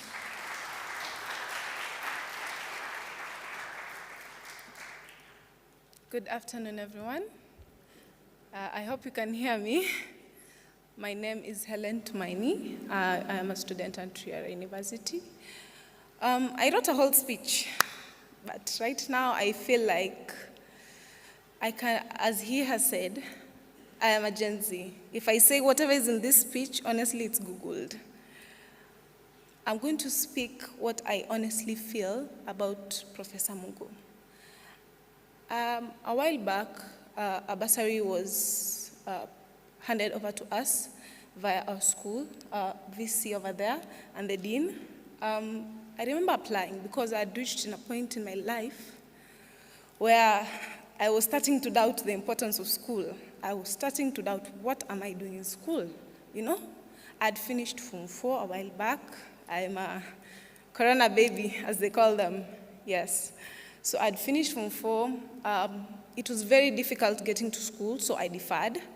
Then I got some people to help me, got into school. So we're still struggling, you know? And the Swahili say, wakutafuta hachoki hadi apate, si ndio? So I was still struggling, looking for ways each semester, and it reached a point where this semester I was done. I was honestly done. I said, I don't know how I'm going to clear this. So I just applied. But then again, how many of these have we applied for? I've applied for nearly 20 plus since I finished high school. So I'm in a point where I'm like, you know, 19 said no. Why would one say yes? What are the odds? And I remember the dean calling me and telling me that you have actually won this thing. You know, you're going ahead. And he really encouraged me and told me that Professor Mugo wants you to know that she could not be there, but you should strive on. You're still in school. The rest of our Ds, most of them are graduating, like Brian. I was the only one who was in between. And so I remember feeling a mixture of emotions at that moment. I immediately called my mother and told her, Mom, you've gotten away. I'm going to do these exams. Whatever she felt, I could see her face, even though we were on the phone. I could see her face, literally. And at that point in time, that's when I started, as the Gen Z that I am, Googling Professor Mugo. I tell you, I transnighted that night, not reading, but listening to her speeches, listening to what she had to say. This is a woman who is the true depiction of an African woman. This is a woman that I want to grow up and become. This is a woman who not only impacted me financially, but me mentally. She is a mentor to me because the words that she has said countless of times affected me as if she were talking to me. And it's so unfortunate that I didn't get to meet her. That thing really hurts me so much because I had so many questions to ask. But all in all, I am grateful. I am grateful for this wonderful woman. I am grateful for the opportunity she has given me. I am grateful for the hope that she has given me. She has inspired me to move on. She has inspired me to continue, regardless of the challenges that I face. And even as I continue, I urge all of us to also continue. Let her continue to be our drive. Let her continue to show us that we are remarkable. Thank you.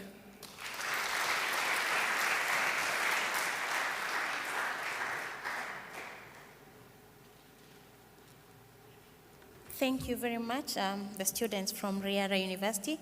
I'd like to acknowledge the presence of Honorable Martha Karua. Thank you very much for joining us. We were just about to take a lunch break, but I would like to give this moment actually to Honorable Karua to speak to us briefly, then we take the break, please.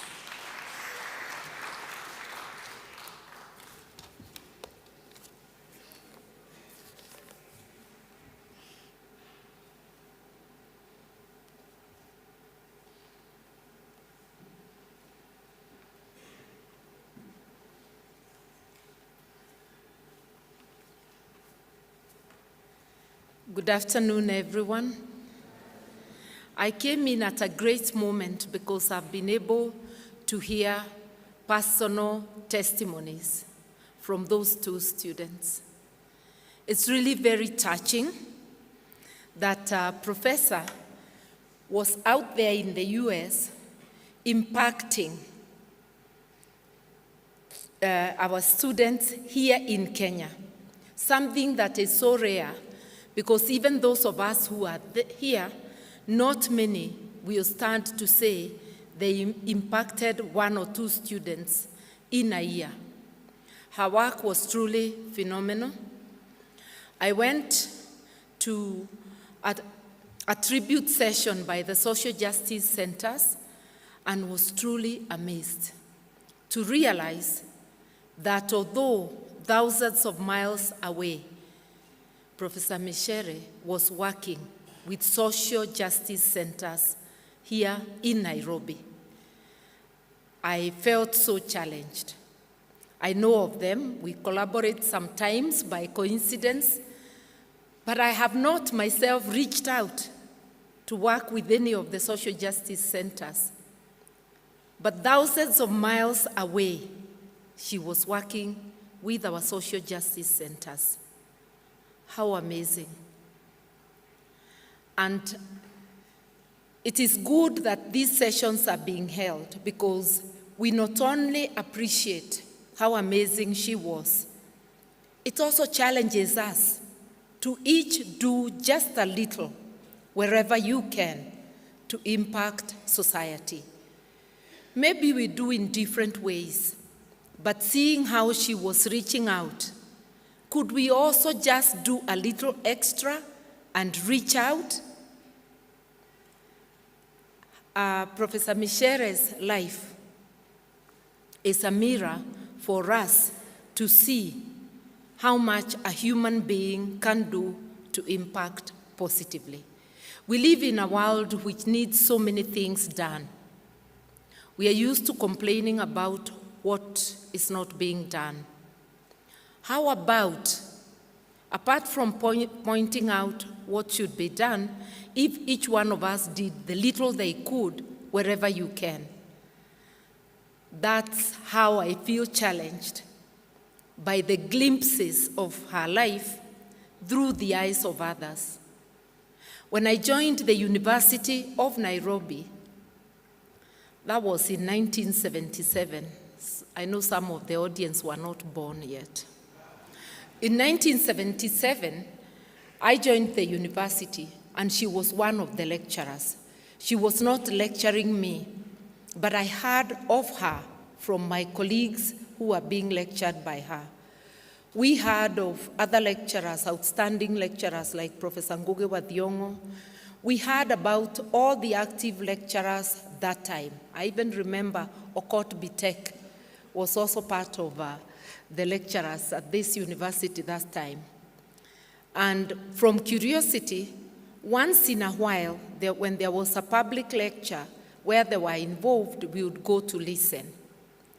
We used to admire her, her way of dressing, the way she talked, and if you ever stopped her outside the main library here, she'll stop to speak to you, which was really a humbling experience because a lecturer is a busy person, cannot just stop for any student who is not even her student, but she used to socialize with us. Later on, I got to meet her. I knew, or rather by then I had learned, that we come from the same county. But when I came to this university, where you came from was really not an issue. So my admiration of her was not because she came from Kirinyaga. It was what she represented. I encountered her in Zimbabwe during the Moi era when we went to visit on something to do with the Law Society. And she was there in exile. Later on, she was to go to the US, where she ended up living for the longest. We need to ask ourselves, is there no space for our best in our country? Why do we make it so difficult for our talented people to help us build this nation that wants building? These are all questions which her life reminds us of and which we must continue thinking about and trying to correct. I must say that the impact of Professor Micere Mugo in the University of Nairobi was not just to her students. Together with other active lecturers, they helped us to start critically looking at the world, our world, looking at Kenya, how the system of governance impacts us as students.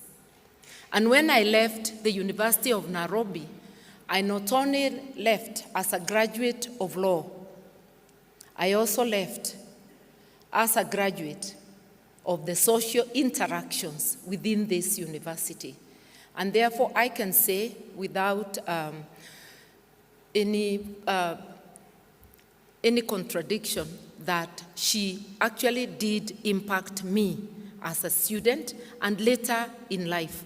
And now, posthumously, the things I'm learning about her will continue to impact me and many others. And I'm just wondering what else we can do to immortalize the good in her, which should be replicated. The greatest tribute we can pay to somebody is to immortalize the good that they stood for. And I think these sessions are one great way, but I think there is still much more we can do and we can dream about to make Kenya a good space for us. May she rest in power, and may her ideas live on through all of us. Asanteni.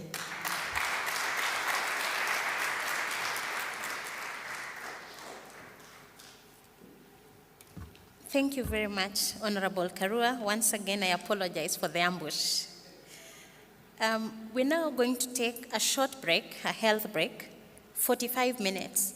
I will request the family, lunch will be served and all are welcome. I'll request us to allow the family and our guests right here at the front, the speakers, the university management, and our colleagues from the Defenders Coalition, please allow us to have them walk up. The protocol officers will show you where your lunch will be served. The rest of us, in case you have not received a lunch voucher, our ushers are at the door. They will give you a lunch voucher, and our lunch will be served right outside Taifa Hall. Just a reminder, in case you need to use the facilities, you can turn to the right and go to the University of Nairobi Towers. There are facilities from the 1st floor to the 5th floor, and you will be able to use them. We shall meet here at exactly 2:30 for the next session. To our online audience, please grab something to bite as well as we meet at 2:30 p.m. Thank you very much. Please allow our guests to leave first. Through this door? Through this door? Yeah, the staircase. There, I see the preparation. ICT, you can continue playing something for us.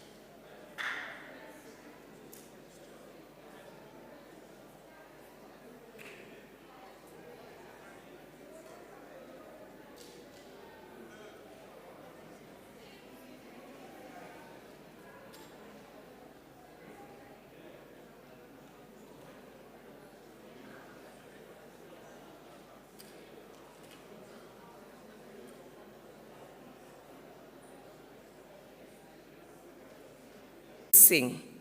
It illustrates her commitment from the early years of her career to transcend boundaries between intellectual spaces, translating the theory she would later elaborate further in works such as African Orature and Human Rights, or in the lecture we will cite in our second set of performances, Art, Artists, and the Flowering of Liberated Zones. Two of the poems were written in 1973, and we have chosen to bring them here in order to ask with her, 50 years later, 60 years into our independence, how much has Kenya changed? The other, written in 1970, is a masterclass in the attributes we will later hear on in the excerpt I cited earlier, but also evidence of her deep engagement with the work of some of the most iconic public intellectuals of that era. So you will hear echoes from Malcolm X, Message to the Grassroots, from Frantz Fanon, Wretched of the Earth, and from Paulo Freire. And I challenge you to figure out which of these three poems does what work. Ladies and gentlemen, the Orature Collective is Agan Odero, Kawive Wambua, Mshai Mwangola, and we are so honored and privileged to be joined by one of Micere's children, Githanda Githae, who is her nephew. Karibuni.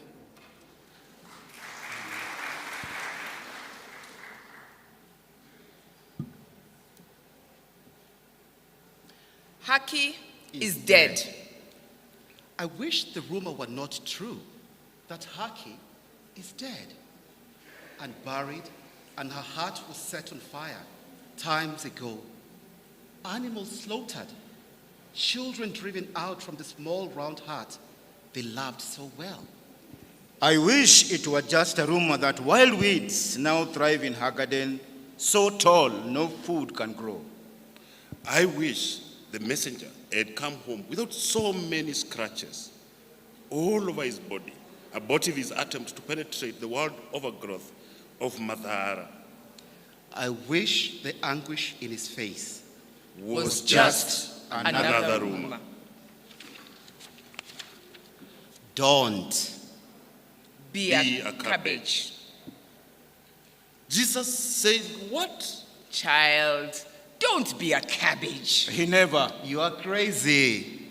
I'll be damned if he did. Ye, the fire that ravaged hypocrites, roasting their lies, burning their masks, scorching their wicked thoughts, setting a flame all on his way. He, the fierce warrior, fighter from birth, who challenged foes to open fights. He never said it. He was no coward. He never. Such wet folly, obvious nonsense never came from his tongue. Do what? Offer your assailant a second chance? Give him time to calculate the fatal blow? Place your jaw strategically for him to crush? And in the meantime, you stand there wetting your... Nah. Wet of a drooping fool, roupy slooch, jelly, jello, squash of a mashed up cabbage. Such bankrupt talk never issued from a prophet's mouth. Else he would be a bastard. He never said it. Never. He who dared force his way past howling wolves, not giving a damn for all their howling. He who shared ghetto bread in outlawed people's slums. He who rallied brother peasants to fight the tyrant, break his chains. He who fought from dawn to sunset, freeing victims from the establishment's grinding irons. He who lashed life polluters, man exploiters, blood devourers, shattering their greedy schemes, bloody crumbs with angry manly blows. He the tough who froze the raging mob as they swore to murder him, calmly receiving the harlot's kiss while they stared. He, the truth, who called things what they were.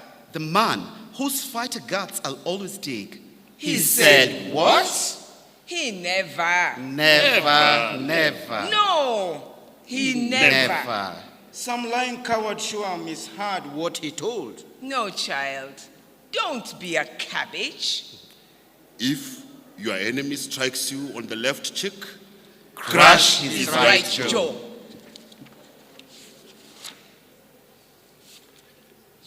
I took my son by the hand. I took my son by the hand, felt the warm flow of young blood comfort my cold heart. This way, we trekked 5 long miles to attend celebrations. It was the season of peace. Away with the agitators, division, hatred, Chini, love and brotherhood. Jew Zaidi. We heard of selfless sacrifice, condemned, selfishness, damned, laziness, extolled, industry, celebrated freedom, carried busting fruit baskets high on elevated haughty heads. Towards sunset, we set out for home, my son's little warm hand inside mine. He in his world, me in mine. Mother, he asked, do we have matunda ya uhuru in our hearts? I laughed foolishly. Mother, yes, son. Do we have some? Silence. May I get one when you get there? Move on, son. Darkness is looming fast around us.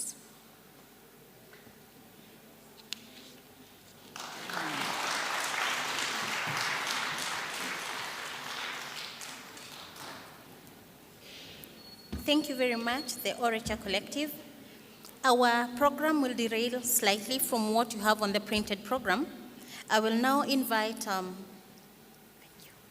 the Chair, Department of Literature, to come alongside the Dean, Faculty of Arts and Social Sciences, to escort Honorable Mother Karua and Right Honorable Raila Odinga to the stage. Please give them an applause as they come.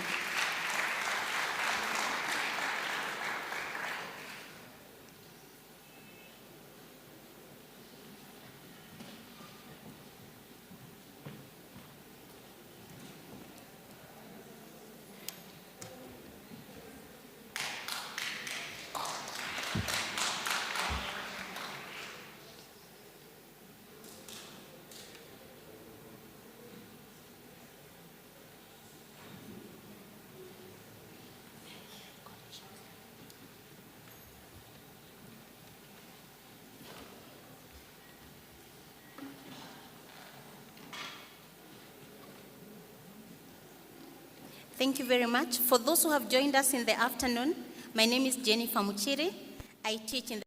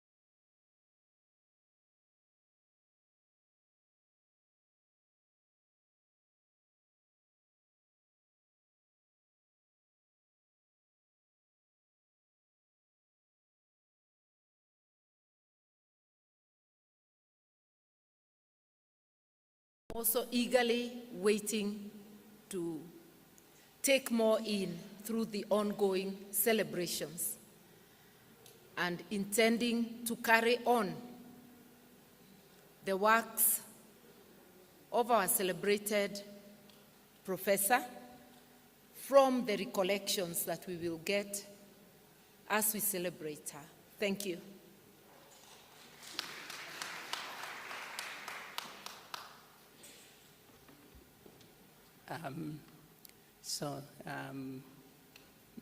Professor Micere Mugo is known because of her struggle for the rights of people.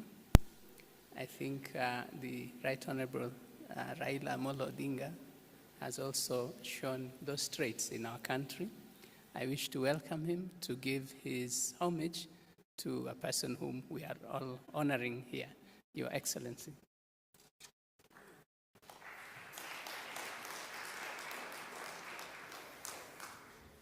Thank you.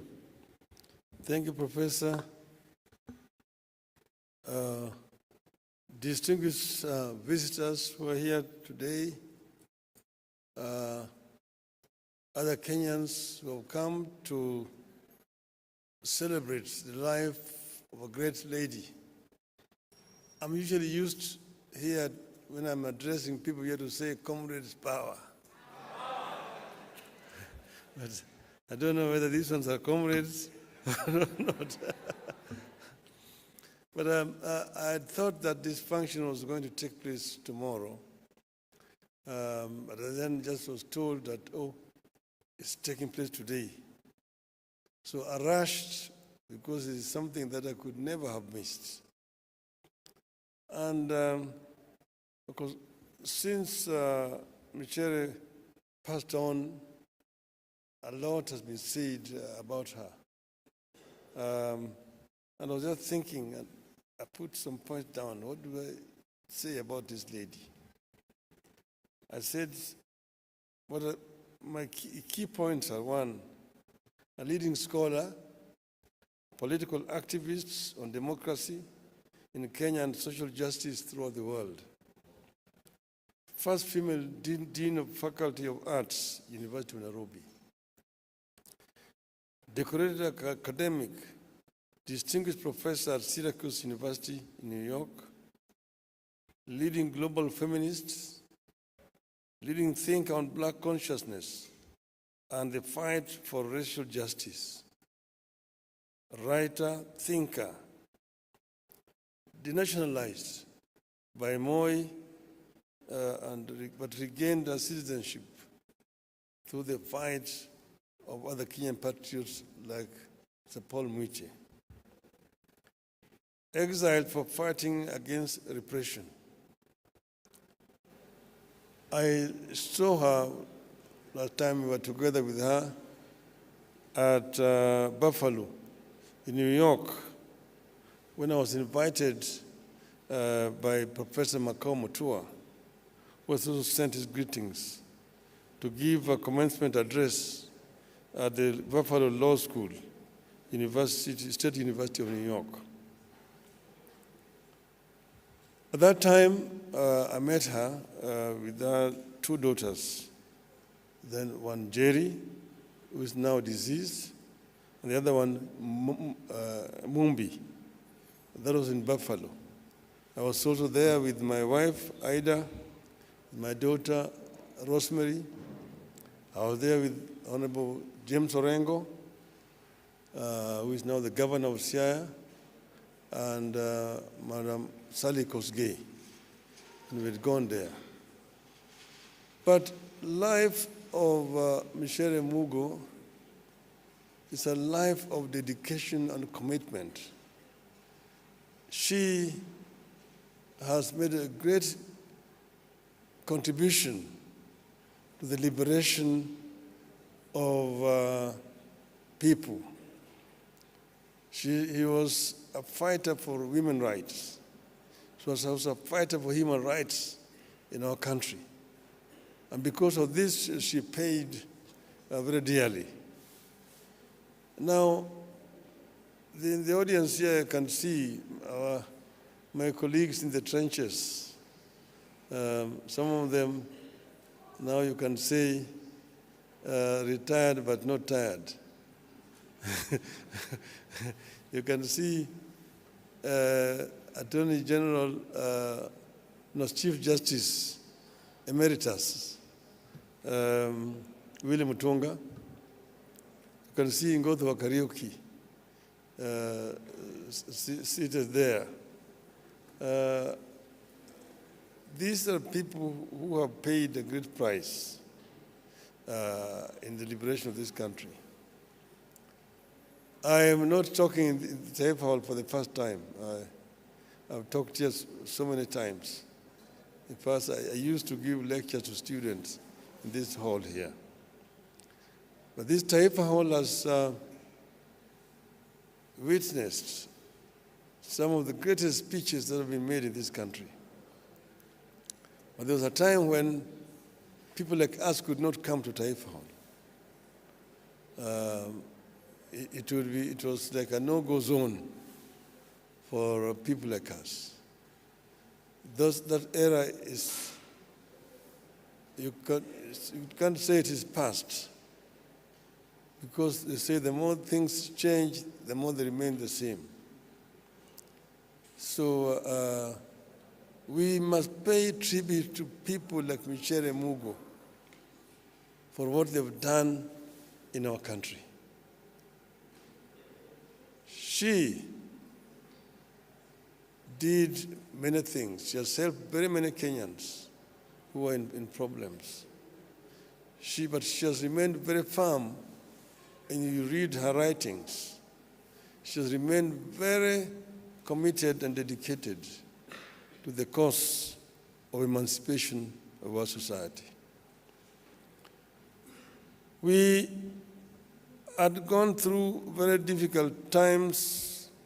There's a time when academic freedom in this university was completely gone. Many lecturers were arrested and taken to detention, basically because of what they thought. I remember the time before my arrest myself, William Mutunga was in detention. Mukaru Nganga was in detention.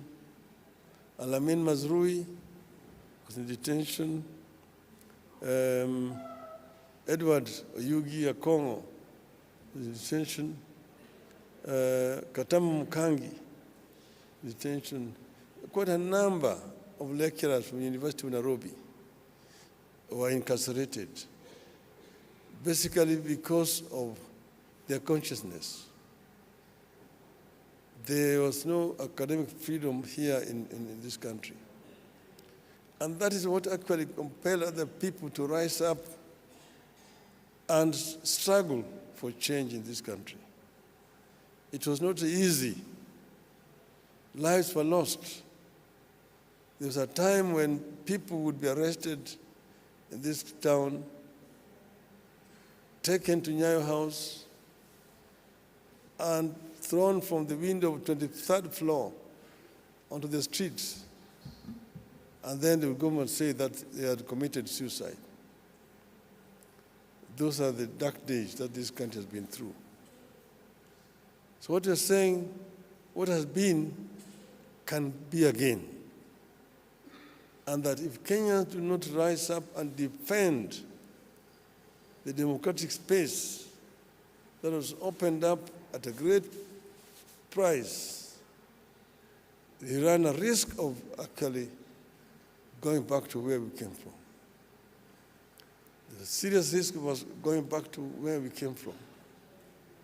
We have seen blunted disrespect of human life.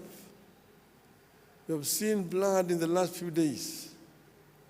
Innocent Kenyans exercising their democratic right to protest against high cost of living, being shot like rats, and some of them being shot at the back, shot at the head, shot at the chest, and on their groins. And then we see other people actually praising the police for doing a good job. That's where we're going to. So that's why I'm saying that the more things change, the more they remain the same. That if Kenyans do not rise up and defend this democratic space, we are sliding back to where we came from. Days of detention without trial might come back to our country. So Kenyans have a historical duty to defend the freedom which we won at a great cost. Kenyans have a historical duty to do it, and it is the duty of the younger generation to do it. Just imagine a lady born in Kenya, educated in Kenya, coming back to work at the university in Kenya, and being denationalized to go and live as a refugee in Zimbabwe and acquiring Zimbabwean citizenship. And somebody had to go to court to fight for Micere to get back her Kenyan nationality. Joke at that. That is where we've come from. And if we don't fight to defend this space, it is not going to be Raila Odinga. Raila may be here today and will not be there tomorrow. What we are doing for the younger generation, those who are coming. And that's the reason why we say, in memory of Micere Mugo, let Kenyans rise up and stand firm in defense of democracy. I thank you.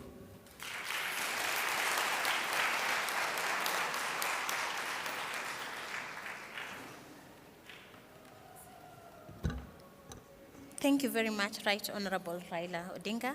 I will now request you to go back to your seats so that we proceed with the program. Thank you very much.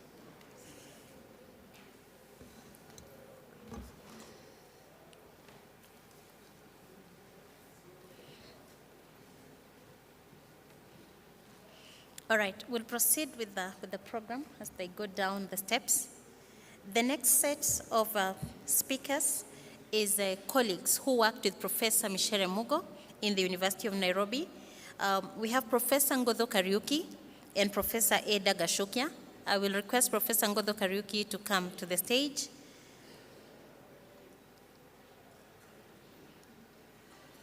Professor Ngodho Kariuki was Dean, Faculty of Commerce, at the same time when Professor Micere was the Dean, Faculty of Arts. So he will speak briefly about that. We also have Professor Eda Gashokia, who taught with Professor Micere in the Department of Literature. We have a pre-recorded message. I hope ICT will be able to play that. But for now, since Professor Ngodho is here, we will immediately request him to come and speak to us about his experience with Mwalimu Micere when they were both deans. Professor Ngodho Kariuki, please. Good afternoon.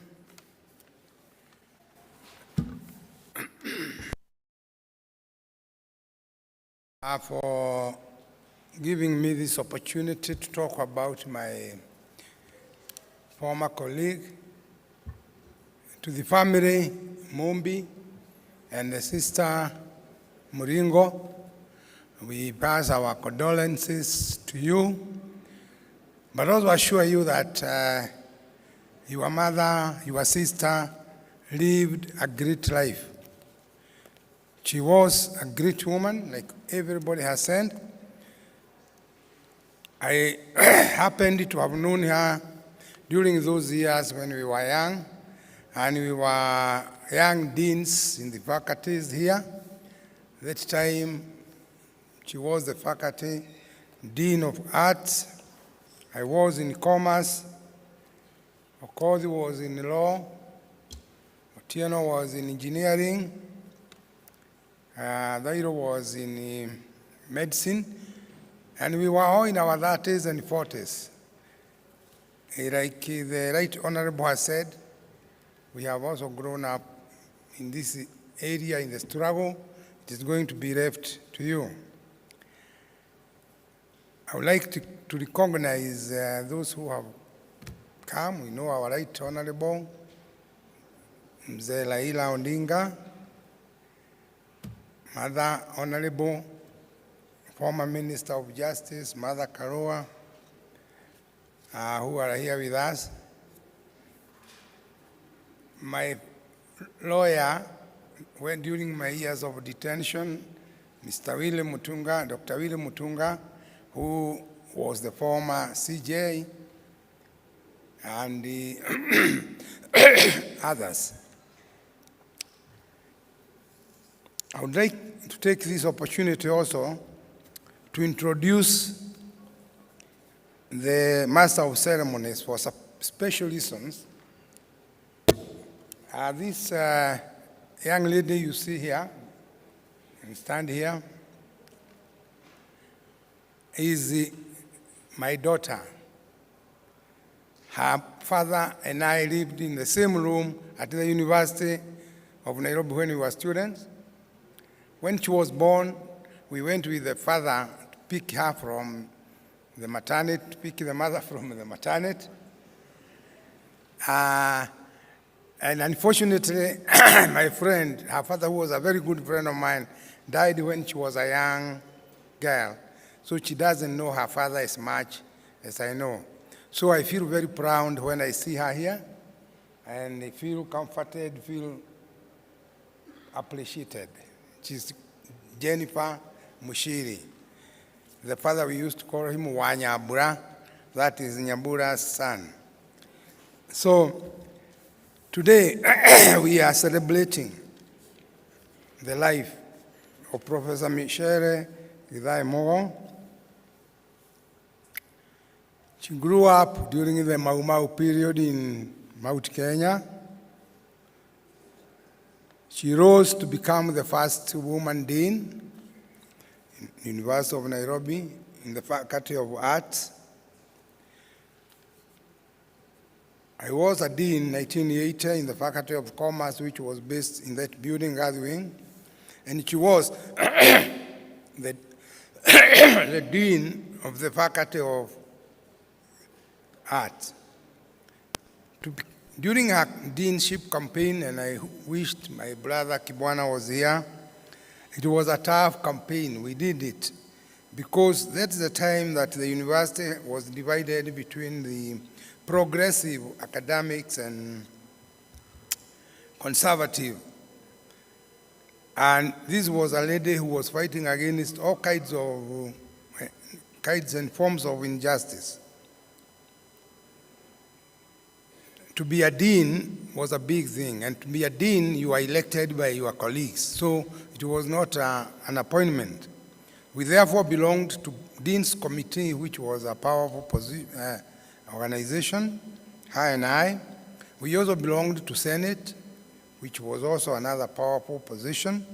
And in the campus here, it was the three faculties, the law, arts, commerce, and then engineering on the other side. She was a dean during those days when the university was going through a certain metamorphosis, where the progressive forces were being fought. In the Gathering, there were the Mutungas in law, the Gutos in law, Mokaros in arts, Maina Kenyate on the other side of history, Professor Goge, Alamini, student leaders like Olengo, and it was a very tough time.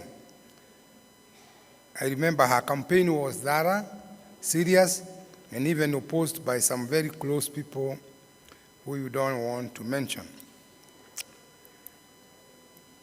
It was a fight against neocolonialism, which had embedded itself after so-called colonialists left.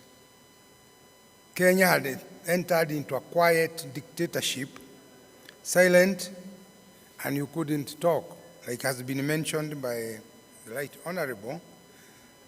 when we took over, we decided that enough was enough. One day, Mukarunganga was answered by Mr. Jojo that if you go underground, we shall come underground to get you from there. And that is exactly what they did. In the late 70s, Professor Goge was detained. Then later on, they had written a book with Micere about Dedan Kimathi, and therefore Micere was also a target.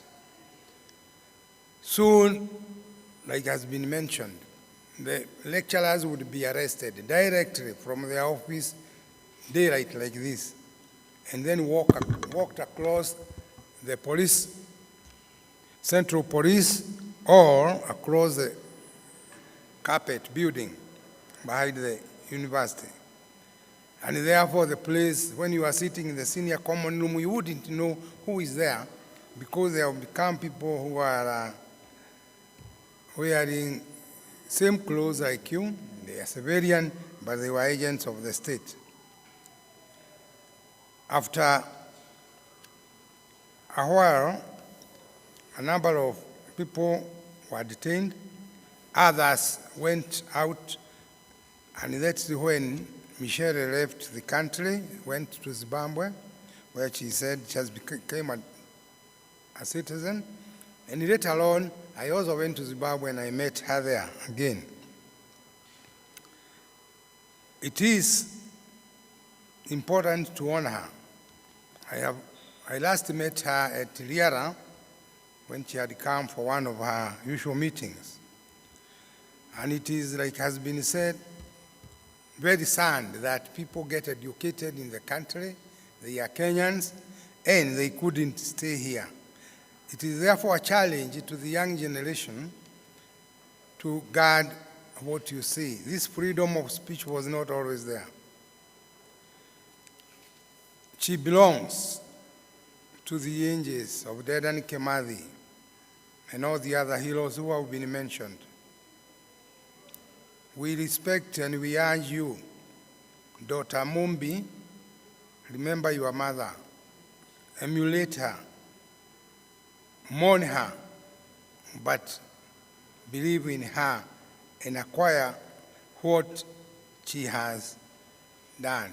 Her courage, her strength, her incessant fight against injustice, her refusal to be cowed, made her go live in exile in different countries. And there was someone in the morning who said, do not take home for granted.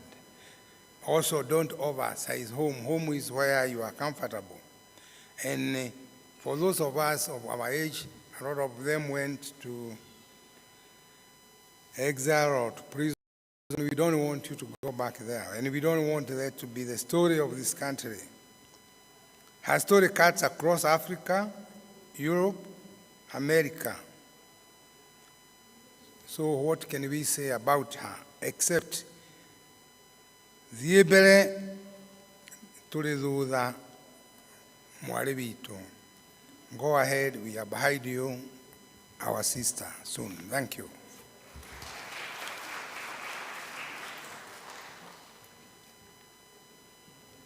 Thank you, Professor Ngotho.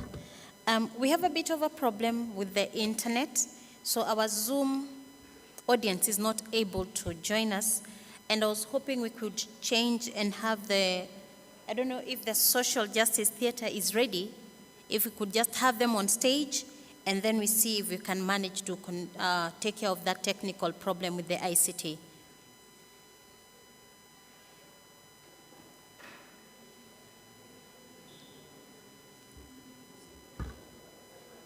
Or just give me a minute. They might be the ones at the back.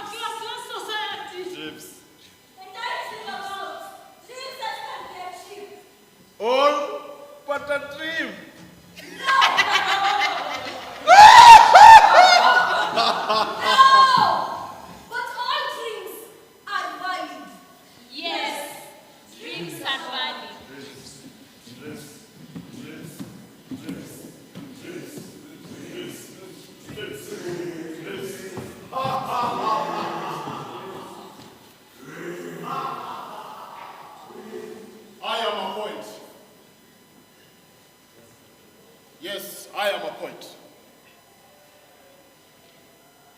And my dream is to write a radical poem that will change the society mentally on oppression. But my fear is that no audience will take my seditious material. Kupigwa na kupokonywa maisha, hakutatuzuia sisi wananchi kunyakuwa uhuru wetu na haki ya jasho letu, na haki ya jasho letu.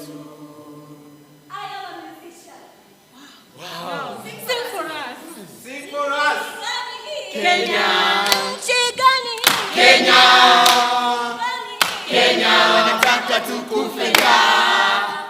Wamepandisha, wamepandisha, wamepandisha, wanataka tukufe njaa.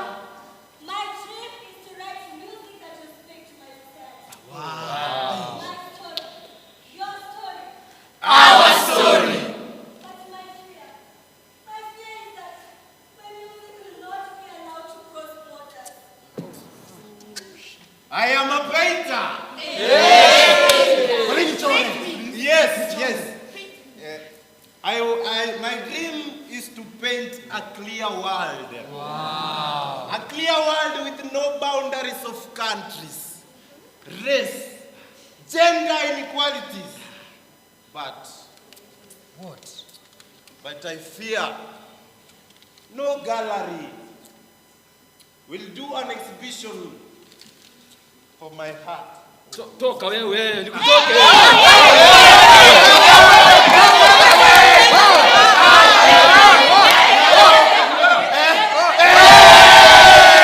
I am a footballer. Yes. I want to fight poverty through my talent.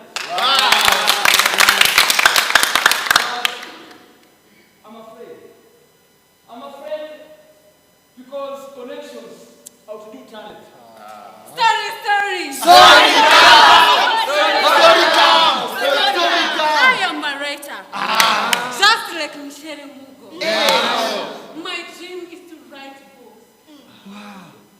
But But what? I am afraid. Who is ready? Who is ready to read and publish my books over fear of their lives?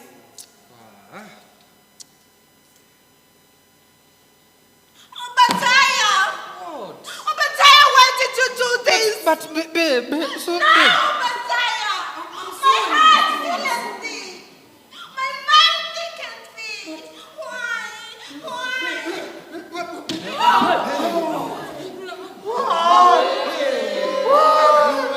Why did you die?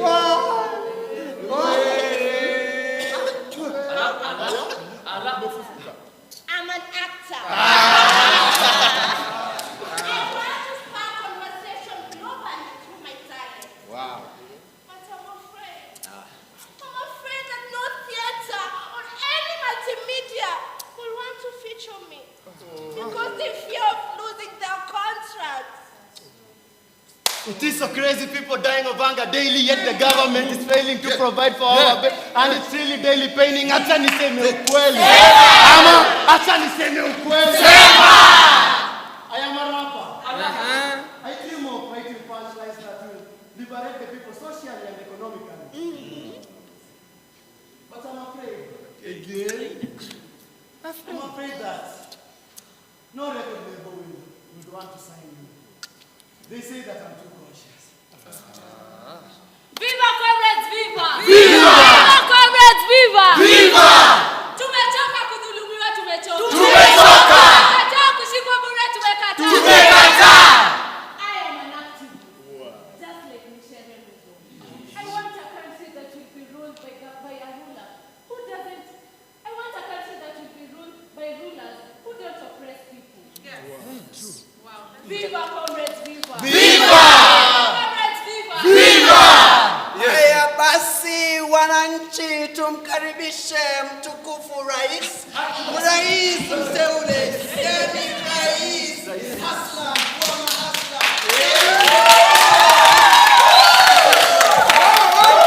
Wananchi oye! Wananchi oye! Wananchi oye! Basi mkiniona hapa mimi kama rais, mjue nimeleta maendeleo. Nimeleta mabadiliko. Nataka niwahakikishie hivi. Kila askari ambaye anawadhulumu vijana wetu huko mitaani na kuwaua bure lazima atachukuliwa hatua. Wananchi oye! Wananchi oye! Nataka niwahakikishie hivi. Kama uko na talanta yoyote, nataka nikuhakikishie hivi. Hatutakubali corruption ichukue. Tutakubali talanta yako ikuondoe kwa huo maskini wako. Wananchi oye! Wananchi oye! Nataka niwahakikishie hivi. Waandishi wa vitabu, wanahabari, hatutakubali hii serikali ambayo inakataza watu kusema kitu ambacho kwa akilini mwao. Na maanisha hivi, freedom of speech, freedom of expression. Serikali yangu itahakikisha kwamba waandishi wote wako na ruhusa ya kusema kila kitu ambacho kwa akilini mwao. It's just a dream. It's all just a dream. Ni ndoto tu. But wait. All these dreams can be achieved. How? Just imagine. What if freedom was to come today? What if your poems to change the world just like Micere did? Just imagine. What if? What if your music would bring revolution? What if? What if your activism would change our society? Just imagine. What if your football career will change our economy today? What if your books will liberate people's mind? Just imagine.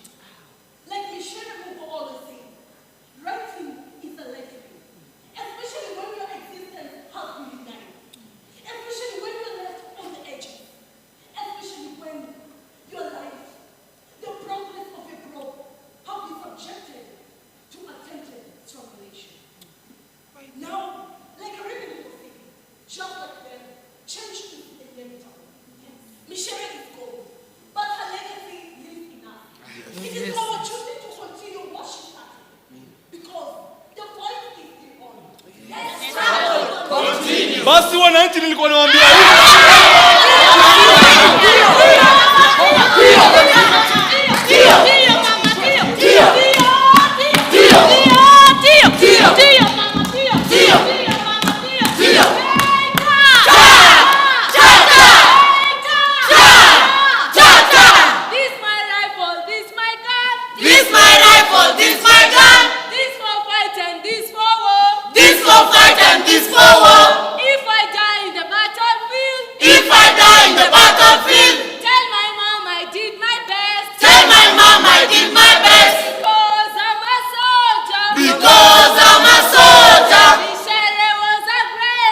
Micere was a great author.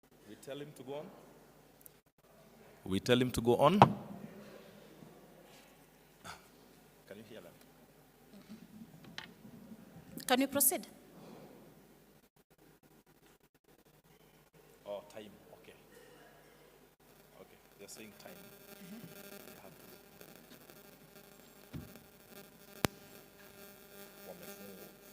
But it's okay. It's technology.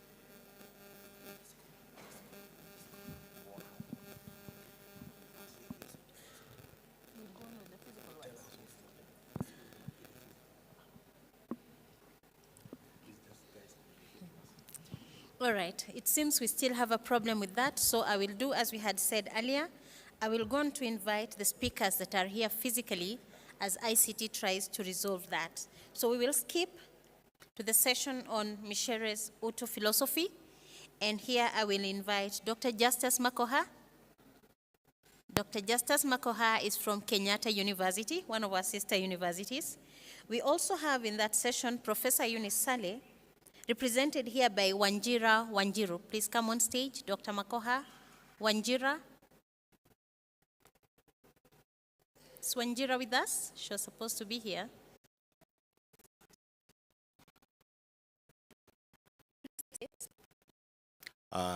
Chair of the Department of Literature, Miriam Musonye. Thank you for the good work you've been doing from morning. Allow me to recognize also the presence of the Right Honorable Raila Odinga, Honorable Martha Karua, the two deans who are here, as well as Chief Justice Emeritus, Dr. William Tunga. Of course, we are all part of the organizing committee that has been working behind the lines to make sure that this event is happening. We're quite a number of us here. I see Professor Wangoi Wagoro. I also see Njuki Githethua seated somewhere. And I want to appreciate all of you colleagues for the work that you've put into this particular organization since we started 3 weeks ago. Those as a university student, as masters and undergraduate, Micere, who I was teaching as an assistant lecturer at the University of Berlin. Micere, whom I knew at my fingertips. Micere, whom I recognize as a great poet of Africa. And as I waited, I had many other options I could do or use. Maybe write another email to someone else to do the forward. But on the day that those strange ideas were coming to me, I opened my email. Professor Goro, you cannot believe it. There she was. And she had not just written back.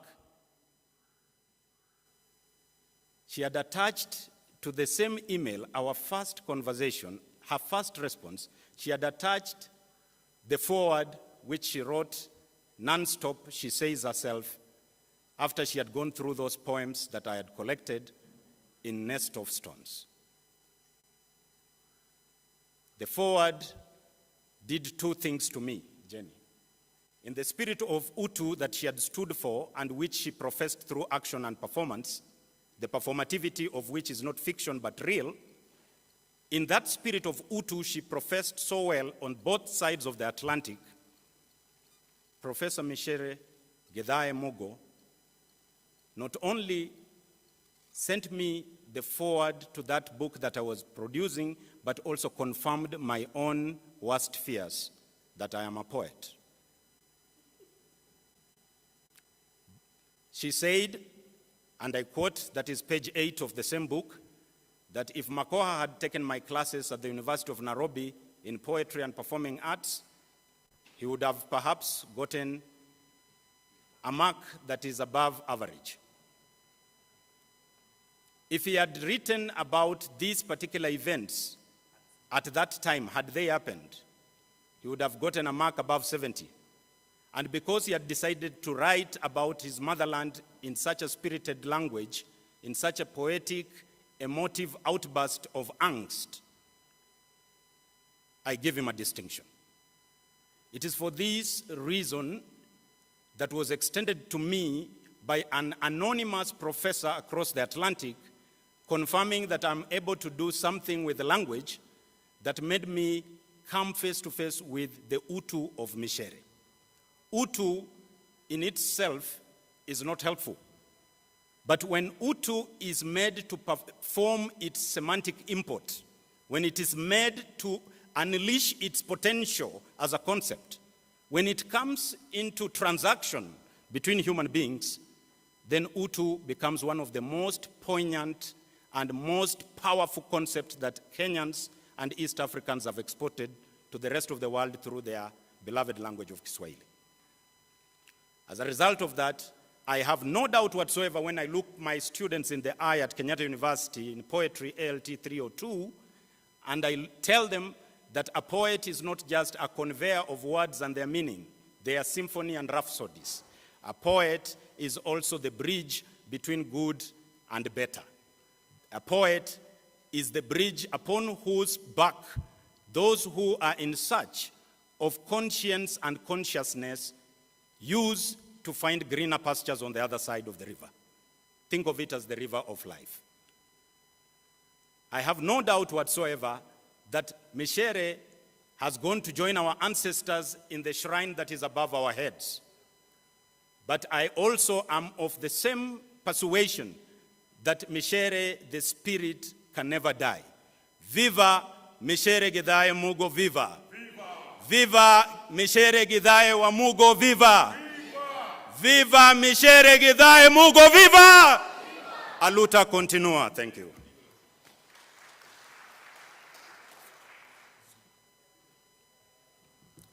Thank you very much, Makoha. And again, this program of ours will keep changing because of the technical hitch with Zoom. I'm told Zoom is working now, and because our Zoom audience has been waiting for long, and we do not want to lose the speakers, I will ask my sisters here to delay just a little, and we invite the Zoom speakers, a number of them, so that we move. So, that's okay. The next person then we are going to invite, the next set of people we are going to invite, and they are speaking to us through Zoom, are Brian Kagoro, Professor Beth Maina, who will be represented by Atieno Udenyo, and Professor Shadrach Guto. The three of them will speak on what we are calling the Zimbabwe experience.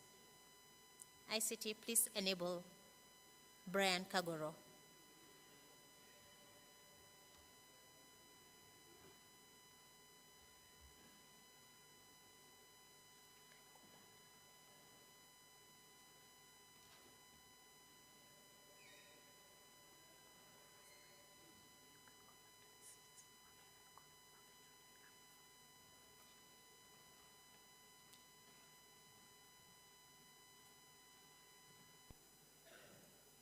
Brian is not there. Okay, if Brian is not in, please enable Atieno Udenyo to speak on behalf of Professor Beth Maina.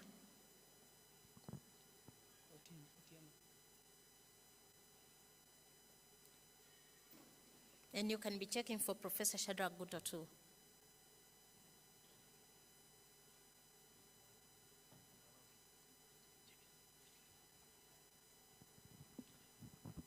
Kindly request them to unmute for themselves. Kindly. Do we have Atieno Udenyo? I know she was waiting. Yes, she's there. Please enable her.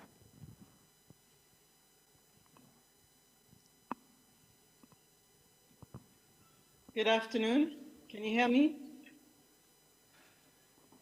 Yes, we can hear you. Good afternoon, comrades. My name is Atieno Udenyo. I'm joining you from Sweden at the moment. I was asked by Dr. Beth Maina to read her tribute to Mwalimu Micere Githae Mugo. Before I start, I'd just like to say I also met Micere, who was a comrade and a friend in Zimbabwe for the first time. So it's fitting that I assist Beth Maina to read this tribute for Micere. So here we go. From Beth Minor, also based in Sweden at the moment. You are my true heroine, and even though we came to know each other well late in our lives and outside our country of birth, Kenya, the bond that developed between us became deep. This is largely because of your deep humanity or Ubuntu, love of people and justice. We met properly, or rather closely in person in Zimbabwe, where Malimo had been forced into exile. We met towards the end of the 1980s, or more specifically between 1986 and 1988, when my family lived in Zimbabwe. You immediately became my great friend, comrade, and mentor, as then I was writing my doctoral dissertation on the history of women group networks and their role in reproductive health among the Gikuyu people during pre-colonial, colonial, and post-colonial periods. Your knowledge of this historical perspective and your intellect was a great asset for me. While being forced into exile suddenly dismantles the lives of those involved and disorients the persons as they attempt to adjust to their new environments and secure their means of survival, perhaps the greatest weapon is the belief or faith in the human and political struggle for which one is being persecuted and punished, which is the greatest asset and lesson I found in you, Prof.Micere Mugo. This is what I have cherished most in her very depth of humanity, her Ubuntu, or Umundu. Generosity, clarity of mind, communication, and organization skills. My family left Zimbabwe in 1988, and although internet and email did not exist then, Mwalimu maintained intensive communication through handwritten or typed letters and posters and the post, as well as phone conversations. When I look back at that communication today, one of her greatest concerns was on getting people to keep true, on making sure that people and comrades stay true to the political struggle for which they had been forced into exile. Her mentoring of the youth to grow up as sound human beings was visible through the way she interacted with her two daughters and my two sons during the 2 years we were together in Zimbabwe. My sons at that time were aged 9 and 7 years. They tell me they don't remember that much of Zimbabwe, but they still have clear memories of their time with Mumbi and Njeri. Earlier, when Prof.Micere was a headmistress at Kabare Girls High School in between 68 and 69, her power of organization was particularly visible to students I have had conversations with about that period of Mwalimu's life. Mwalimu made sure that the food that was eaten in the school, including the sweet potatoes, the arrowroots, and the bananas, was bought from farmers in the surrounding communities.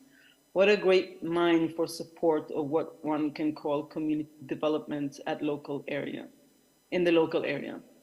So besides the deep intellectual capacity of Prof.Micere, her concern for the welfare and well-being of the people is her greatest assets.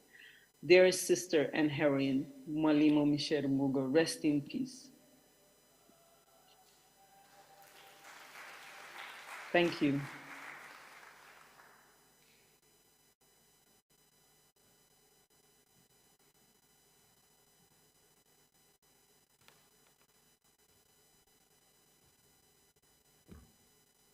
Do we have Atieno Odenyo representing Professor Beth Minor? Please enable her.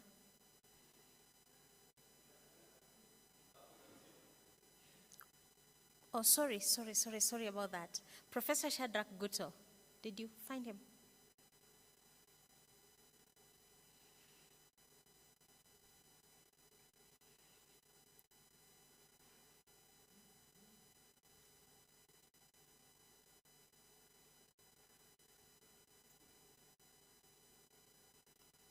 Shadrach Guto? No? Okay. Unmute. We are waiting for him to speak. Yes, I should. Yeah, talk. You're unmuted. Hello? Can you see me? Yes, we can hear you. Can you hear me? Yes, we can. Can you hear me? Yes. Yes, we can hear you. Great.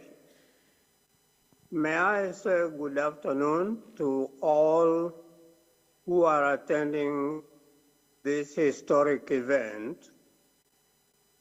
I would like to really start by saying we are, or personally, I am saying a farewell to a great intellectual, to a great sister, and a great comrade in the struggle at the University of Nairobi at a very critical time when, because of the one-party system, the university became a center of informal or de facto seen as the opposition center to the ruling elite at the time.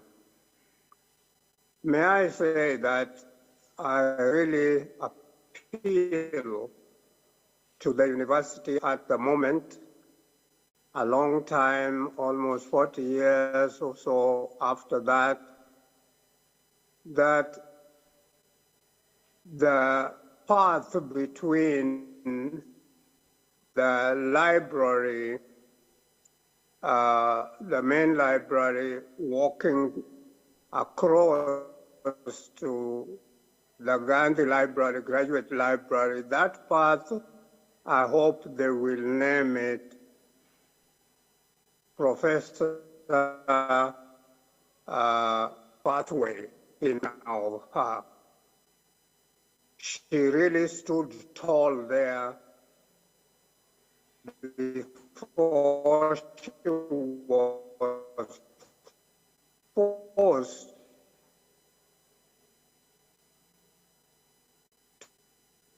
to age out and to Mumbi and be strong.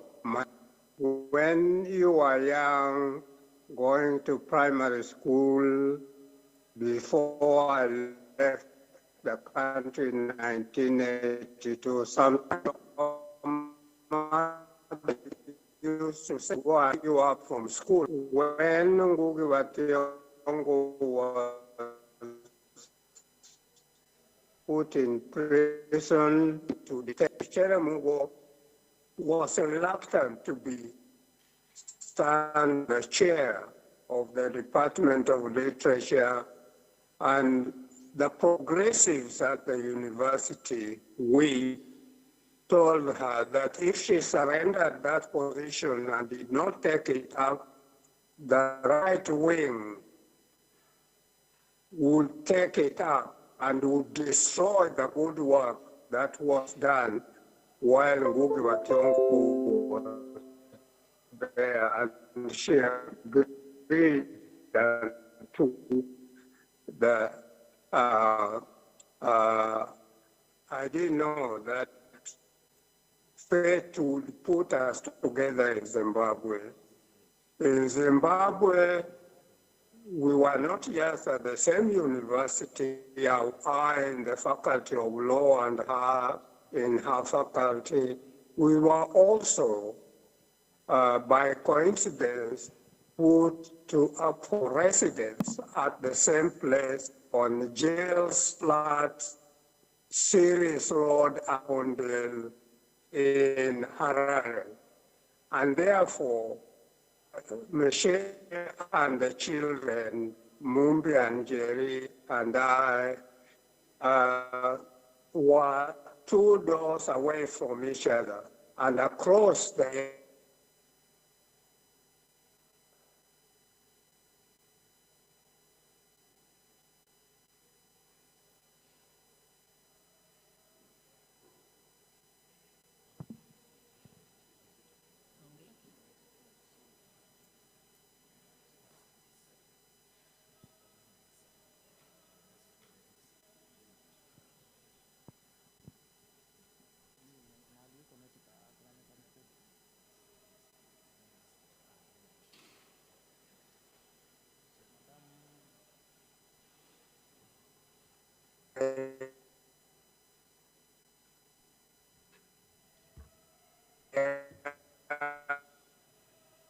He seems to have a problem on his side.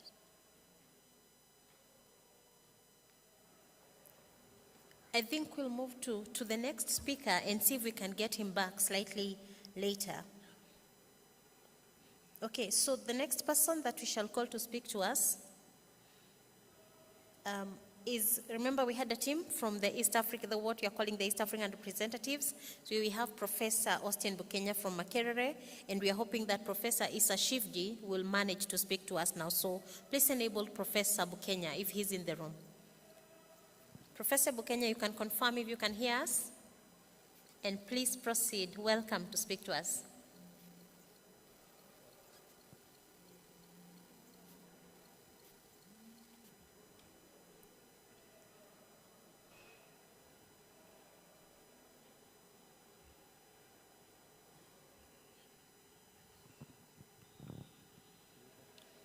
Professor is not around.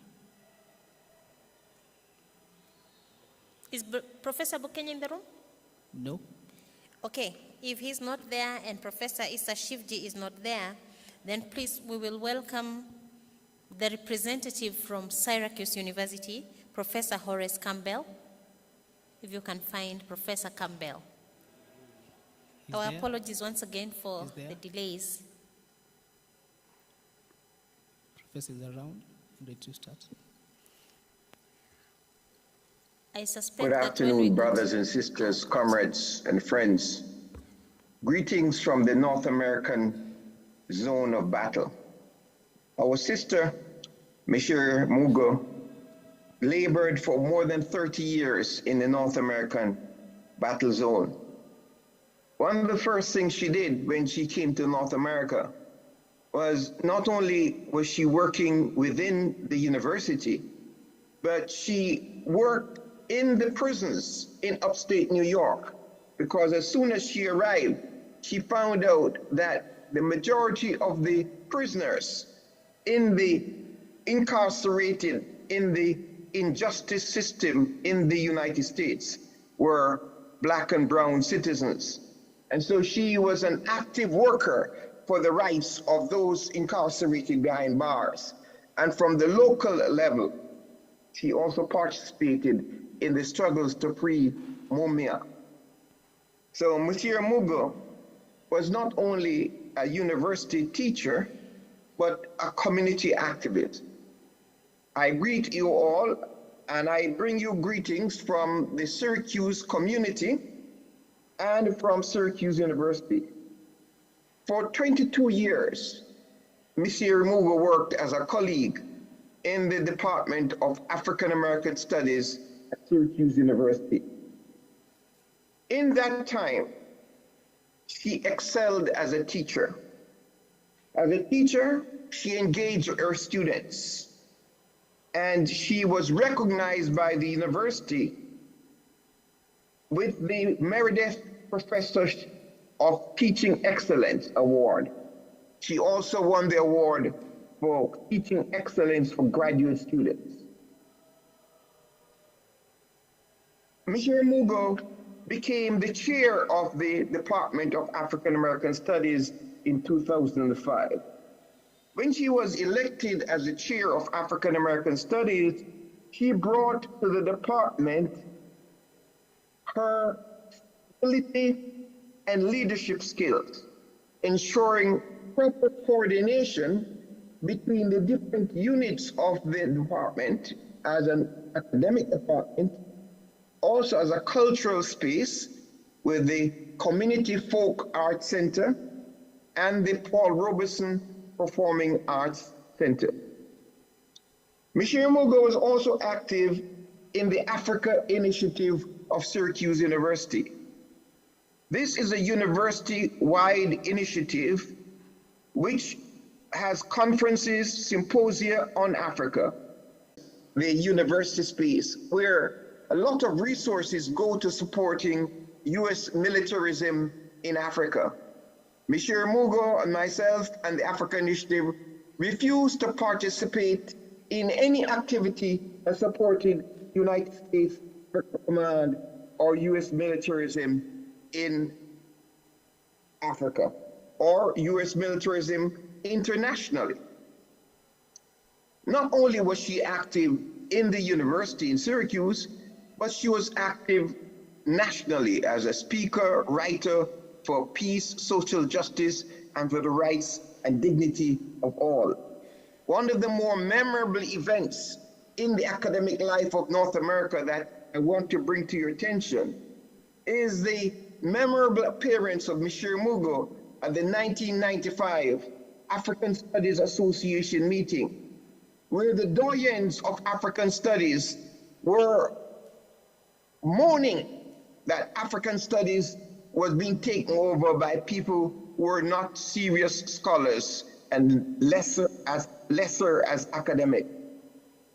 When some academics feared taking on these doyens, Micere Mugo joined with David Johnson and Michael West to register a deadly anti-racist law on the scholarship of white supremacy. And I think these encounters of Micere Mugo in fighting for spaces for intellectual freedom and for the voices of the more oppressed peoples of the world will be one of those things that she will be remembered for. But in this, Micere Mugo did not confine herself to the classroom. In the community, she was an active leader in community activities, and she was a founding member of the Pan-African Community of Central New York. The Pan-African Community of Central New York is a community organization that is dedicated to bringing African peoples in upstate New York together. She not only worked as a president of the Pan-African Community of Central New York, anchoring the organization and being elected a leader 5 different times in the past 28 years of that organization. Under the leadership of Sister Micere Mugo, the Pan-African Community of Central New York joined with the peace movement in the United States against the United States wars against terror, the United States war against the people of Iraq and Afghanistan. And she worked with the Peace Council, Syracuse Cultural Workers, and those organizations that stood for peace. The Pan-African Community of Central New York worked for every year for reminding peoples of the struggles for African liberation then and the struggles for African liberation today. She was not intimidated, and while she practiced her belief in the dignity of human being, she manifested that in her life. So in the 1990s, when there were she intervened to observe that campaigns to support the rights of African women should not at the same time fight against African cultures and debase African women. She called for organic relationships with women for them to lead the struggles themselves. It was the same time that she fought around questions of reproductive health, reproductive rights, and bodily integrity. I remember her participation in debates about female genital cutting. She took on Alice Walker, who had turned the question of female genital cutting into an attack on the culture of African women. I want to end by speaking about Micere Mugo as a Pan-Africanist. She was a member of the Ghana Society. She was a founder of the African United Women of Africa. As a Pan-Africanist, she believed Pan-Africanism comes from the lived experiences of the people. And many of you would have read what she's written about Pan-Africanism. She lived what she wrote on Pan-Africanism. That is, she did not believe in succumbing to regional, ethnic, religious or sexist differences within the movement. She was outspoken in the Pan-African movement against homophobia, sexism, and male chauvinism, the kind of homophobia that we see in Kenya, Uganda, Zimbabwe, and other parts of the Pan-African world. One cannot be a Pan-Africanist and support the oppression of other human beings. That is what Prof.Micere Mugo, our sister, believed in. She passed and joined the Ancestors on June 30th, 2023. She battled a major battle against the monster. And in every day that she was fighting this monster for 16 years, she communicated to the community and to her colleagues because she saw the personal as political, that health was not a private matter, that her struggle for health care and to live with dignity was a struggle of all human beings. She lived with dignity and she joined the Ancestors with dignity. We will never forget the lessons that she taught us about living as a decent human being. Thank you.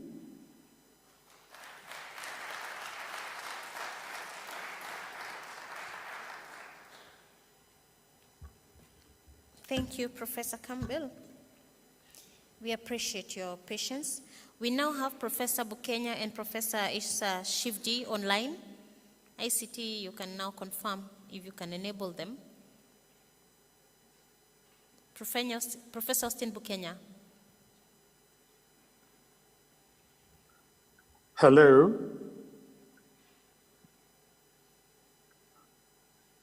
Hello. Hello, we can hear you. Continue. We can hear you.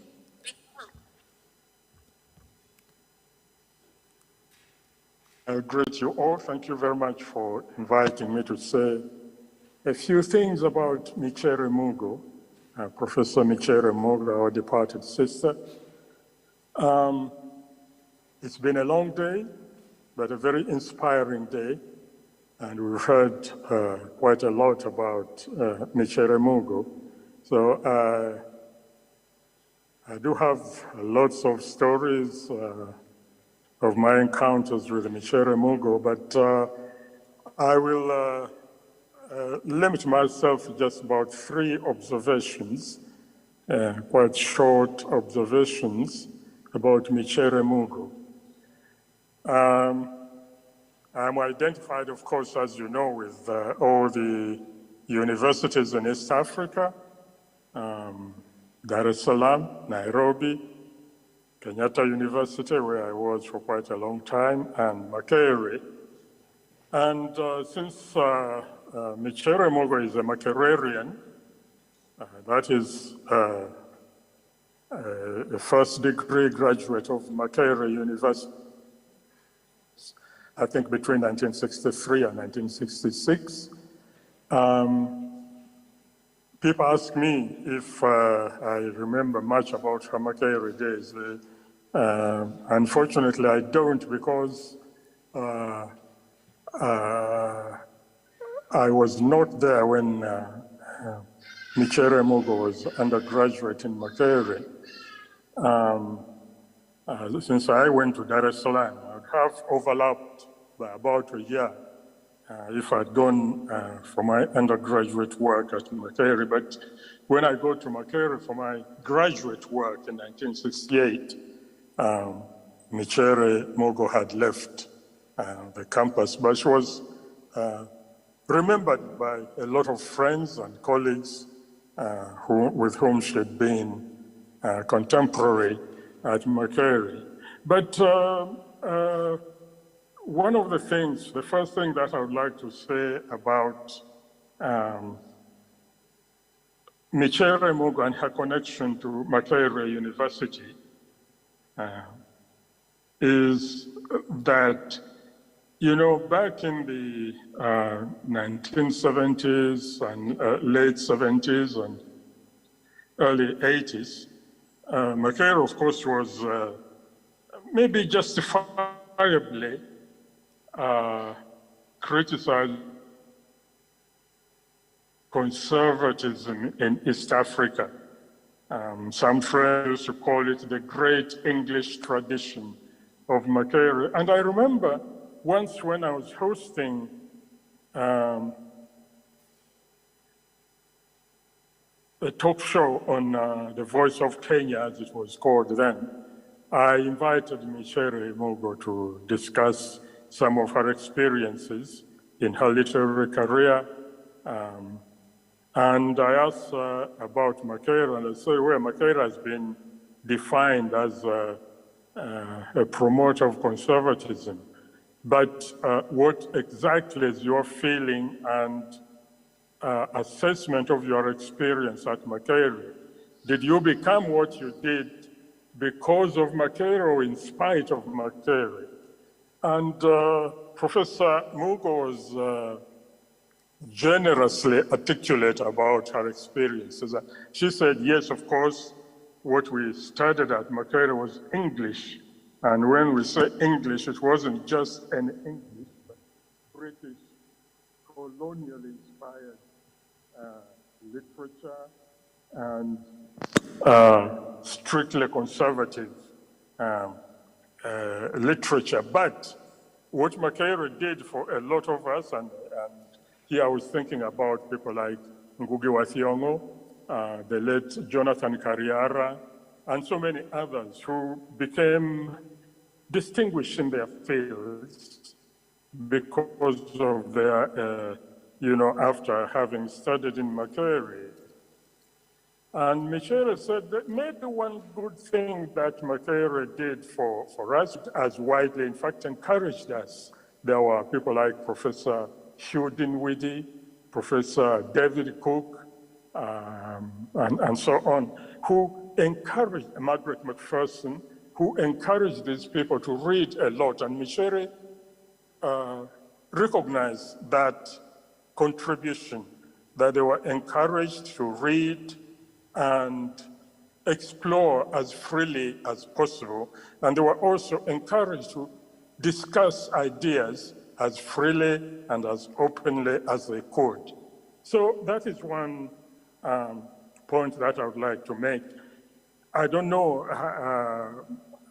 how much that experience contributed, but maybe if we refer back to our elders like Professor Ngugi wa Thiong'o, they could expand on that.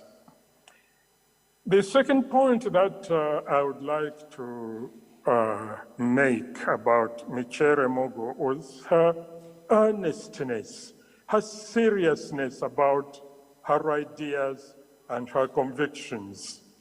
I've narrated somewhere else where she actually sacked me from an examination panel when we were working together with the then East African Examinations Board, and she was my team leader. And at one time when she thought that I was not actually performing as efficiently as she expected me, she asked me kindly to retire from the panel. And I did, with no bitterness at all, because I knew I was in the wrong. The mistake I'd made, actually, was that we were supposed to work over a weekend, but that weekend happened to be my sister's wedding, and I thought I would just skip off for about 24, 36 hours, attend the wedding and be back to work. And Micere did not expect that of me. So there is an anecdote there. But I mean, for me, this illustrated her seriousness.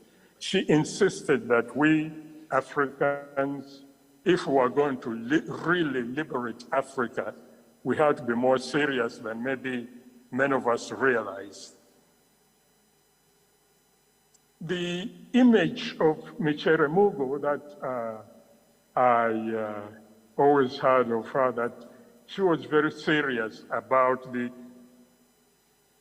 heavy work and serious work that we have to do in order to put Africa on the right foot.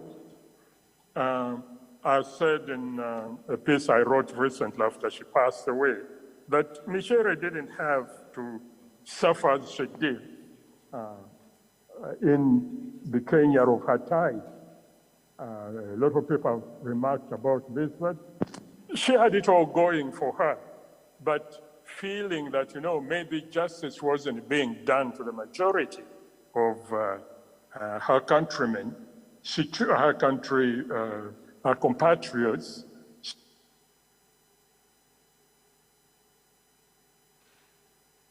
speaking out against the wrongs that prevailed in her time and space, and to speak out. And of course, this earned her the sufferings and tribulations that quite a number of people have remarked about. Finally, at a personal level, I'm very, very grateful. Maybe I should put in another little anecdote that it was known that I was not a particularly enthusiastic supporter of the Marxism, Leninism that was prevalent in our literature departments in our times.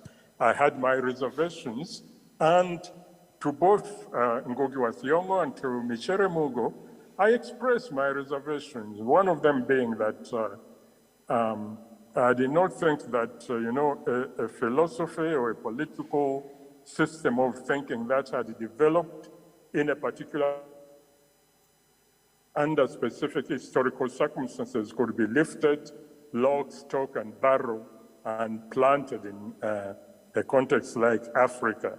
And Micere and a few of my other colleagues knew that I differed on some of the tenets that were being provided to us. And even while I was their student and their junior colleague, I still expressed my reservations. But despite our known differences, when I ran away from Idi Amin in 1977, I ran away from Uganda, fled to Kenya. Well, luckily, I know I had my friends like Micere Mugo, Ngugi wa Thiong'o, Leonard Kibera, and so on, the people had, been contemporary with, in our earlier days. Micere was one of the persons who was very, very helpful to me in my resettlement. I remember when I arrived in Nairobi in, I think it was March 1977, she had a group of visiting American students whom she was supposed to take care of. And she offered very generously to say, look, I'm being paid an honorarium to take care of these students. Why don't you help me to orient them and, introduce them to the various aspects of African literature, African culture that they are seeking to know, and we should the honorarium. Now, that was so generous, and of course, I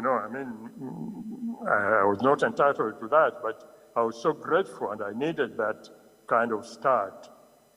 So there were, but the greatest favor that I think Micere Mugo has done, I think, for the few things to which I've contributed, is her promotion and expansion of the concept of orature and oracy in her teaching, in her practice, in her creative work, and so on, because as many of you have been told, we had just developed that idea with my former teacher and supervisor at Makerere, the late Professor Pio Zirimo, and we had unveiled it in Lagos at the second African and Black Festival Black and African Arts, Festac 77. Now, as it happened, Professor Zirimo, my colleague and senior supervisor, passed away in Lagos. And then when I went back to Makerere, as many of you may have heard, we were hunted people and we had to flee for our lives. So the idea and concept of orature as we were developing it might have just died a natural death.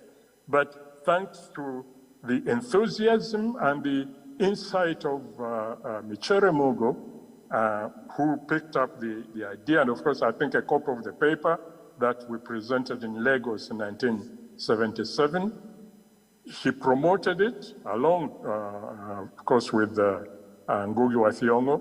They promoted the concept of orature and developed it, propagated it, and put it where it is today. So that is, I think, something for which, of course, personally, as a student of oral literature, orature, and oracy, I'm very grateful, but I think the academic world, the scholarly world, should also be grateful to her for that. Thank you very much.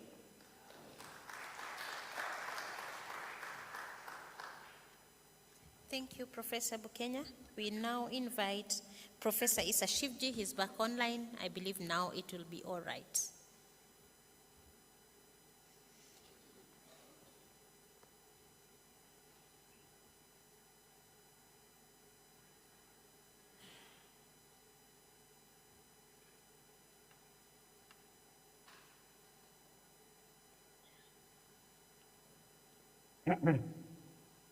Once again, thank you very much. I'm grateful that we have made it. Comrades and friends, I salute you all for a befitting celebration of the life of our sister, Micere. You are celebrating not only her life, but the cause she stood for. Not only she stood, she struggled and fought for. With her sharp pen and sober voice, she unveiled machinations of imperialism and the silly stunts of its compradors. Without compromises, without apologies, she continued to struggle, whether in the heart of Africa or in the belly of the beast. She struggled. Forever, your call to Wanazuoni, Micere, is etched in my memory. Micere sang, tell me whether the theories are active volcanoes, erupting with fertilizing lava, on which to plant seeds that will cross-fertilize into collective being. Knowledge became action theory. Knowledge became living testimony of our people's affirmative history, liberated her story. Action theory. Inscribed as protest, manifesto, realigning our people's averted humanity. Yes, tell me this, and I will tell you whether they are intellectuals or imposters. Now, what are we? Intellectuals or imposters? Wanazuoni au walaghai? Dadangu Micere, kamaradi asiterereka, asiyumbika, asiyetishwa wala kununulika. Tutakukumbuka daima, tutakupenda milele. Katika maisha au mauti, Micere kawa fundisho. Katufundisha kupambania haki jamii. Wanaharakati hauna mwisho, ukombozi hauna kikomo. Wavuja jasho tabaka la kipekee kupambana kujikomboa na kukomboa ulimwengu mzima, bila uchoyo, bila ubinafsi. Tabaka lisilojua ukabila wala jinsia, lisilotambua mipaka wala dola, linasonga mbele, mbele na mbele. Hakuna minyororo wala mapingu, milima wala mito, vitisho wala vishawishi itakavyoziwia mapambano ya tabaka pendwa, tabaka mahasusi la Kamaradi Micere. Anakuaga kamaradi mwenzie Isa bin Maryam kwa salamu za moyoni, kwa kalamu iliyoloweka na damu ya Petis Lumumba na Chris Hani, Amilcar Cabral na Thomas Sankara. Anakuaga kwa jina la umajumui wa Afrika. Mama Afrika anakulilia, hata tulia mpaka watoto wake wote watasimama imara, watalala salama, watatembea kwa kiburi, watajibeba kwa heshima, wataulinda utu wao leo, kesho na daima. Asanteni sana na washukuru. Thank you. Thank you very much, Professor Shivji. We are sorry about what had happened earlier. I will now invite our last speaker on Zoom, that is Dr. Rehab Njeri. Please enable her to speak. Then we go back to the physical ones. Dr. Rehab Njeri. Hello, can you hear me? Yes, we can hear you. Okay, thank you so much. Greetings from Germany, from the city of Cologne. Thank you everyone for organizing this great event and also for inviting me. Oh, you can't see my video? Okay. Can you see me now? Okay. Okay. For inviting me and us today to celebrate the life of a giant, of a gem, of a she-rose, daughter of the soil, daughter of the universe, Micere Mugo, the Titan of Utu. I had the privilege of meeting her, breaking bread with her, and learning from her and from my sister Mombi. I also want to acknowledge and thank my sister Mombi for taking care of our mother, our Maito, our Shosho, for walking with her, loving her, and for sharing her with us and the world. We see you, we hear you, we stand with you, and we love you. I write these sentences with grief and love because of the transitioning of Micere Mugo on the 30th of June, 3 days after I arrived in Kenya. Grief and love to also note how deeply felt much of the scholarship of Micere is, and how she helped us, particularly young African women scholars working in predominantly white spaces, to understand the ways in which we may bring all of ourselves, our utu, into the academy that tries to keep us out. Grief and love to also note how her work extends beyond the academy and has become a huge influence in community and scholar activism. The idea that grief is love, preserving lies so much of the pedagogy of compassion of utu that Micere embodied. And so if our grief and love is true today at this event, the celebration, then it must not be transient. We, the intellectual children of Micere, and I know that we are many, must with determination continue from where she left off, building new just worlds with love and utu, whenever we find ourselves in our seminar rooms, in our classrooms, at work or at home. I understand that I speak from a particular position, space, and time as a historian. So hodi, if you allow me to enter, and I'm going to borrow a word that I just find very funny. Imagine me as a young African scholar in German university saying her name, Micere Mugo, in every seminar, every classroom, in every meeting, in every workshop. Imagine as Micere travels through German academia and Black academies, Black communities in my city. Imagine my head up high, so proud, as I say it in German, sie heißt Micere Mugo. Google sie mal. Macht die Arbeit, zitiere sie. Imagine them coming back and saying, we did not know.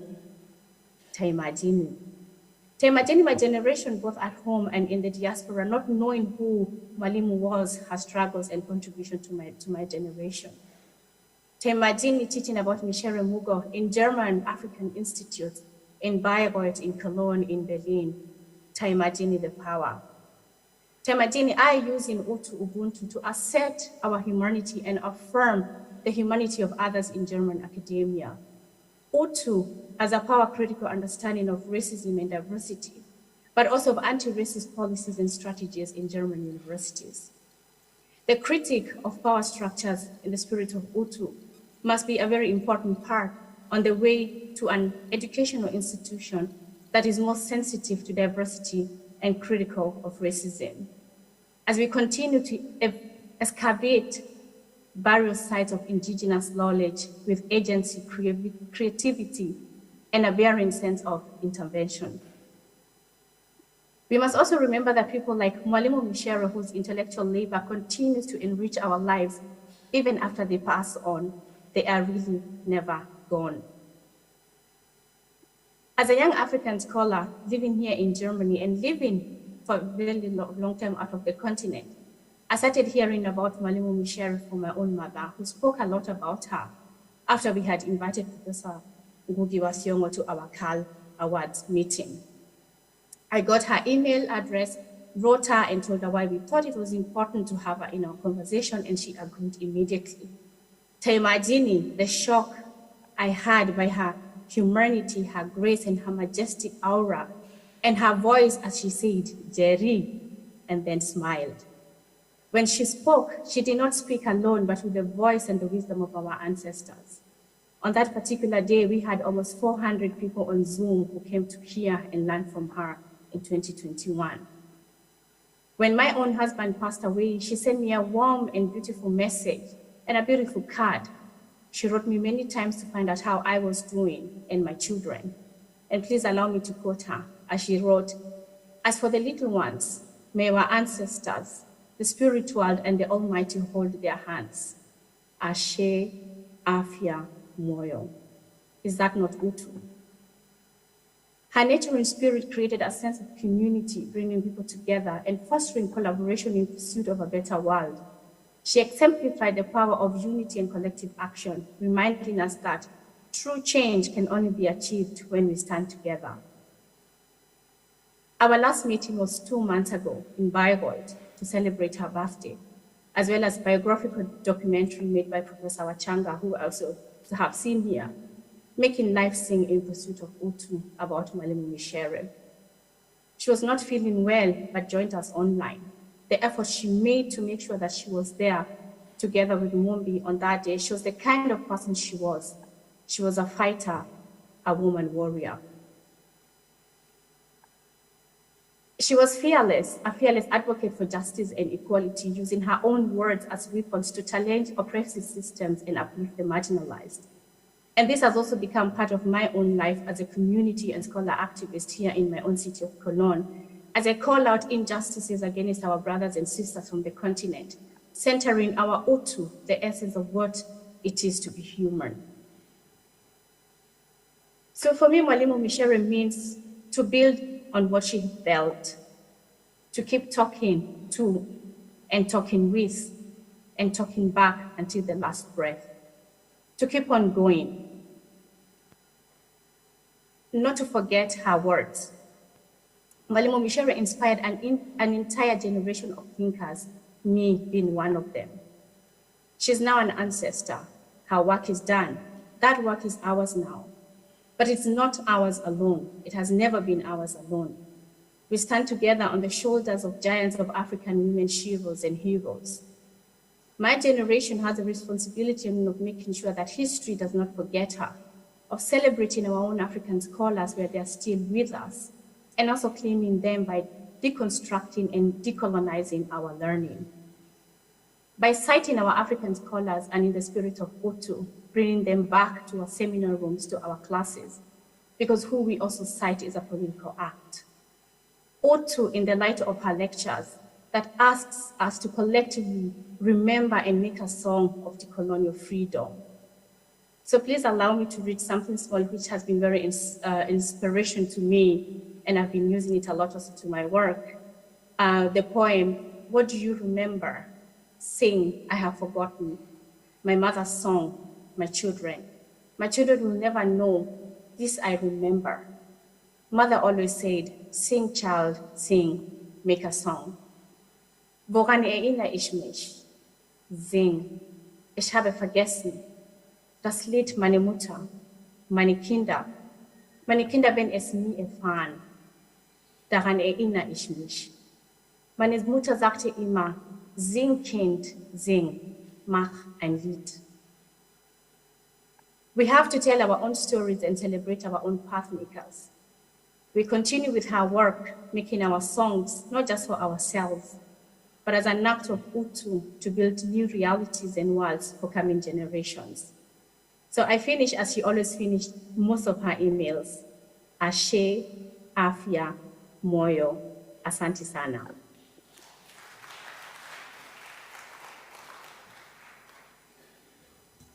Thank you very much, Dr. Rehabundiri.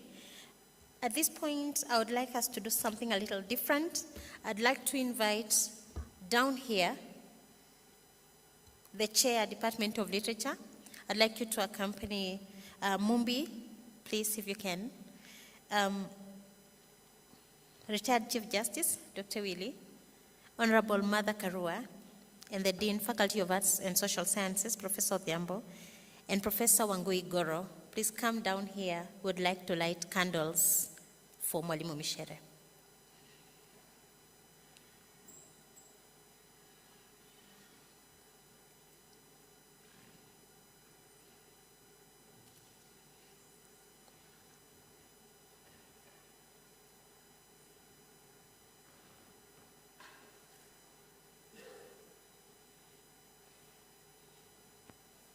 Professor Wangui will lead us in that session so that we do this before the sun goes down.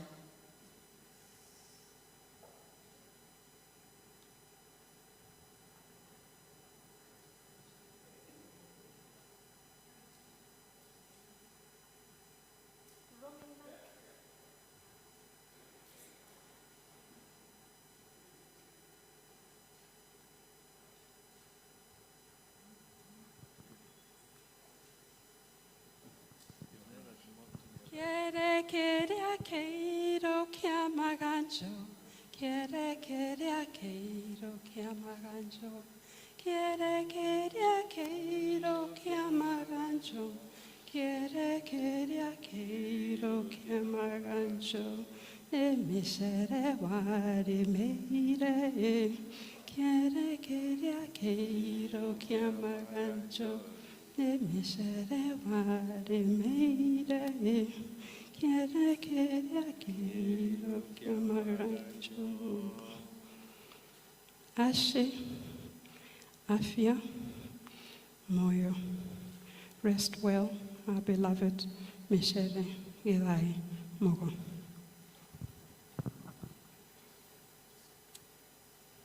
Mumbi, and please move closer.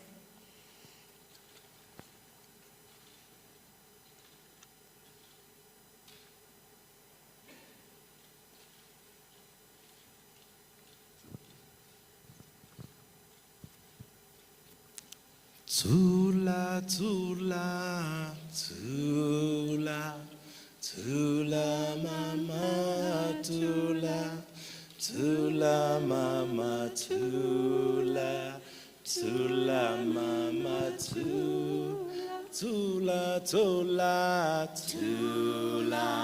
tula mama tula mama tula tula mama tula tula Sambela kaya ambege wakala wabe mai marame tula tula tula tula mama tula tula mama tula tula mama tula mus mama mus mama mus mama mus mama mus horera we mai tu horera we mai tu horera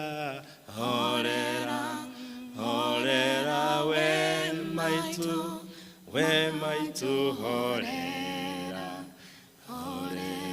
we mai tu tula tula tula tula mama tula mama tula tula mama tula.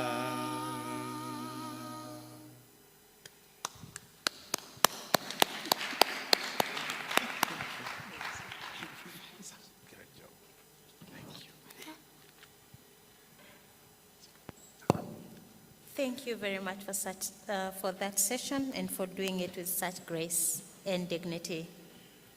We'll continue with the last two speakers, the ones we had called earlier physically. So I will now invite Rachel Mwikali and Wanjira Wanjiro to come and speak on behalf of Eunice Saleh. I hope they did not leave the hall. No, they're here. Mwikali. And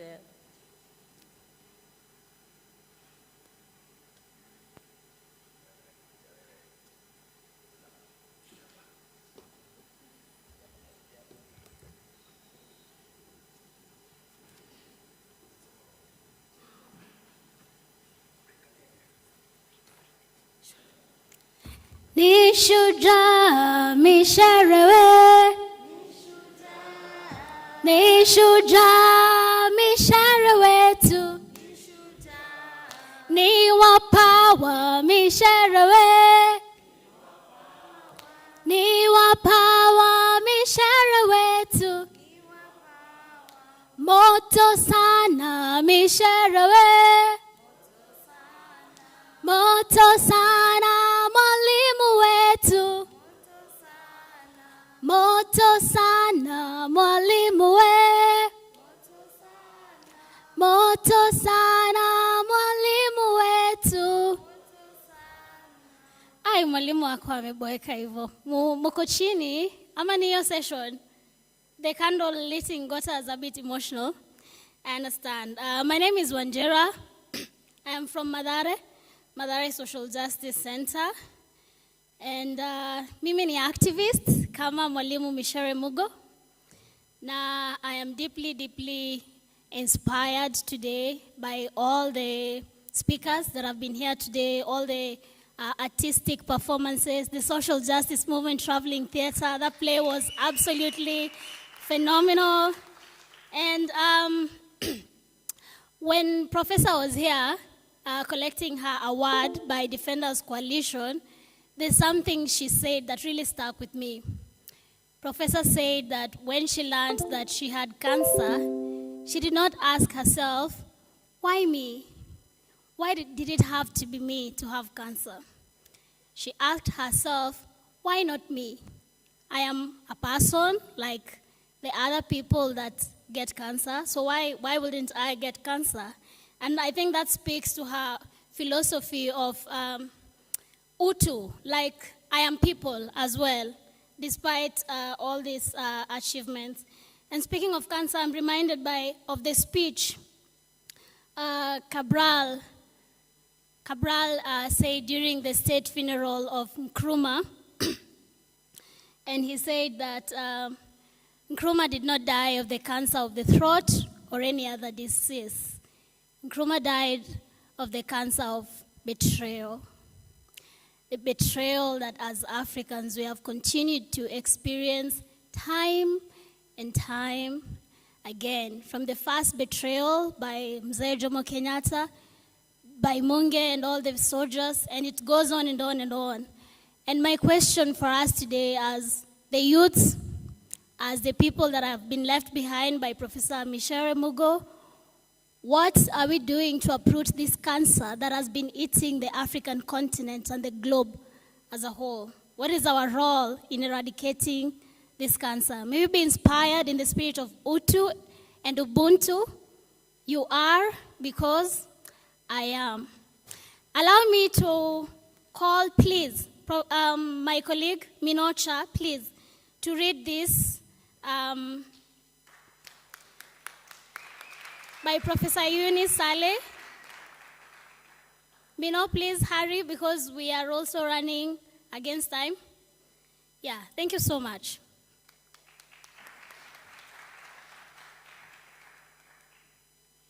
Viva Micere, viva! Viva Micere, viva! Forward to the undying spirit of Micere Mugo, forward! My name is Minocha, a feminist human rights artist coordinating the Social Justice Center's Traveling Theater. And I will read this speech by Professor Eunice Saleh. I grew up in a community of inspiring storytellers. Leading among them, my parents, maternal grandparents, and family friends. Thus, the first time I heard about Micere Mugo was through a story by my mom and one of my parents' friends, who spent a lot of time in our house discussing the liberatory power of reading, questioning, and educating in general. Both spoke highly of our intellectual achievements and the contributions of Professor Mugo's parents in the establishment of community institutions and in the education sphere. From that initial story, which I heard many times over the years from my parents and other people close to my family, Professor Micere Mugo became a reference point for me. When we finally met, a sense of mutual recognition, love, care, and interconnectedness emerged, and our conversations never stopped no matter what each of us was going through. Since our passing, those conversations have continued with our beloved and ever gracious, thoughtful, loving, stoic, and generous daughter Mumbi. At any rate, in my interaction with Professor Mugo, I always felt seen. In the main, her ways of being in the world was about seeing the humanity of other people, even those that societies constructed as the problematic, others, or considered as disposable due to marker of social differences. Additionally, it was about building communities based on the norm of reciprocity, care, and solidarity.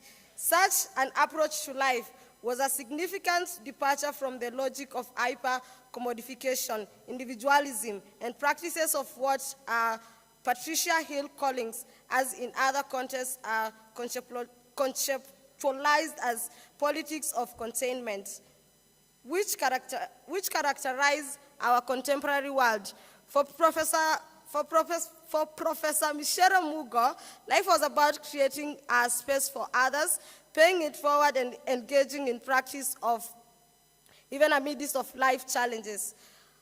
Overall, years before engaging with our philosophical work at UTU, the inspiring stories that I heard about Professor Mugo during my formative years laid the foundation of a life in the domain of teaching, research, and critical social thought. As I told her many times, in my case, her path made a life of ideas imaginable, and her work made the power of ideas visible. Such human interconnectedness, which is at the center of our Hutu philosophy and political practice, is evidence not only in my life, but also in the lives of many others, including the diverse communities that she was involved with in the US and other parts of the world. Now that she is no longer with us in the physical sense, the task of envisioning social transformation and new building on her legacy is more urgent than ever, given the multiple crises marking today's world as such, and repurposing ideas from a poem by the seminal Malawian poet and literary scholar Jack Mapenje.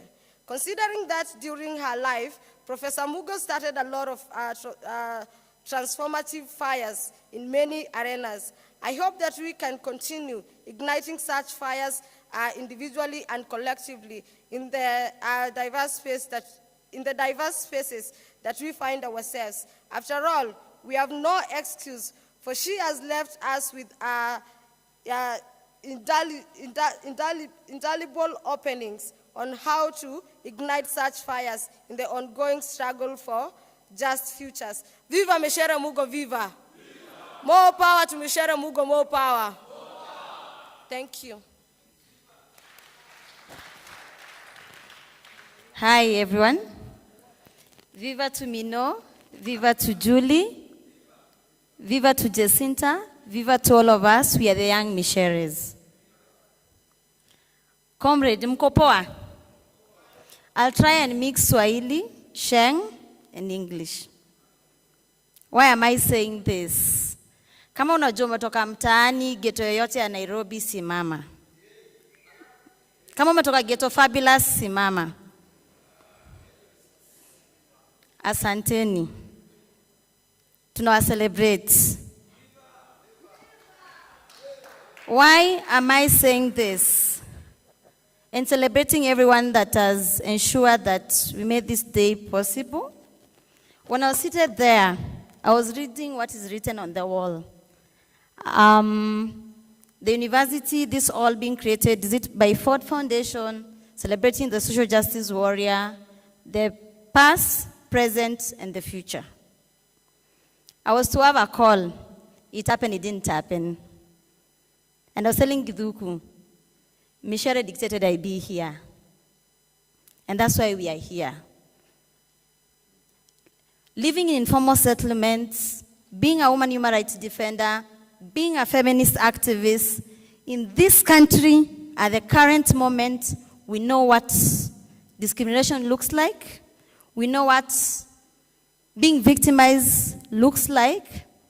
We know what going to exile for most of us who are women human rights defender looks like. That was the life of Micere Mugo.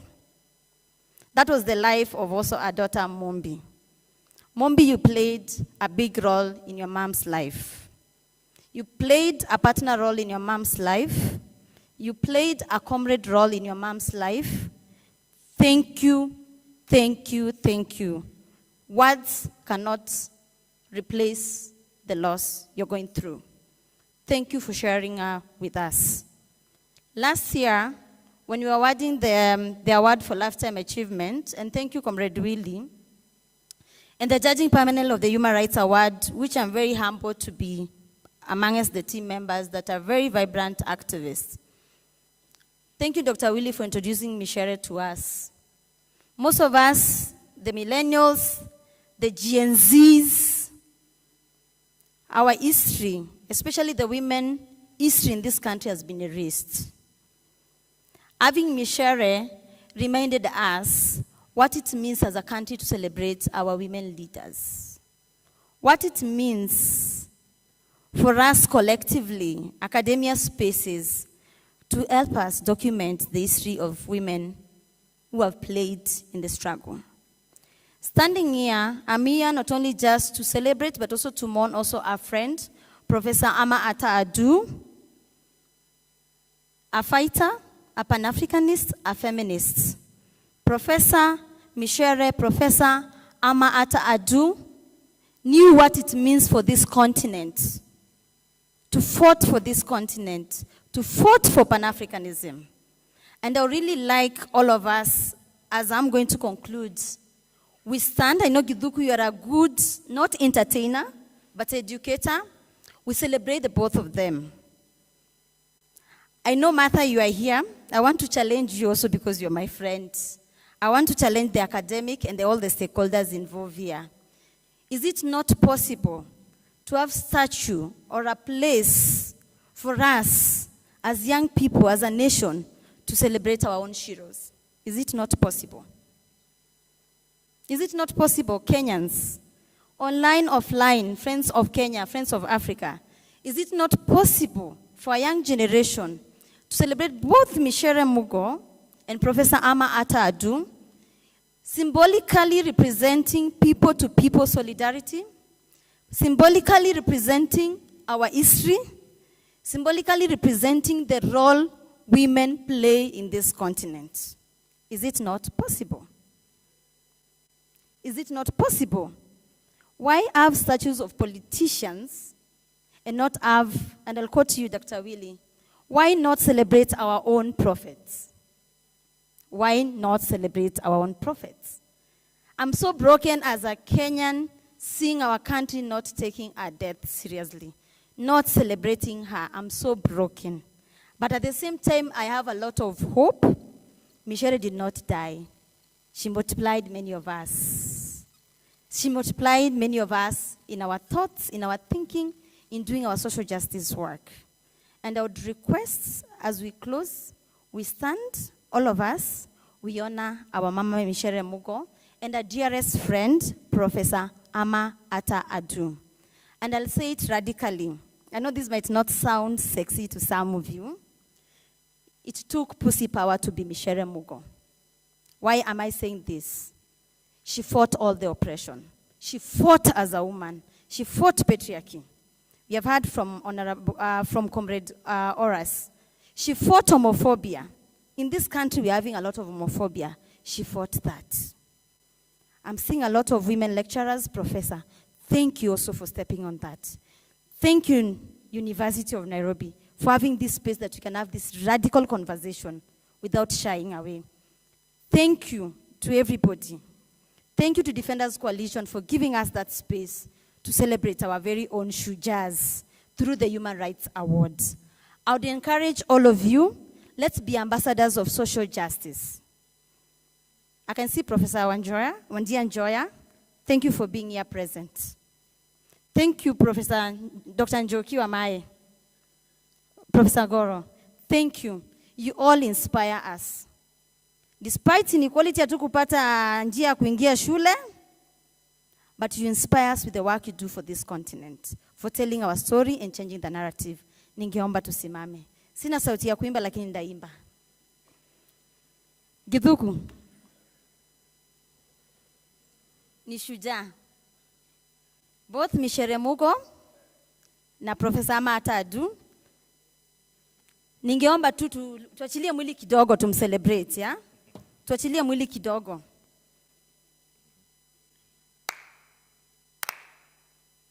Ni shujaa Micere we. Ni shujaa Micere Mugo. Ni shujaa mzalendo we. Ni shujaa mama yetu. Oh, ndio maana. Oh, ndio maana. Oh, ndio maana. Oh, ndio maana. Ni shujaa Ata Adu. Ni shujaa Ata Adu. Ni shujaa ya Santewa. Ni shujaa kutoka Ghana. Ndio maana tunasema ni shujaa. Ndio maana. Oh, ndio maana. Oh, ndio maana. ni shujaa Wanjiko wetu, ni shujaa Musonye wetu, ni shujaa Sani, ni shujaa na Mombi wetu. Wo ndio maana, wo ndio maana, ndio maana tunasema ni shujaa, ndio maana tunasema ni shujaa. Ni shujaa Mutunga we, ni shujaa Kanono Monde, ni shujaa Wangari wetu, ni wetu. Wo ndio maana tunasema ni shujaa. Wo ndio maana, wo ndio maana tunasema ni shujaa. Ndio maana tunasema ni shujaa. Makofi kwa our ancestors and to ourselves and to the people of Kenya and to the people of Africa. Viva Africa, viva! Viva! You can all sit down. Thank you, comrades. I've seen also you have a colonel. Comrades, we need sanity in religious spaces. We need the religious spaces to continue talking about social justice. To the university lecturers here, professors, thank you for allowing also students to have a room to critique and to stand for social justice. We celebrate you all, and let's keep the legacy of our mama, our grandmother, our comrade, Micere Mugo legacy live on in us, on how we live with each other during these tough times. Let's be there for each other, for mental well-being, and to love each other. That's the Utu. I think Micere, where she is, Professor Ama Ata Adu, would aspire we continue the legacy. Thank you.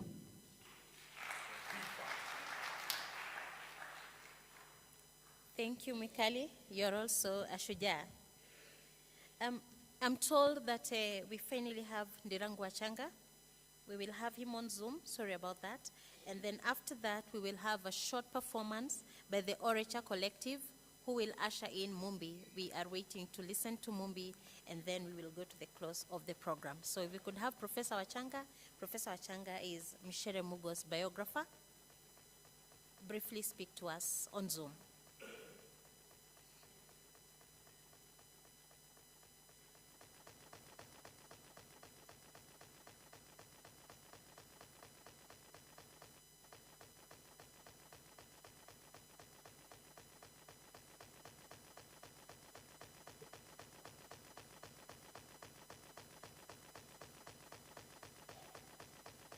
Is he enabled?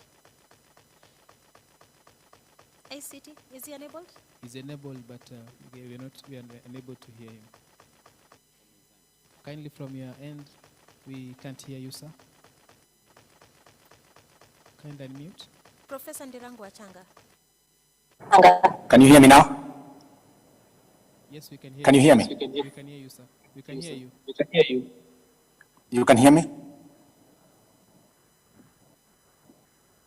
Yes, we can hear you. Yes, we can hear you. Okay. Thank you very much. I'll try to be very brief. Micere means the one who travels, and there is no traveler who never returns home. I will share with you my journey with this traveler who has now returned home. Micere traveled out of this country for the first time in 1963 to join Makerere. She had just declined a scholarship to join Oxford. The same year, our country had won its independence. 1963 was a moment of a new dawn, a new beginning, a moment of possibility both for Micere and her young nation. After 3 years at Makerere, Micere returned home in 1966. Makerere at the time was one of the most vibrant intellectual sites in East Africa, and Micere was inspired by the thriving culture of debating and speaking truth to power. Unfortunately, the optimism of the new possibility at home at that moment of independence had dissipated when she returned in 1966. Pio Gama Pinto had been assassinated in 1965. Tom Mboya would be assassinated 2 years later in 1968. A little known fact is that Tom Mboya used to visit Micere when she was the only black student at Limuru Girls High School. Tom Mboya would remind Micere of the importance of her success despite the racist logic that led to her enrollment at that school. In 1969, only 3 years after Micere returned home from Makerere, Ogiga Odinga was detained. So was Abdulatif Abdallah.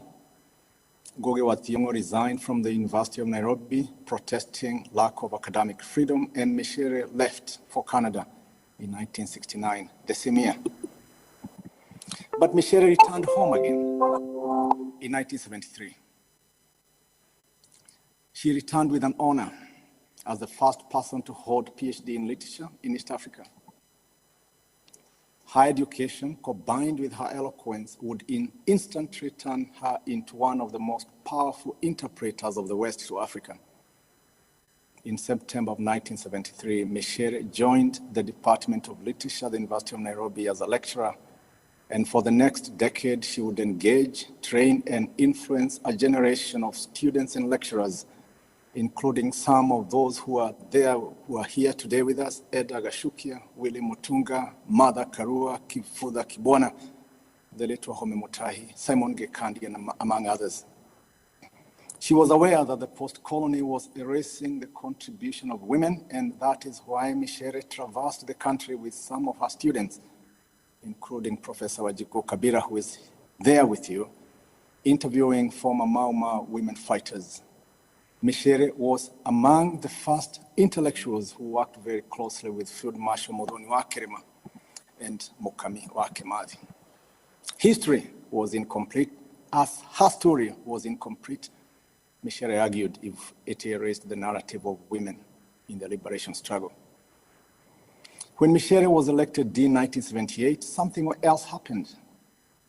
Mzee Jomo Kenyatta died and was succeeded by his Vice President Daniel Arap Moi, and in this period of uncertainty, it quickly became evident that the government was troubled by Micere and several of her other colleagues. She became a target of harassment by the Moi regime. Teaching at the University of Nairobi was disrupted. After the attempted coup of 1982, the university became an extension of the government and its interest. Once the university lost its ideal, it became a functional place to be manipulated by politicians, a place to be seen but not to be valued for ideas that it produced. We remember those days when a president, coming from a goat auction on a Saturday afternoon, could decree which books would be studied in high school literature. The successes of Micere and other African-centered intellectuals were being upended. And it is not surprising that Micere had to search for new avenues of using literature as a medium of democratization when she left Kenya. Micere started to perform literature, and she was performing this literature because she wanted to give us a voice. Voice for Micere was an important tool in the production of a culture of democratization. Her desire for an egalitarian society became Micere's poetic artery, and to produce that culture, she invited us to imagine a better world. Taimagini, she would ask us.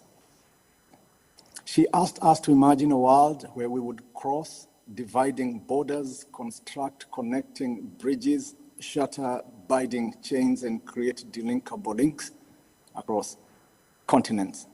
She then asked us to imagine the beauty of such a world. Just imagine, she asked us. Taimagini. Her poetry is a social vaccine that provides immunity against social viruses and political disorders. Micere became an idea, an idea that invited us to yearn for ideals which she believed were achievable. Her genius was oceanic, and that's why she connected continents. Thousands of miles away from home, she created new homes, be it in the air, be it in the sea, be it in the trees, be it in the desert. She created new life, she created new human beings, and out of those places, she built new homes. And by building new homes wherever she went, Micere set out to repair the damage the oppressive regime in Kenya had done, not only in destroying institutions, but by wrecking families.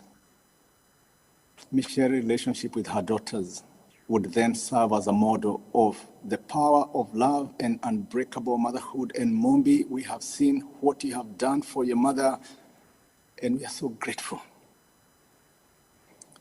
Apart from her loving daughters, Micere's life was defined by a global family of scholars and writers. The archive of her life and her family album is full of her encounters with some of the most distinguished Pan-African politicians, writers, scholars of our time. Micere became a model of an inviolable and incorruptible citizen and the epitome of the ideals of Pan-Africanism. In our country, there seemed to be a struggle to control the past and its meaning. Attempt to recall and rewrite a certain history that only invite us to remember certain things. Micere has come back home, and he is inviting us to resist that urge to forget. Micere has come back home to ask us to resist that collective amnesia. I have been her biographer, and words fails me. My gratitude to her and to Mumbi is pure and inestimable as it is eternal. In 2014, when Professor Ali Mazrui, another giant of our nation, was hospitalized, and Micere, I remember, would send Mazrui flowers. Later, Professor Mazrui asked Micere to send him a poem. Micere went ahead and recorded poems in Mazrui's wife's voicemail so that she could play them for Mazrui at the hospital. During Micere's illness, I would send her flowers, and my little daughter would send her poems, because Micere taught me how to live with dignity of honesty and to have the courage to care, and above all, the importance of presence. As I conclude, for 5 decades, dear Micere, you taught the world that Africa is to be understood and not to be feared. You educated the world of the nobility of Black people's experiences. Micere was a trustworthy commentator about the condition of women and the destructive designs of patriarchy. Micere, you challenged tyrannical leaders and misguided policies wherever you could find them.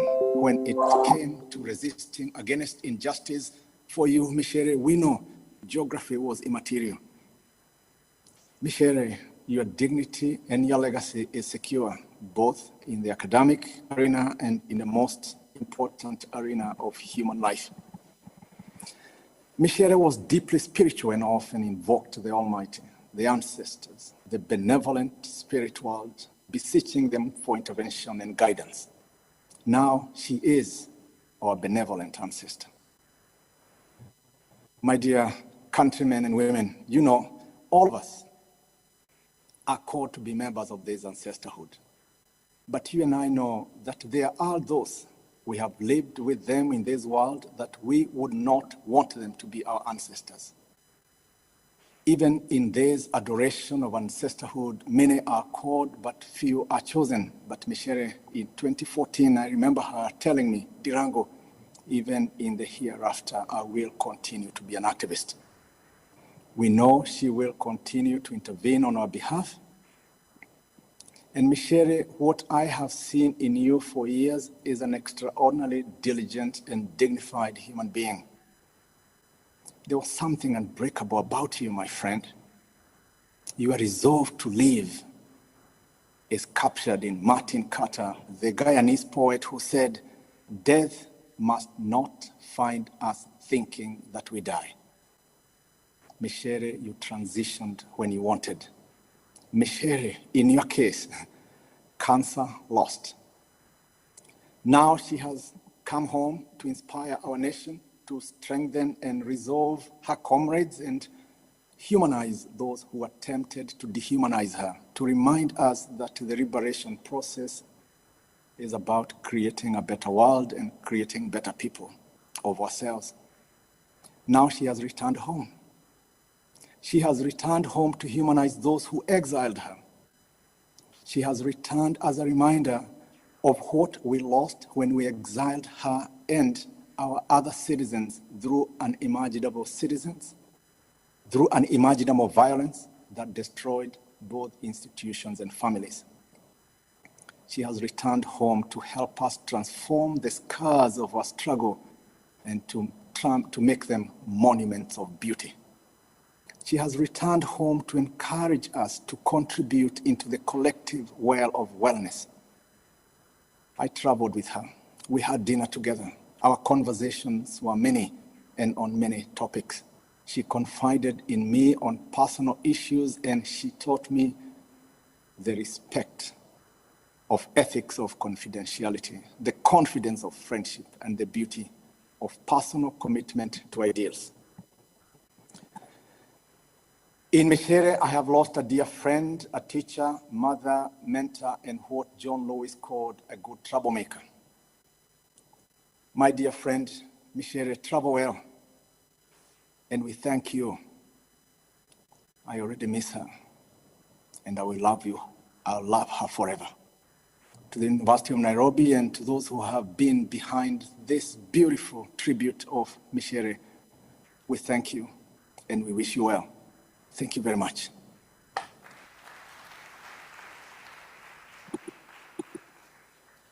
Thank you, Professor Shanga. All right, we'll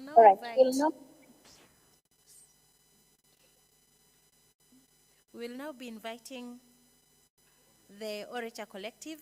They'll be coming, but before they come on stage, I would just like to announce that tomorrow we have another celebration planned at the Kenya National Theatre. We are still celebrating Mwalimu Micere, so from 5 p.m., please join us at the Kenya National Theatre. We have another celebration planned there. At the same time, the Social Justice Theatre, who are on stage just this afternoon, will also be showcasing their community theatre piece at 5 p.m. outside the Kenya Cultural Center. So please join us if you can. I will now invite the Orator Collective for a performance, and they will usher in Mumbi.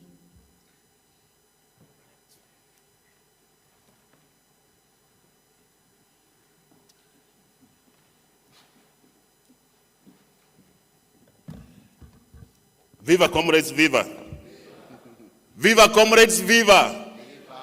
Orator Collective. We want to perform 2 short pieces back to back because they speak to each other. And because we have been sitting and listening a lot, we'll perform this together, ourselves and yourselves. Agreed? Thank you. So, in 2012, Micere Mugo was awarded the Mwalimu Nyerere Distinguished Lecture in the University of Dar es Salaam, and she gave a paper on artists and the flowering of pan-African liberated zones. We are presenting that paper before you now. Hodi, Hodi. In composition and delivery, this lecture uses oracy, understood within the context of African orature, the art of the spoken word.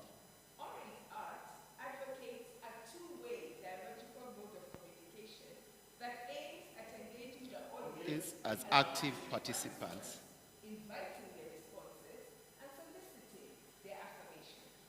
Thus, the orator and his or her audience will become co-travelers along the intellectual, imaginative journey at hand. This approach minimizes footnotes and quotations, relying instead on evoking sources and weaving in anecdotal illustrations. It also uses antitheses, reiteration, and purposeful reiteration for reinforcement of ideas. As an orator scholar, I could not think of a better way to honor Memorializing for he constantly urged African educationists and theoreticians to root themselves and their work in progressive, homegrown African paradigms. Amilcar Cabral made the same call, insisting that a progressive return to the source was a vital part of the liberation process. Pan-Africanist discourses cannot afford to ignore this call if artists and academicians are to rescue African sites of knowledge from dismissal, distortion, demonization, and attempted erasure by imperialist cultural invasions that are still ongoing.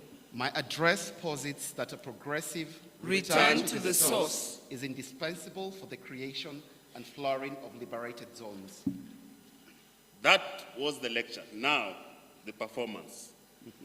So every time we say, aha, you say intellectuals or imposters. So, aha. Intellectuals or imposters. I can't hear that. Aha. You can use gestures, it's okay, it's allowed, you can express yourself. So, intellectuals or imposters. Aha. Intellectuals. When problems translate into deep seas daring, philosophical diving, deep seas daring, skills in floating, swimming, surfacing, show me those who emerge treading water, walking the shores, breathing the courage and conviction, scanning the horizon, a horizon extended unto eternity, an eternity of inquiry. Show me those who cast a penetrating eye, disentangling a maze of patriotism, defying all solution. Show me those, and I will tell you whether they are intellectuals or imposters. Aha! Intellectuals or imposters. Show me those who walk in the show, farming the earth on which we stand, shaping our visions, visions that clearly define who they are, whom we are, where we are, when we are, how to be. Yes, show me these, and I will tell you whether they're intellectuals or imposters. Aha! Intellectuals. Show me those who cross engulfing seas, seas of confusion, those who build connecting bridges, bridges of understanding, those who traverse dividing gorges, gorges of alienation. Show me those who leapfrog with human grace, adults of ego-tripping. Friend, show me this, and I will tell you whether they are intellectuals or imposters. Aha! Intellectuals or imposters. Show me those who break icicles of silence, those who untie stammering tongues, those who teach articulation of the authentic work. Show me those, and I will tell you who are the intellectuals and who the imposters. Aha! Intellectuals. Tell me where they stand, whether on the soil of liberating knowledge or upon the sands of unfounded learning. Tell me whether they surround the furnace of living wisdom that generates the heat of probing dialogue and testing ideas.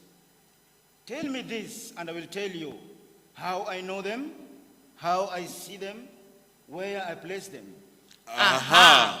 Intellectuals or imposters. Tell me whether they stand to the north, to the south, to the west, or to the east of the compass of our people's lives. Tell me this, and I will tell you where they're coming from and where they may be headed to. Yes, tell me this, and I will tell you whether they're intellectuals or imposters. Aha! Intellectuals or imposters. Draw me the circumference of the circle that surrounds them. Show me where they are positioned themselves, whether they be at the center or at the periphery of pro-people human rights debate. Draw me this circle, and I'll tell you whether they truly stand or decorate the fence of abdicating neutrality. Friend, tell me this, and I'll tell you whether they are intellectuals or imposters. Intellectuals or imposters. Capture me the podium from which they deliver their treatises of academia, whether they deposit engulfing piles of alienating information or micro-examine facts through the mirror of reflected and tested reality. Yes, capture me the scene, and I will tell you whether they are intellectuals or imposters. Intellectuals or imposters.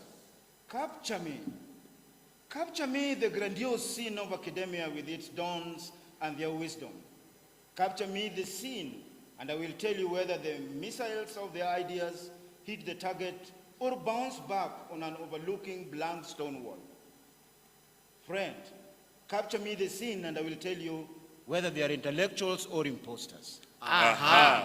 Intellectuals or imposters. Tell me whether they are perched statue-like on the high chairs of bureaucratic stuffiness, pushing heaps of reluctant paperwork, heaps that solidify into the immovable boulders, sitting on the forbidden mountains of accumulated red tape. Tell me this, and I will tell you why they bake themselves in stuffy Anglo-American and Franco-German suits in the heat of Africa's problems. Yes, I will tell you why the madams choke themselves with chains of gold around saggy necks, while our children writhe in agony of crippling hunger and diarrhea of malnutrition. Friend, tell me this, and I will tell you whether they're intellectuals or imposters. Intellectuals or imposters. Tell me whether they penetrate the forest of intrudes, the bushes of lies planted by stampeding political elephants and buffaloes who mercilessly crush our people's lives under their toes and their hooves, making mincemeat of their lives. Yes. Tell me whether the reels of theories they abstractedly kite fly, remain suspended in the sky, or make a landing on the people's hearth. Whether they sit solitarily confined inside the cells of incarcerating academia, or whether they flower like ripened plants bearing the seeds of education for living. Yes, tell me this, and I will tell you whether they are intellectuals or imposters.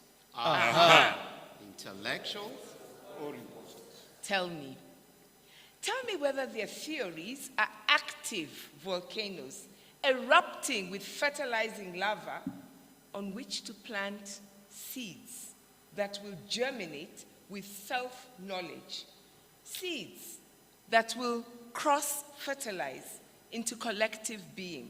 Knowledge become action theory.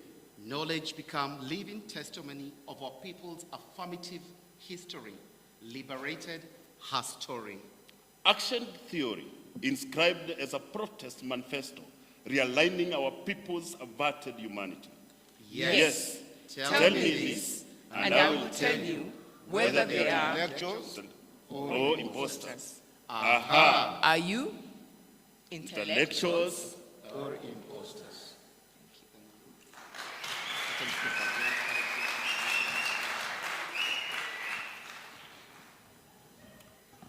Thank you very much. I'm still trying to find out where I fall.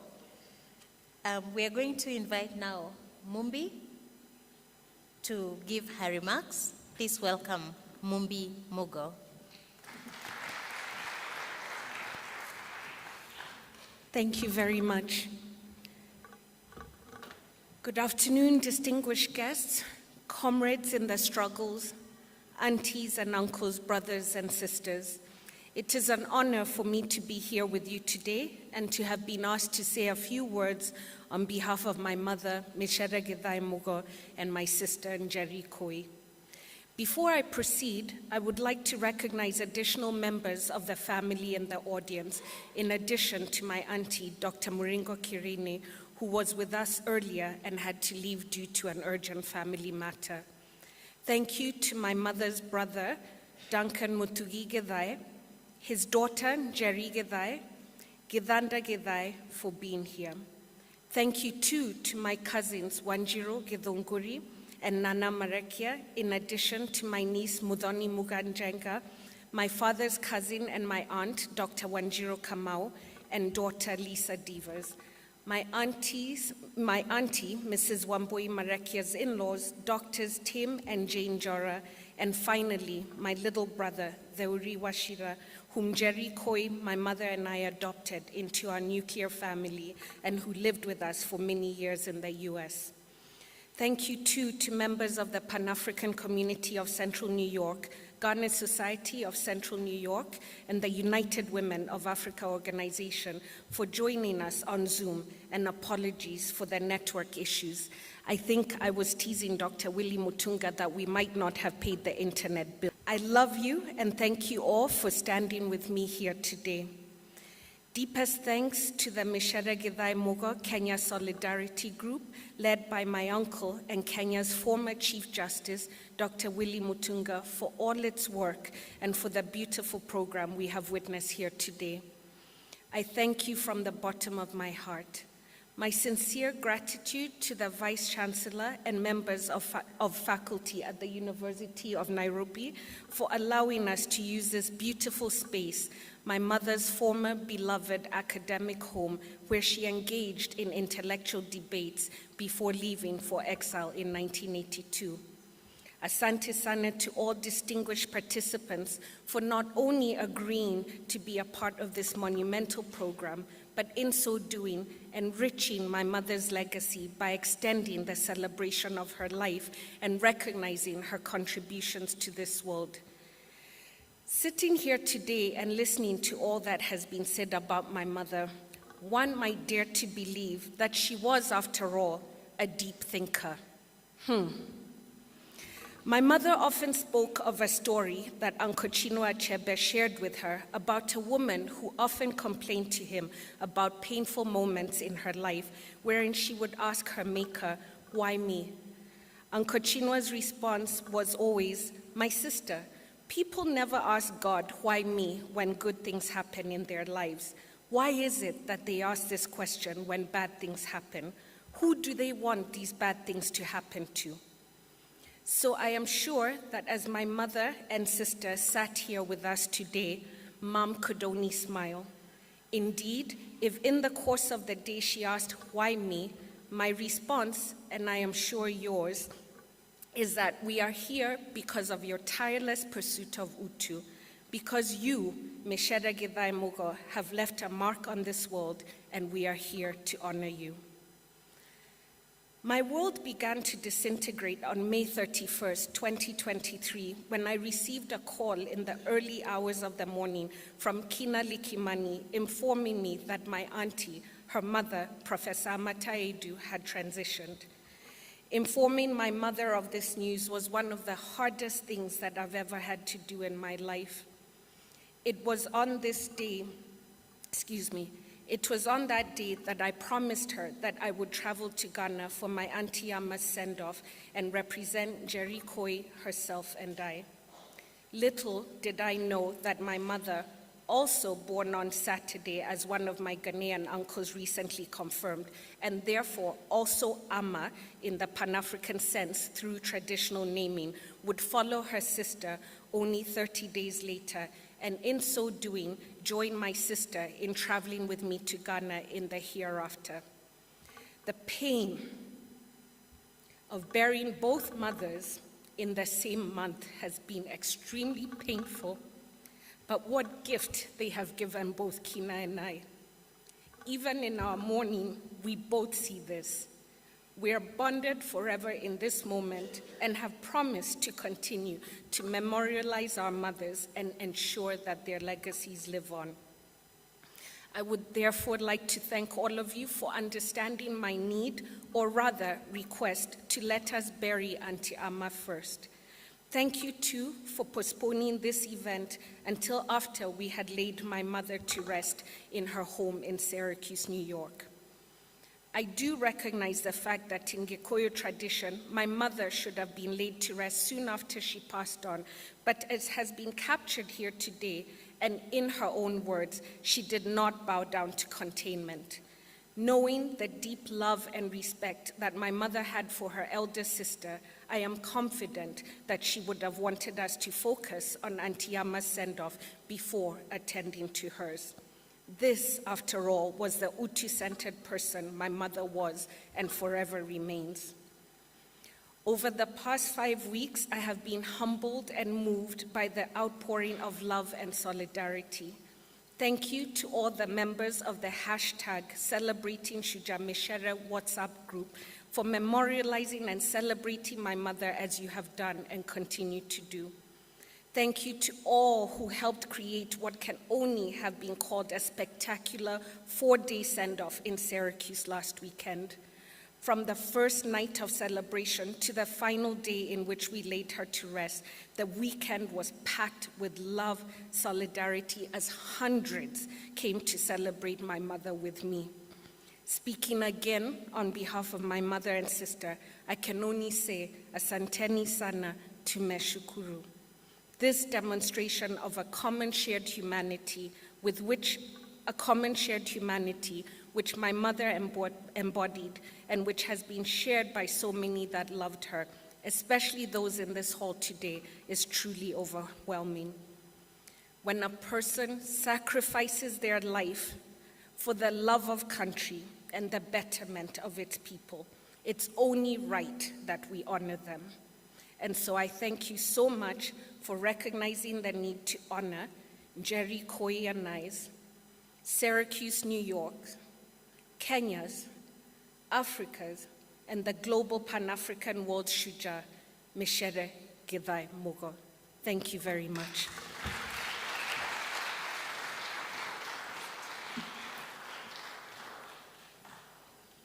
Thank you very much, Mumbi. We continue to pray that God may grant you comfort. I will now ask, we are coming to the end of the program. I will request Peter Ngunju to come up and request Professor Kabira to please come up. We would like Peter to present a gift to Mumbi, and Professor Kabira will help in that. Peter. Hello, I am Peter Ngunju. I am an artist. Yeah.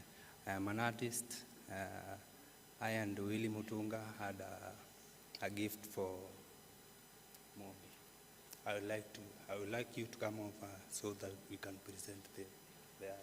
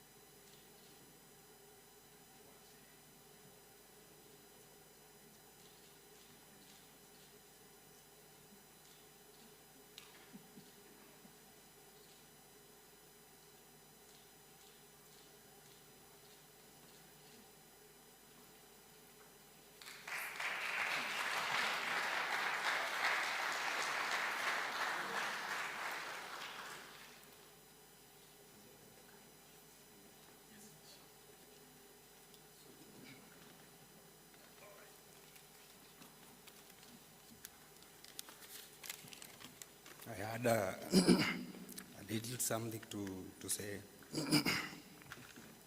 Someone said that art is not only a way of entertainment, but also a way to communicate. And to communicate to the society, and that is evident in Micere's work. Losing such a great mind is a great loss, but we also celebrate for the impact she made in Kenya, Africa, and globally. I have pride to have shared the same soil and the same nation with such an icon. I pray for the peace of family and friends. So,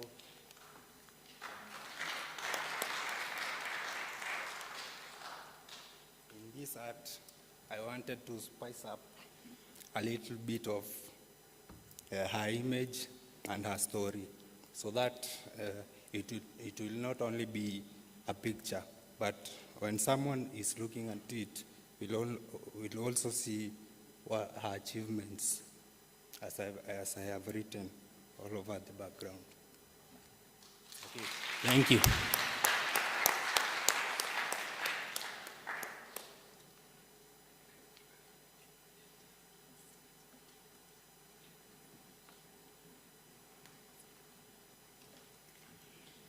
Thank you very much, Peter. Thank you, CJ. Thank you, Professor Kabira.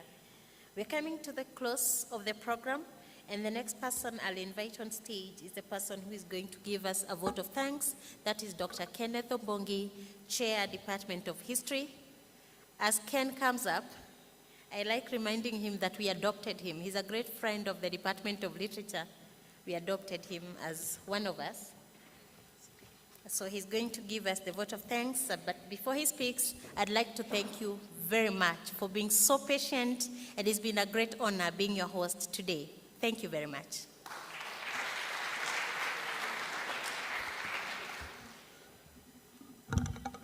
Thank you, our MC, my good friend and sister, Jennifer Mushiri. As you have heard, friends, my name is Kenneth Umbungi. I'm the current chair of the Department of History and Archaeology. The department actually closely associated with the Department of Literature, especially those of you who remember the struggles for human rights, fairness, justice, and all that. The Department of History and Archaeology in this university has been at the center of that. This was the home of the likes of Mukarunganga, for those of you who remember, Professor Tina Diambo, and many others. Now, this is really not the right time, because I know our time is very well spent. And it's not the right time to have those of us who are historians, who some politicians said a while ago, that we only memorize the names of people who have died and when they died. And I will answer him back and say that if that means to remember the name of this legendary lady, Micere Mugo, so be it. And I'm glad that we do that. Now, I have come by, friends, just to briefly tell you two things. Number one is that when the history of this day will be written in the future, it will actually be said that the day went on successfully, and very successfully indeed. And for that to come from a historian who is likely to write about that, please know that we mean it. That's number one. Number two, there are so many people who have been instrumental in making this day a success. Many, many more than I can actually mention. There are, institutions, individuals, presenters, those of us who attended both online and on site. At some point, we had many more people online than on site, and we really appreciate that. I know that if I went on to list everybody who has been important in this event, we will be here for the next 2 weeks, which we don't have. Kindly allow me just to mention a few names in a number of categories. Number one, of course, is the great family of Professor Micere Mugo. And I realized that if you pronounce her name, in my mother tongue, you'll get it right, Micere. That is the way I will pronounce it if I was in my village. I come from southwestern Kenya, in a place called the Kisii Highlands. Usually we call it God's bathroom because it rains all the time, for those of you who have been there. So we really want to thank the family. Many of them have gone, but especially we want to mention the name of the daughter, Mugo, Dr. Muringo Kireini, who spoke to us in the morning, the many cousins, aunties, and uncles that Mumbi mentioned here. We are so glad for you. We're glad for coming, and we are also glad for actually agreeing to share Micere with us and the world at large. The family, we appreciate you. And we want to continue as an institution and as a university, and I hope I'm speaking for my dean, Professor Odhiambo is here. We will want to continue this relationship, with you because of the works and the times of Professor Micere. Now, number two, there are those who are returning home. Many people who spoke here today were either lecturers once upon a time in this great institution, or they were students, or they were associates of this university. Let me begin with His Excellency, the Right Honorable Engineer Raila Amolo Odinga, who all of us know. You don't struggle to actually appreciate the role this great man has played in the fight for freedoms and social justice and fairness in this country. So we appreciate his presence here. He came in, we didn't know, but as usual, he's a crowd puller. The meeting just changed all of a sudden. Secondly, Honorable Martha Karua, your name is a household name when you talk about the fight for freedom, the fight for justice. Madam, we really appreciate you and all the continuing efforts that you are doing to make Kenya a fairer society. We appreciate that, and your association with the University of Nairobi, we really appreciate you, Madam, and we welcome you as always here. Now, Governor Professor Kibwana was here in the morning, a man I knew when I was a young man in undergraduate. He recruited me to NCEC, those days of the 90s. We were the errand boys, and I'm always glad to see him. We thank him. CJ, Dr. William Tunga, a household name. We are glad that you are associated with the University of Nairobi and always available to come around and encourage some of us. When we see you around, we always believe that all is not lost and the fight still continues. Thank you very much, sir.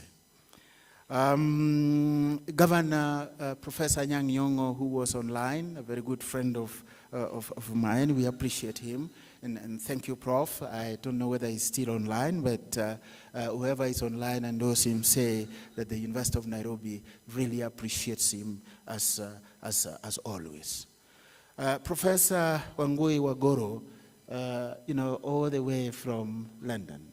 I met Professor many years back when I was doing my PhD at the University of Cambridge. She was introduced to me by my teacher, Professor John Lonsdale.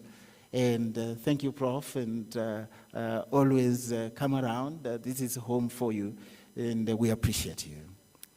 Professor Robert Gaderu, our colleague from Riala University. I don't know whether he's still around, but we appreciate you with all your students who were here and who made performances that really enlivened this audience.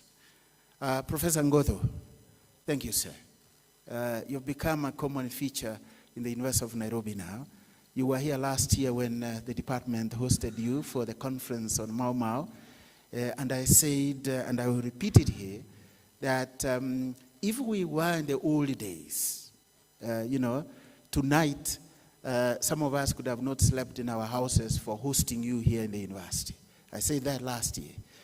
But Prof, the university has changed. This is home for you. Come around and let's share those great ideas that, you have. Some other legendaries who were online, Professor Sadrak Guto, who spoke to us, one of those associated with this university and one of the greatest freedom fighters. Our associate and great friend, Professor Bukenya, who also spoke to us, we appreciate him. I mean, I can go on with these names, but when you read these names, the only thing you know is that the University of Nairobi is actually a home of champions. This is a home of talent, you know, as our former Vice Chancellor used to put it. So welcome home. The other category I want to recognize and appreciate and thank is those of us who are in here. Our acting Vice Chancellor, Professor Gengo, who was represented here earlier by our Dean, Professor Jaco Odhiambo. We appreciate you, sir, and I'm glad he came later when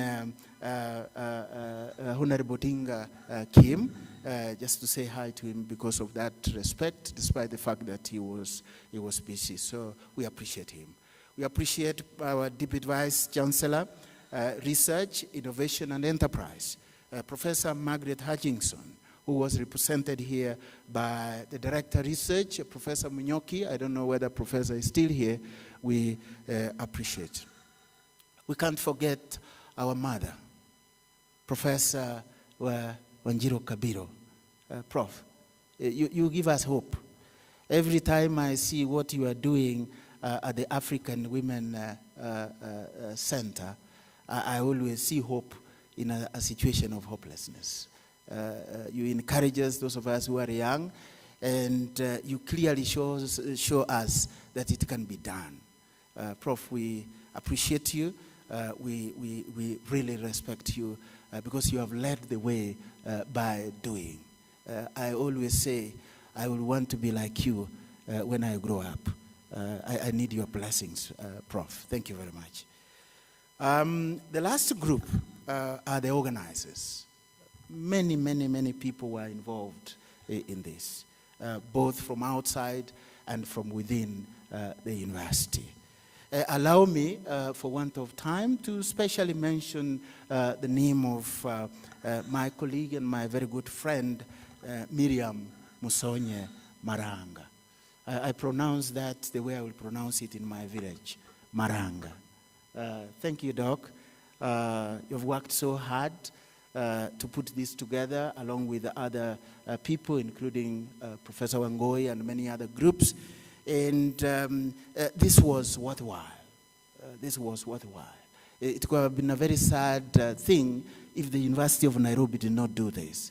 And thanks to the chair of the Department of Literature, my sister Miriam. The other one is our Associate Dean, who comes from the same department, Dr. Jennifer Mushiri. Dr. Mushiri, today, thanks to Professor Ngotho, I know a thing or two, and be sure I will put that down somewhere since I'm a historian. And I know the person to interview if I needed more information about you. But thanks, Doc, for the good work that you are doing, both as a dean and also a member of staff from the Department of Literature. I also want to thank our friend and brother. I don't know whether Kimingichi Wabende is here. This is the man, yes, there. Thank you, brother. Just clap for Kim. That is the man behind the free traveling theater that you saw performing here. He's actually the pillar who holds that. And I'm told the free traveling theater is actually the longest performing group that we have in this country. And at the helm of it is Dr. Kimingichi Wabende, very good friend of mine. Doc, carry on with that spirit. We appreciate you. And we want you to carry on and put the University of Nairobi where it should be, the best institution around this region. Thank you very much. For all those who attended, those I cannot mention your names, please forgive me. There are many, many colleagues here. I can see our colleague Dr. Juang over there, many others. They were chairs of departments from different departments of the University of Nairobi. I cannot mention all your names, but I say thank you very, very much. And allow me to use the words of J.S. Mbiti that Professor Micere Mugo liked, that I am because you are. And since you are, so I am. Viva Micere, and the luta continua. Thank you, and God bless you.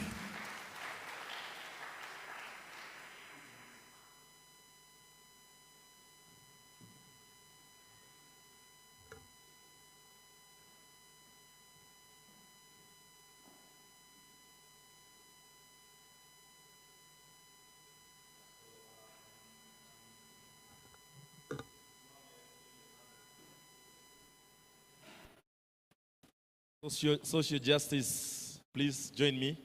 Social justice traveling theater. Sefu. Please join me. Haraka haraka tumalize.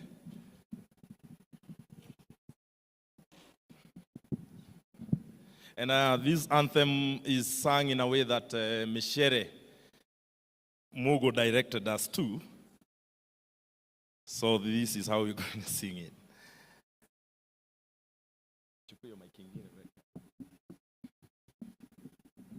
Also, we have updated, for those who didn't know, we have updated the anthem. So we'll play it with a backup sound. So when you're ready, Mr. Sound Engineer, we are ready too.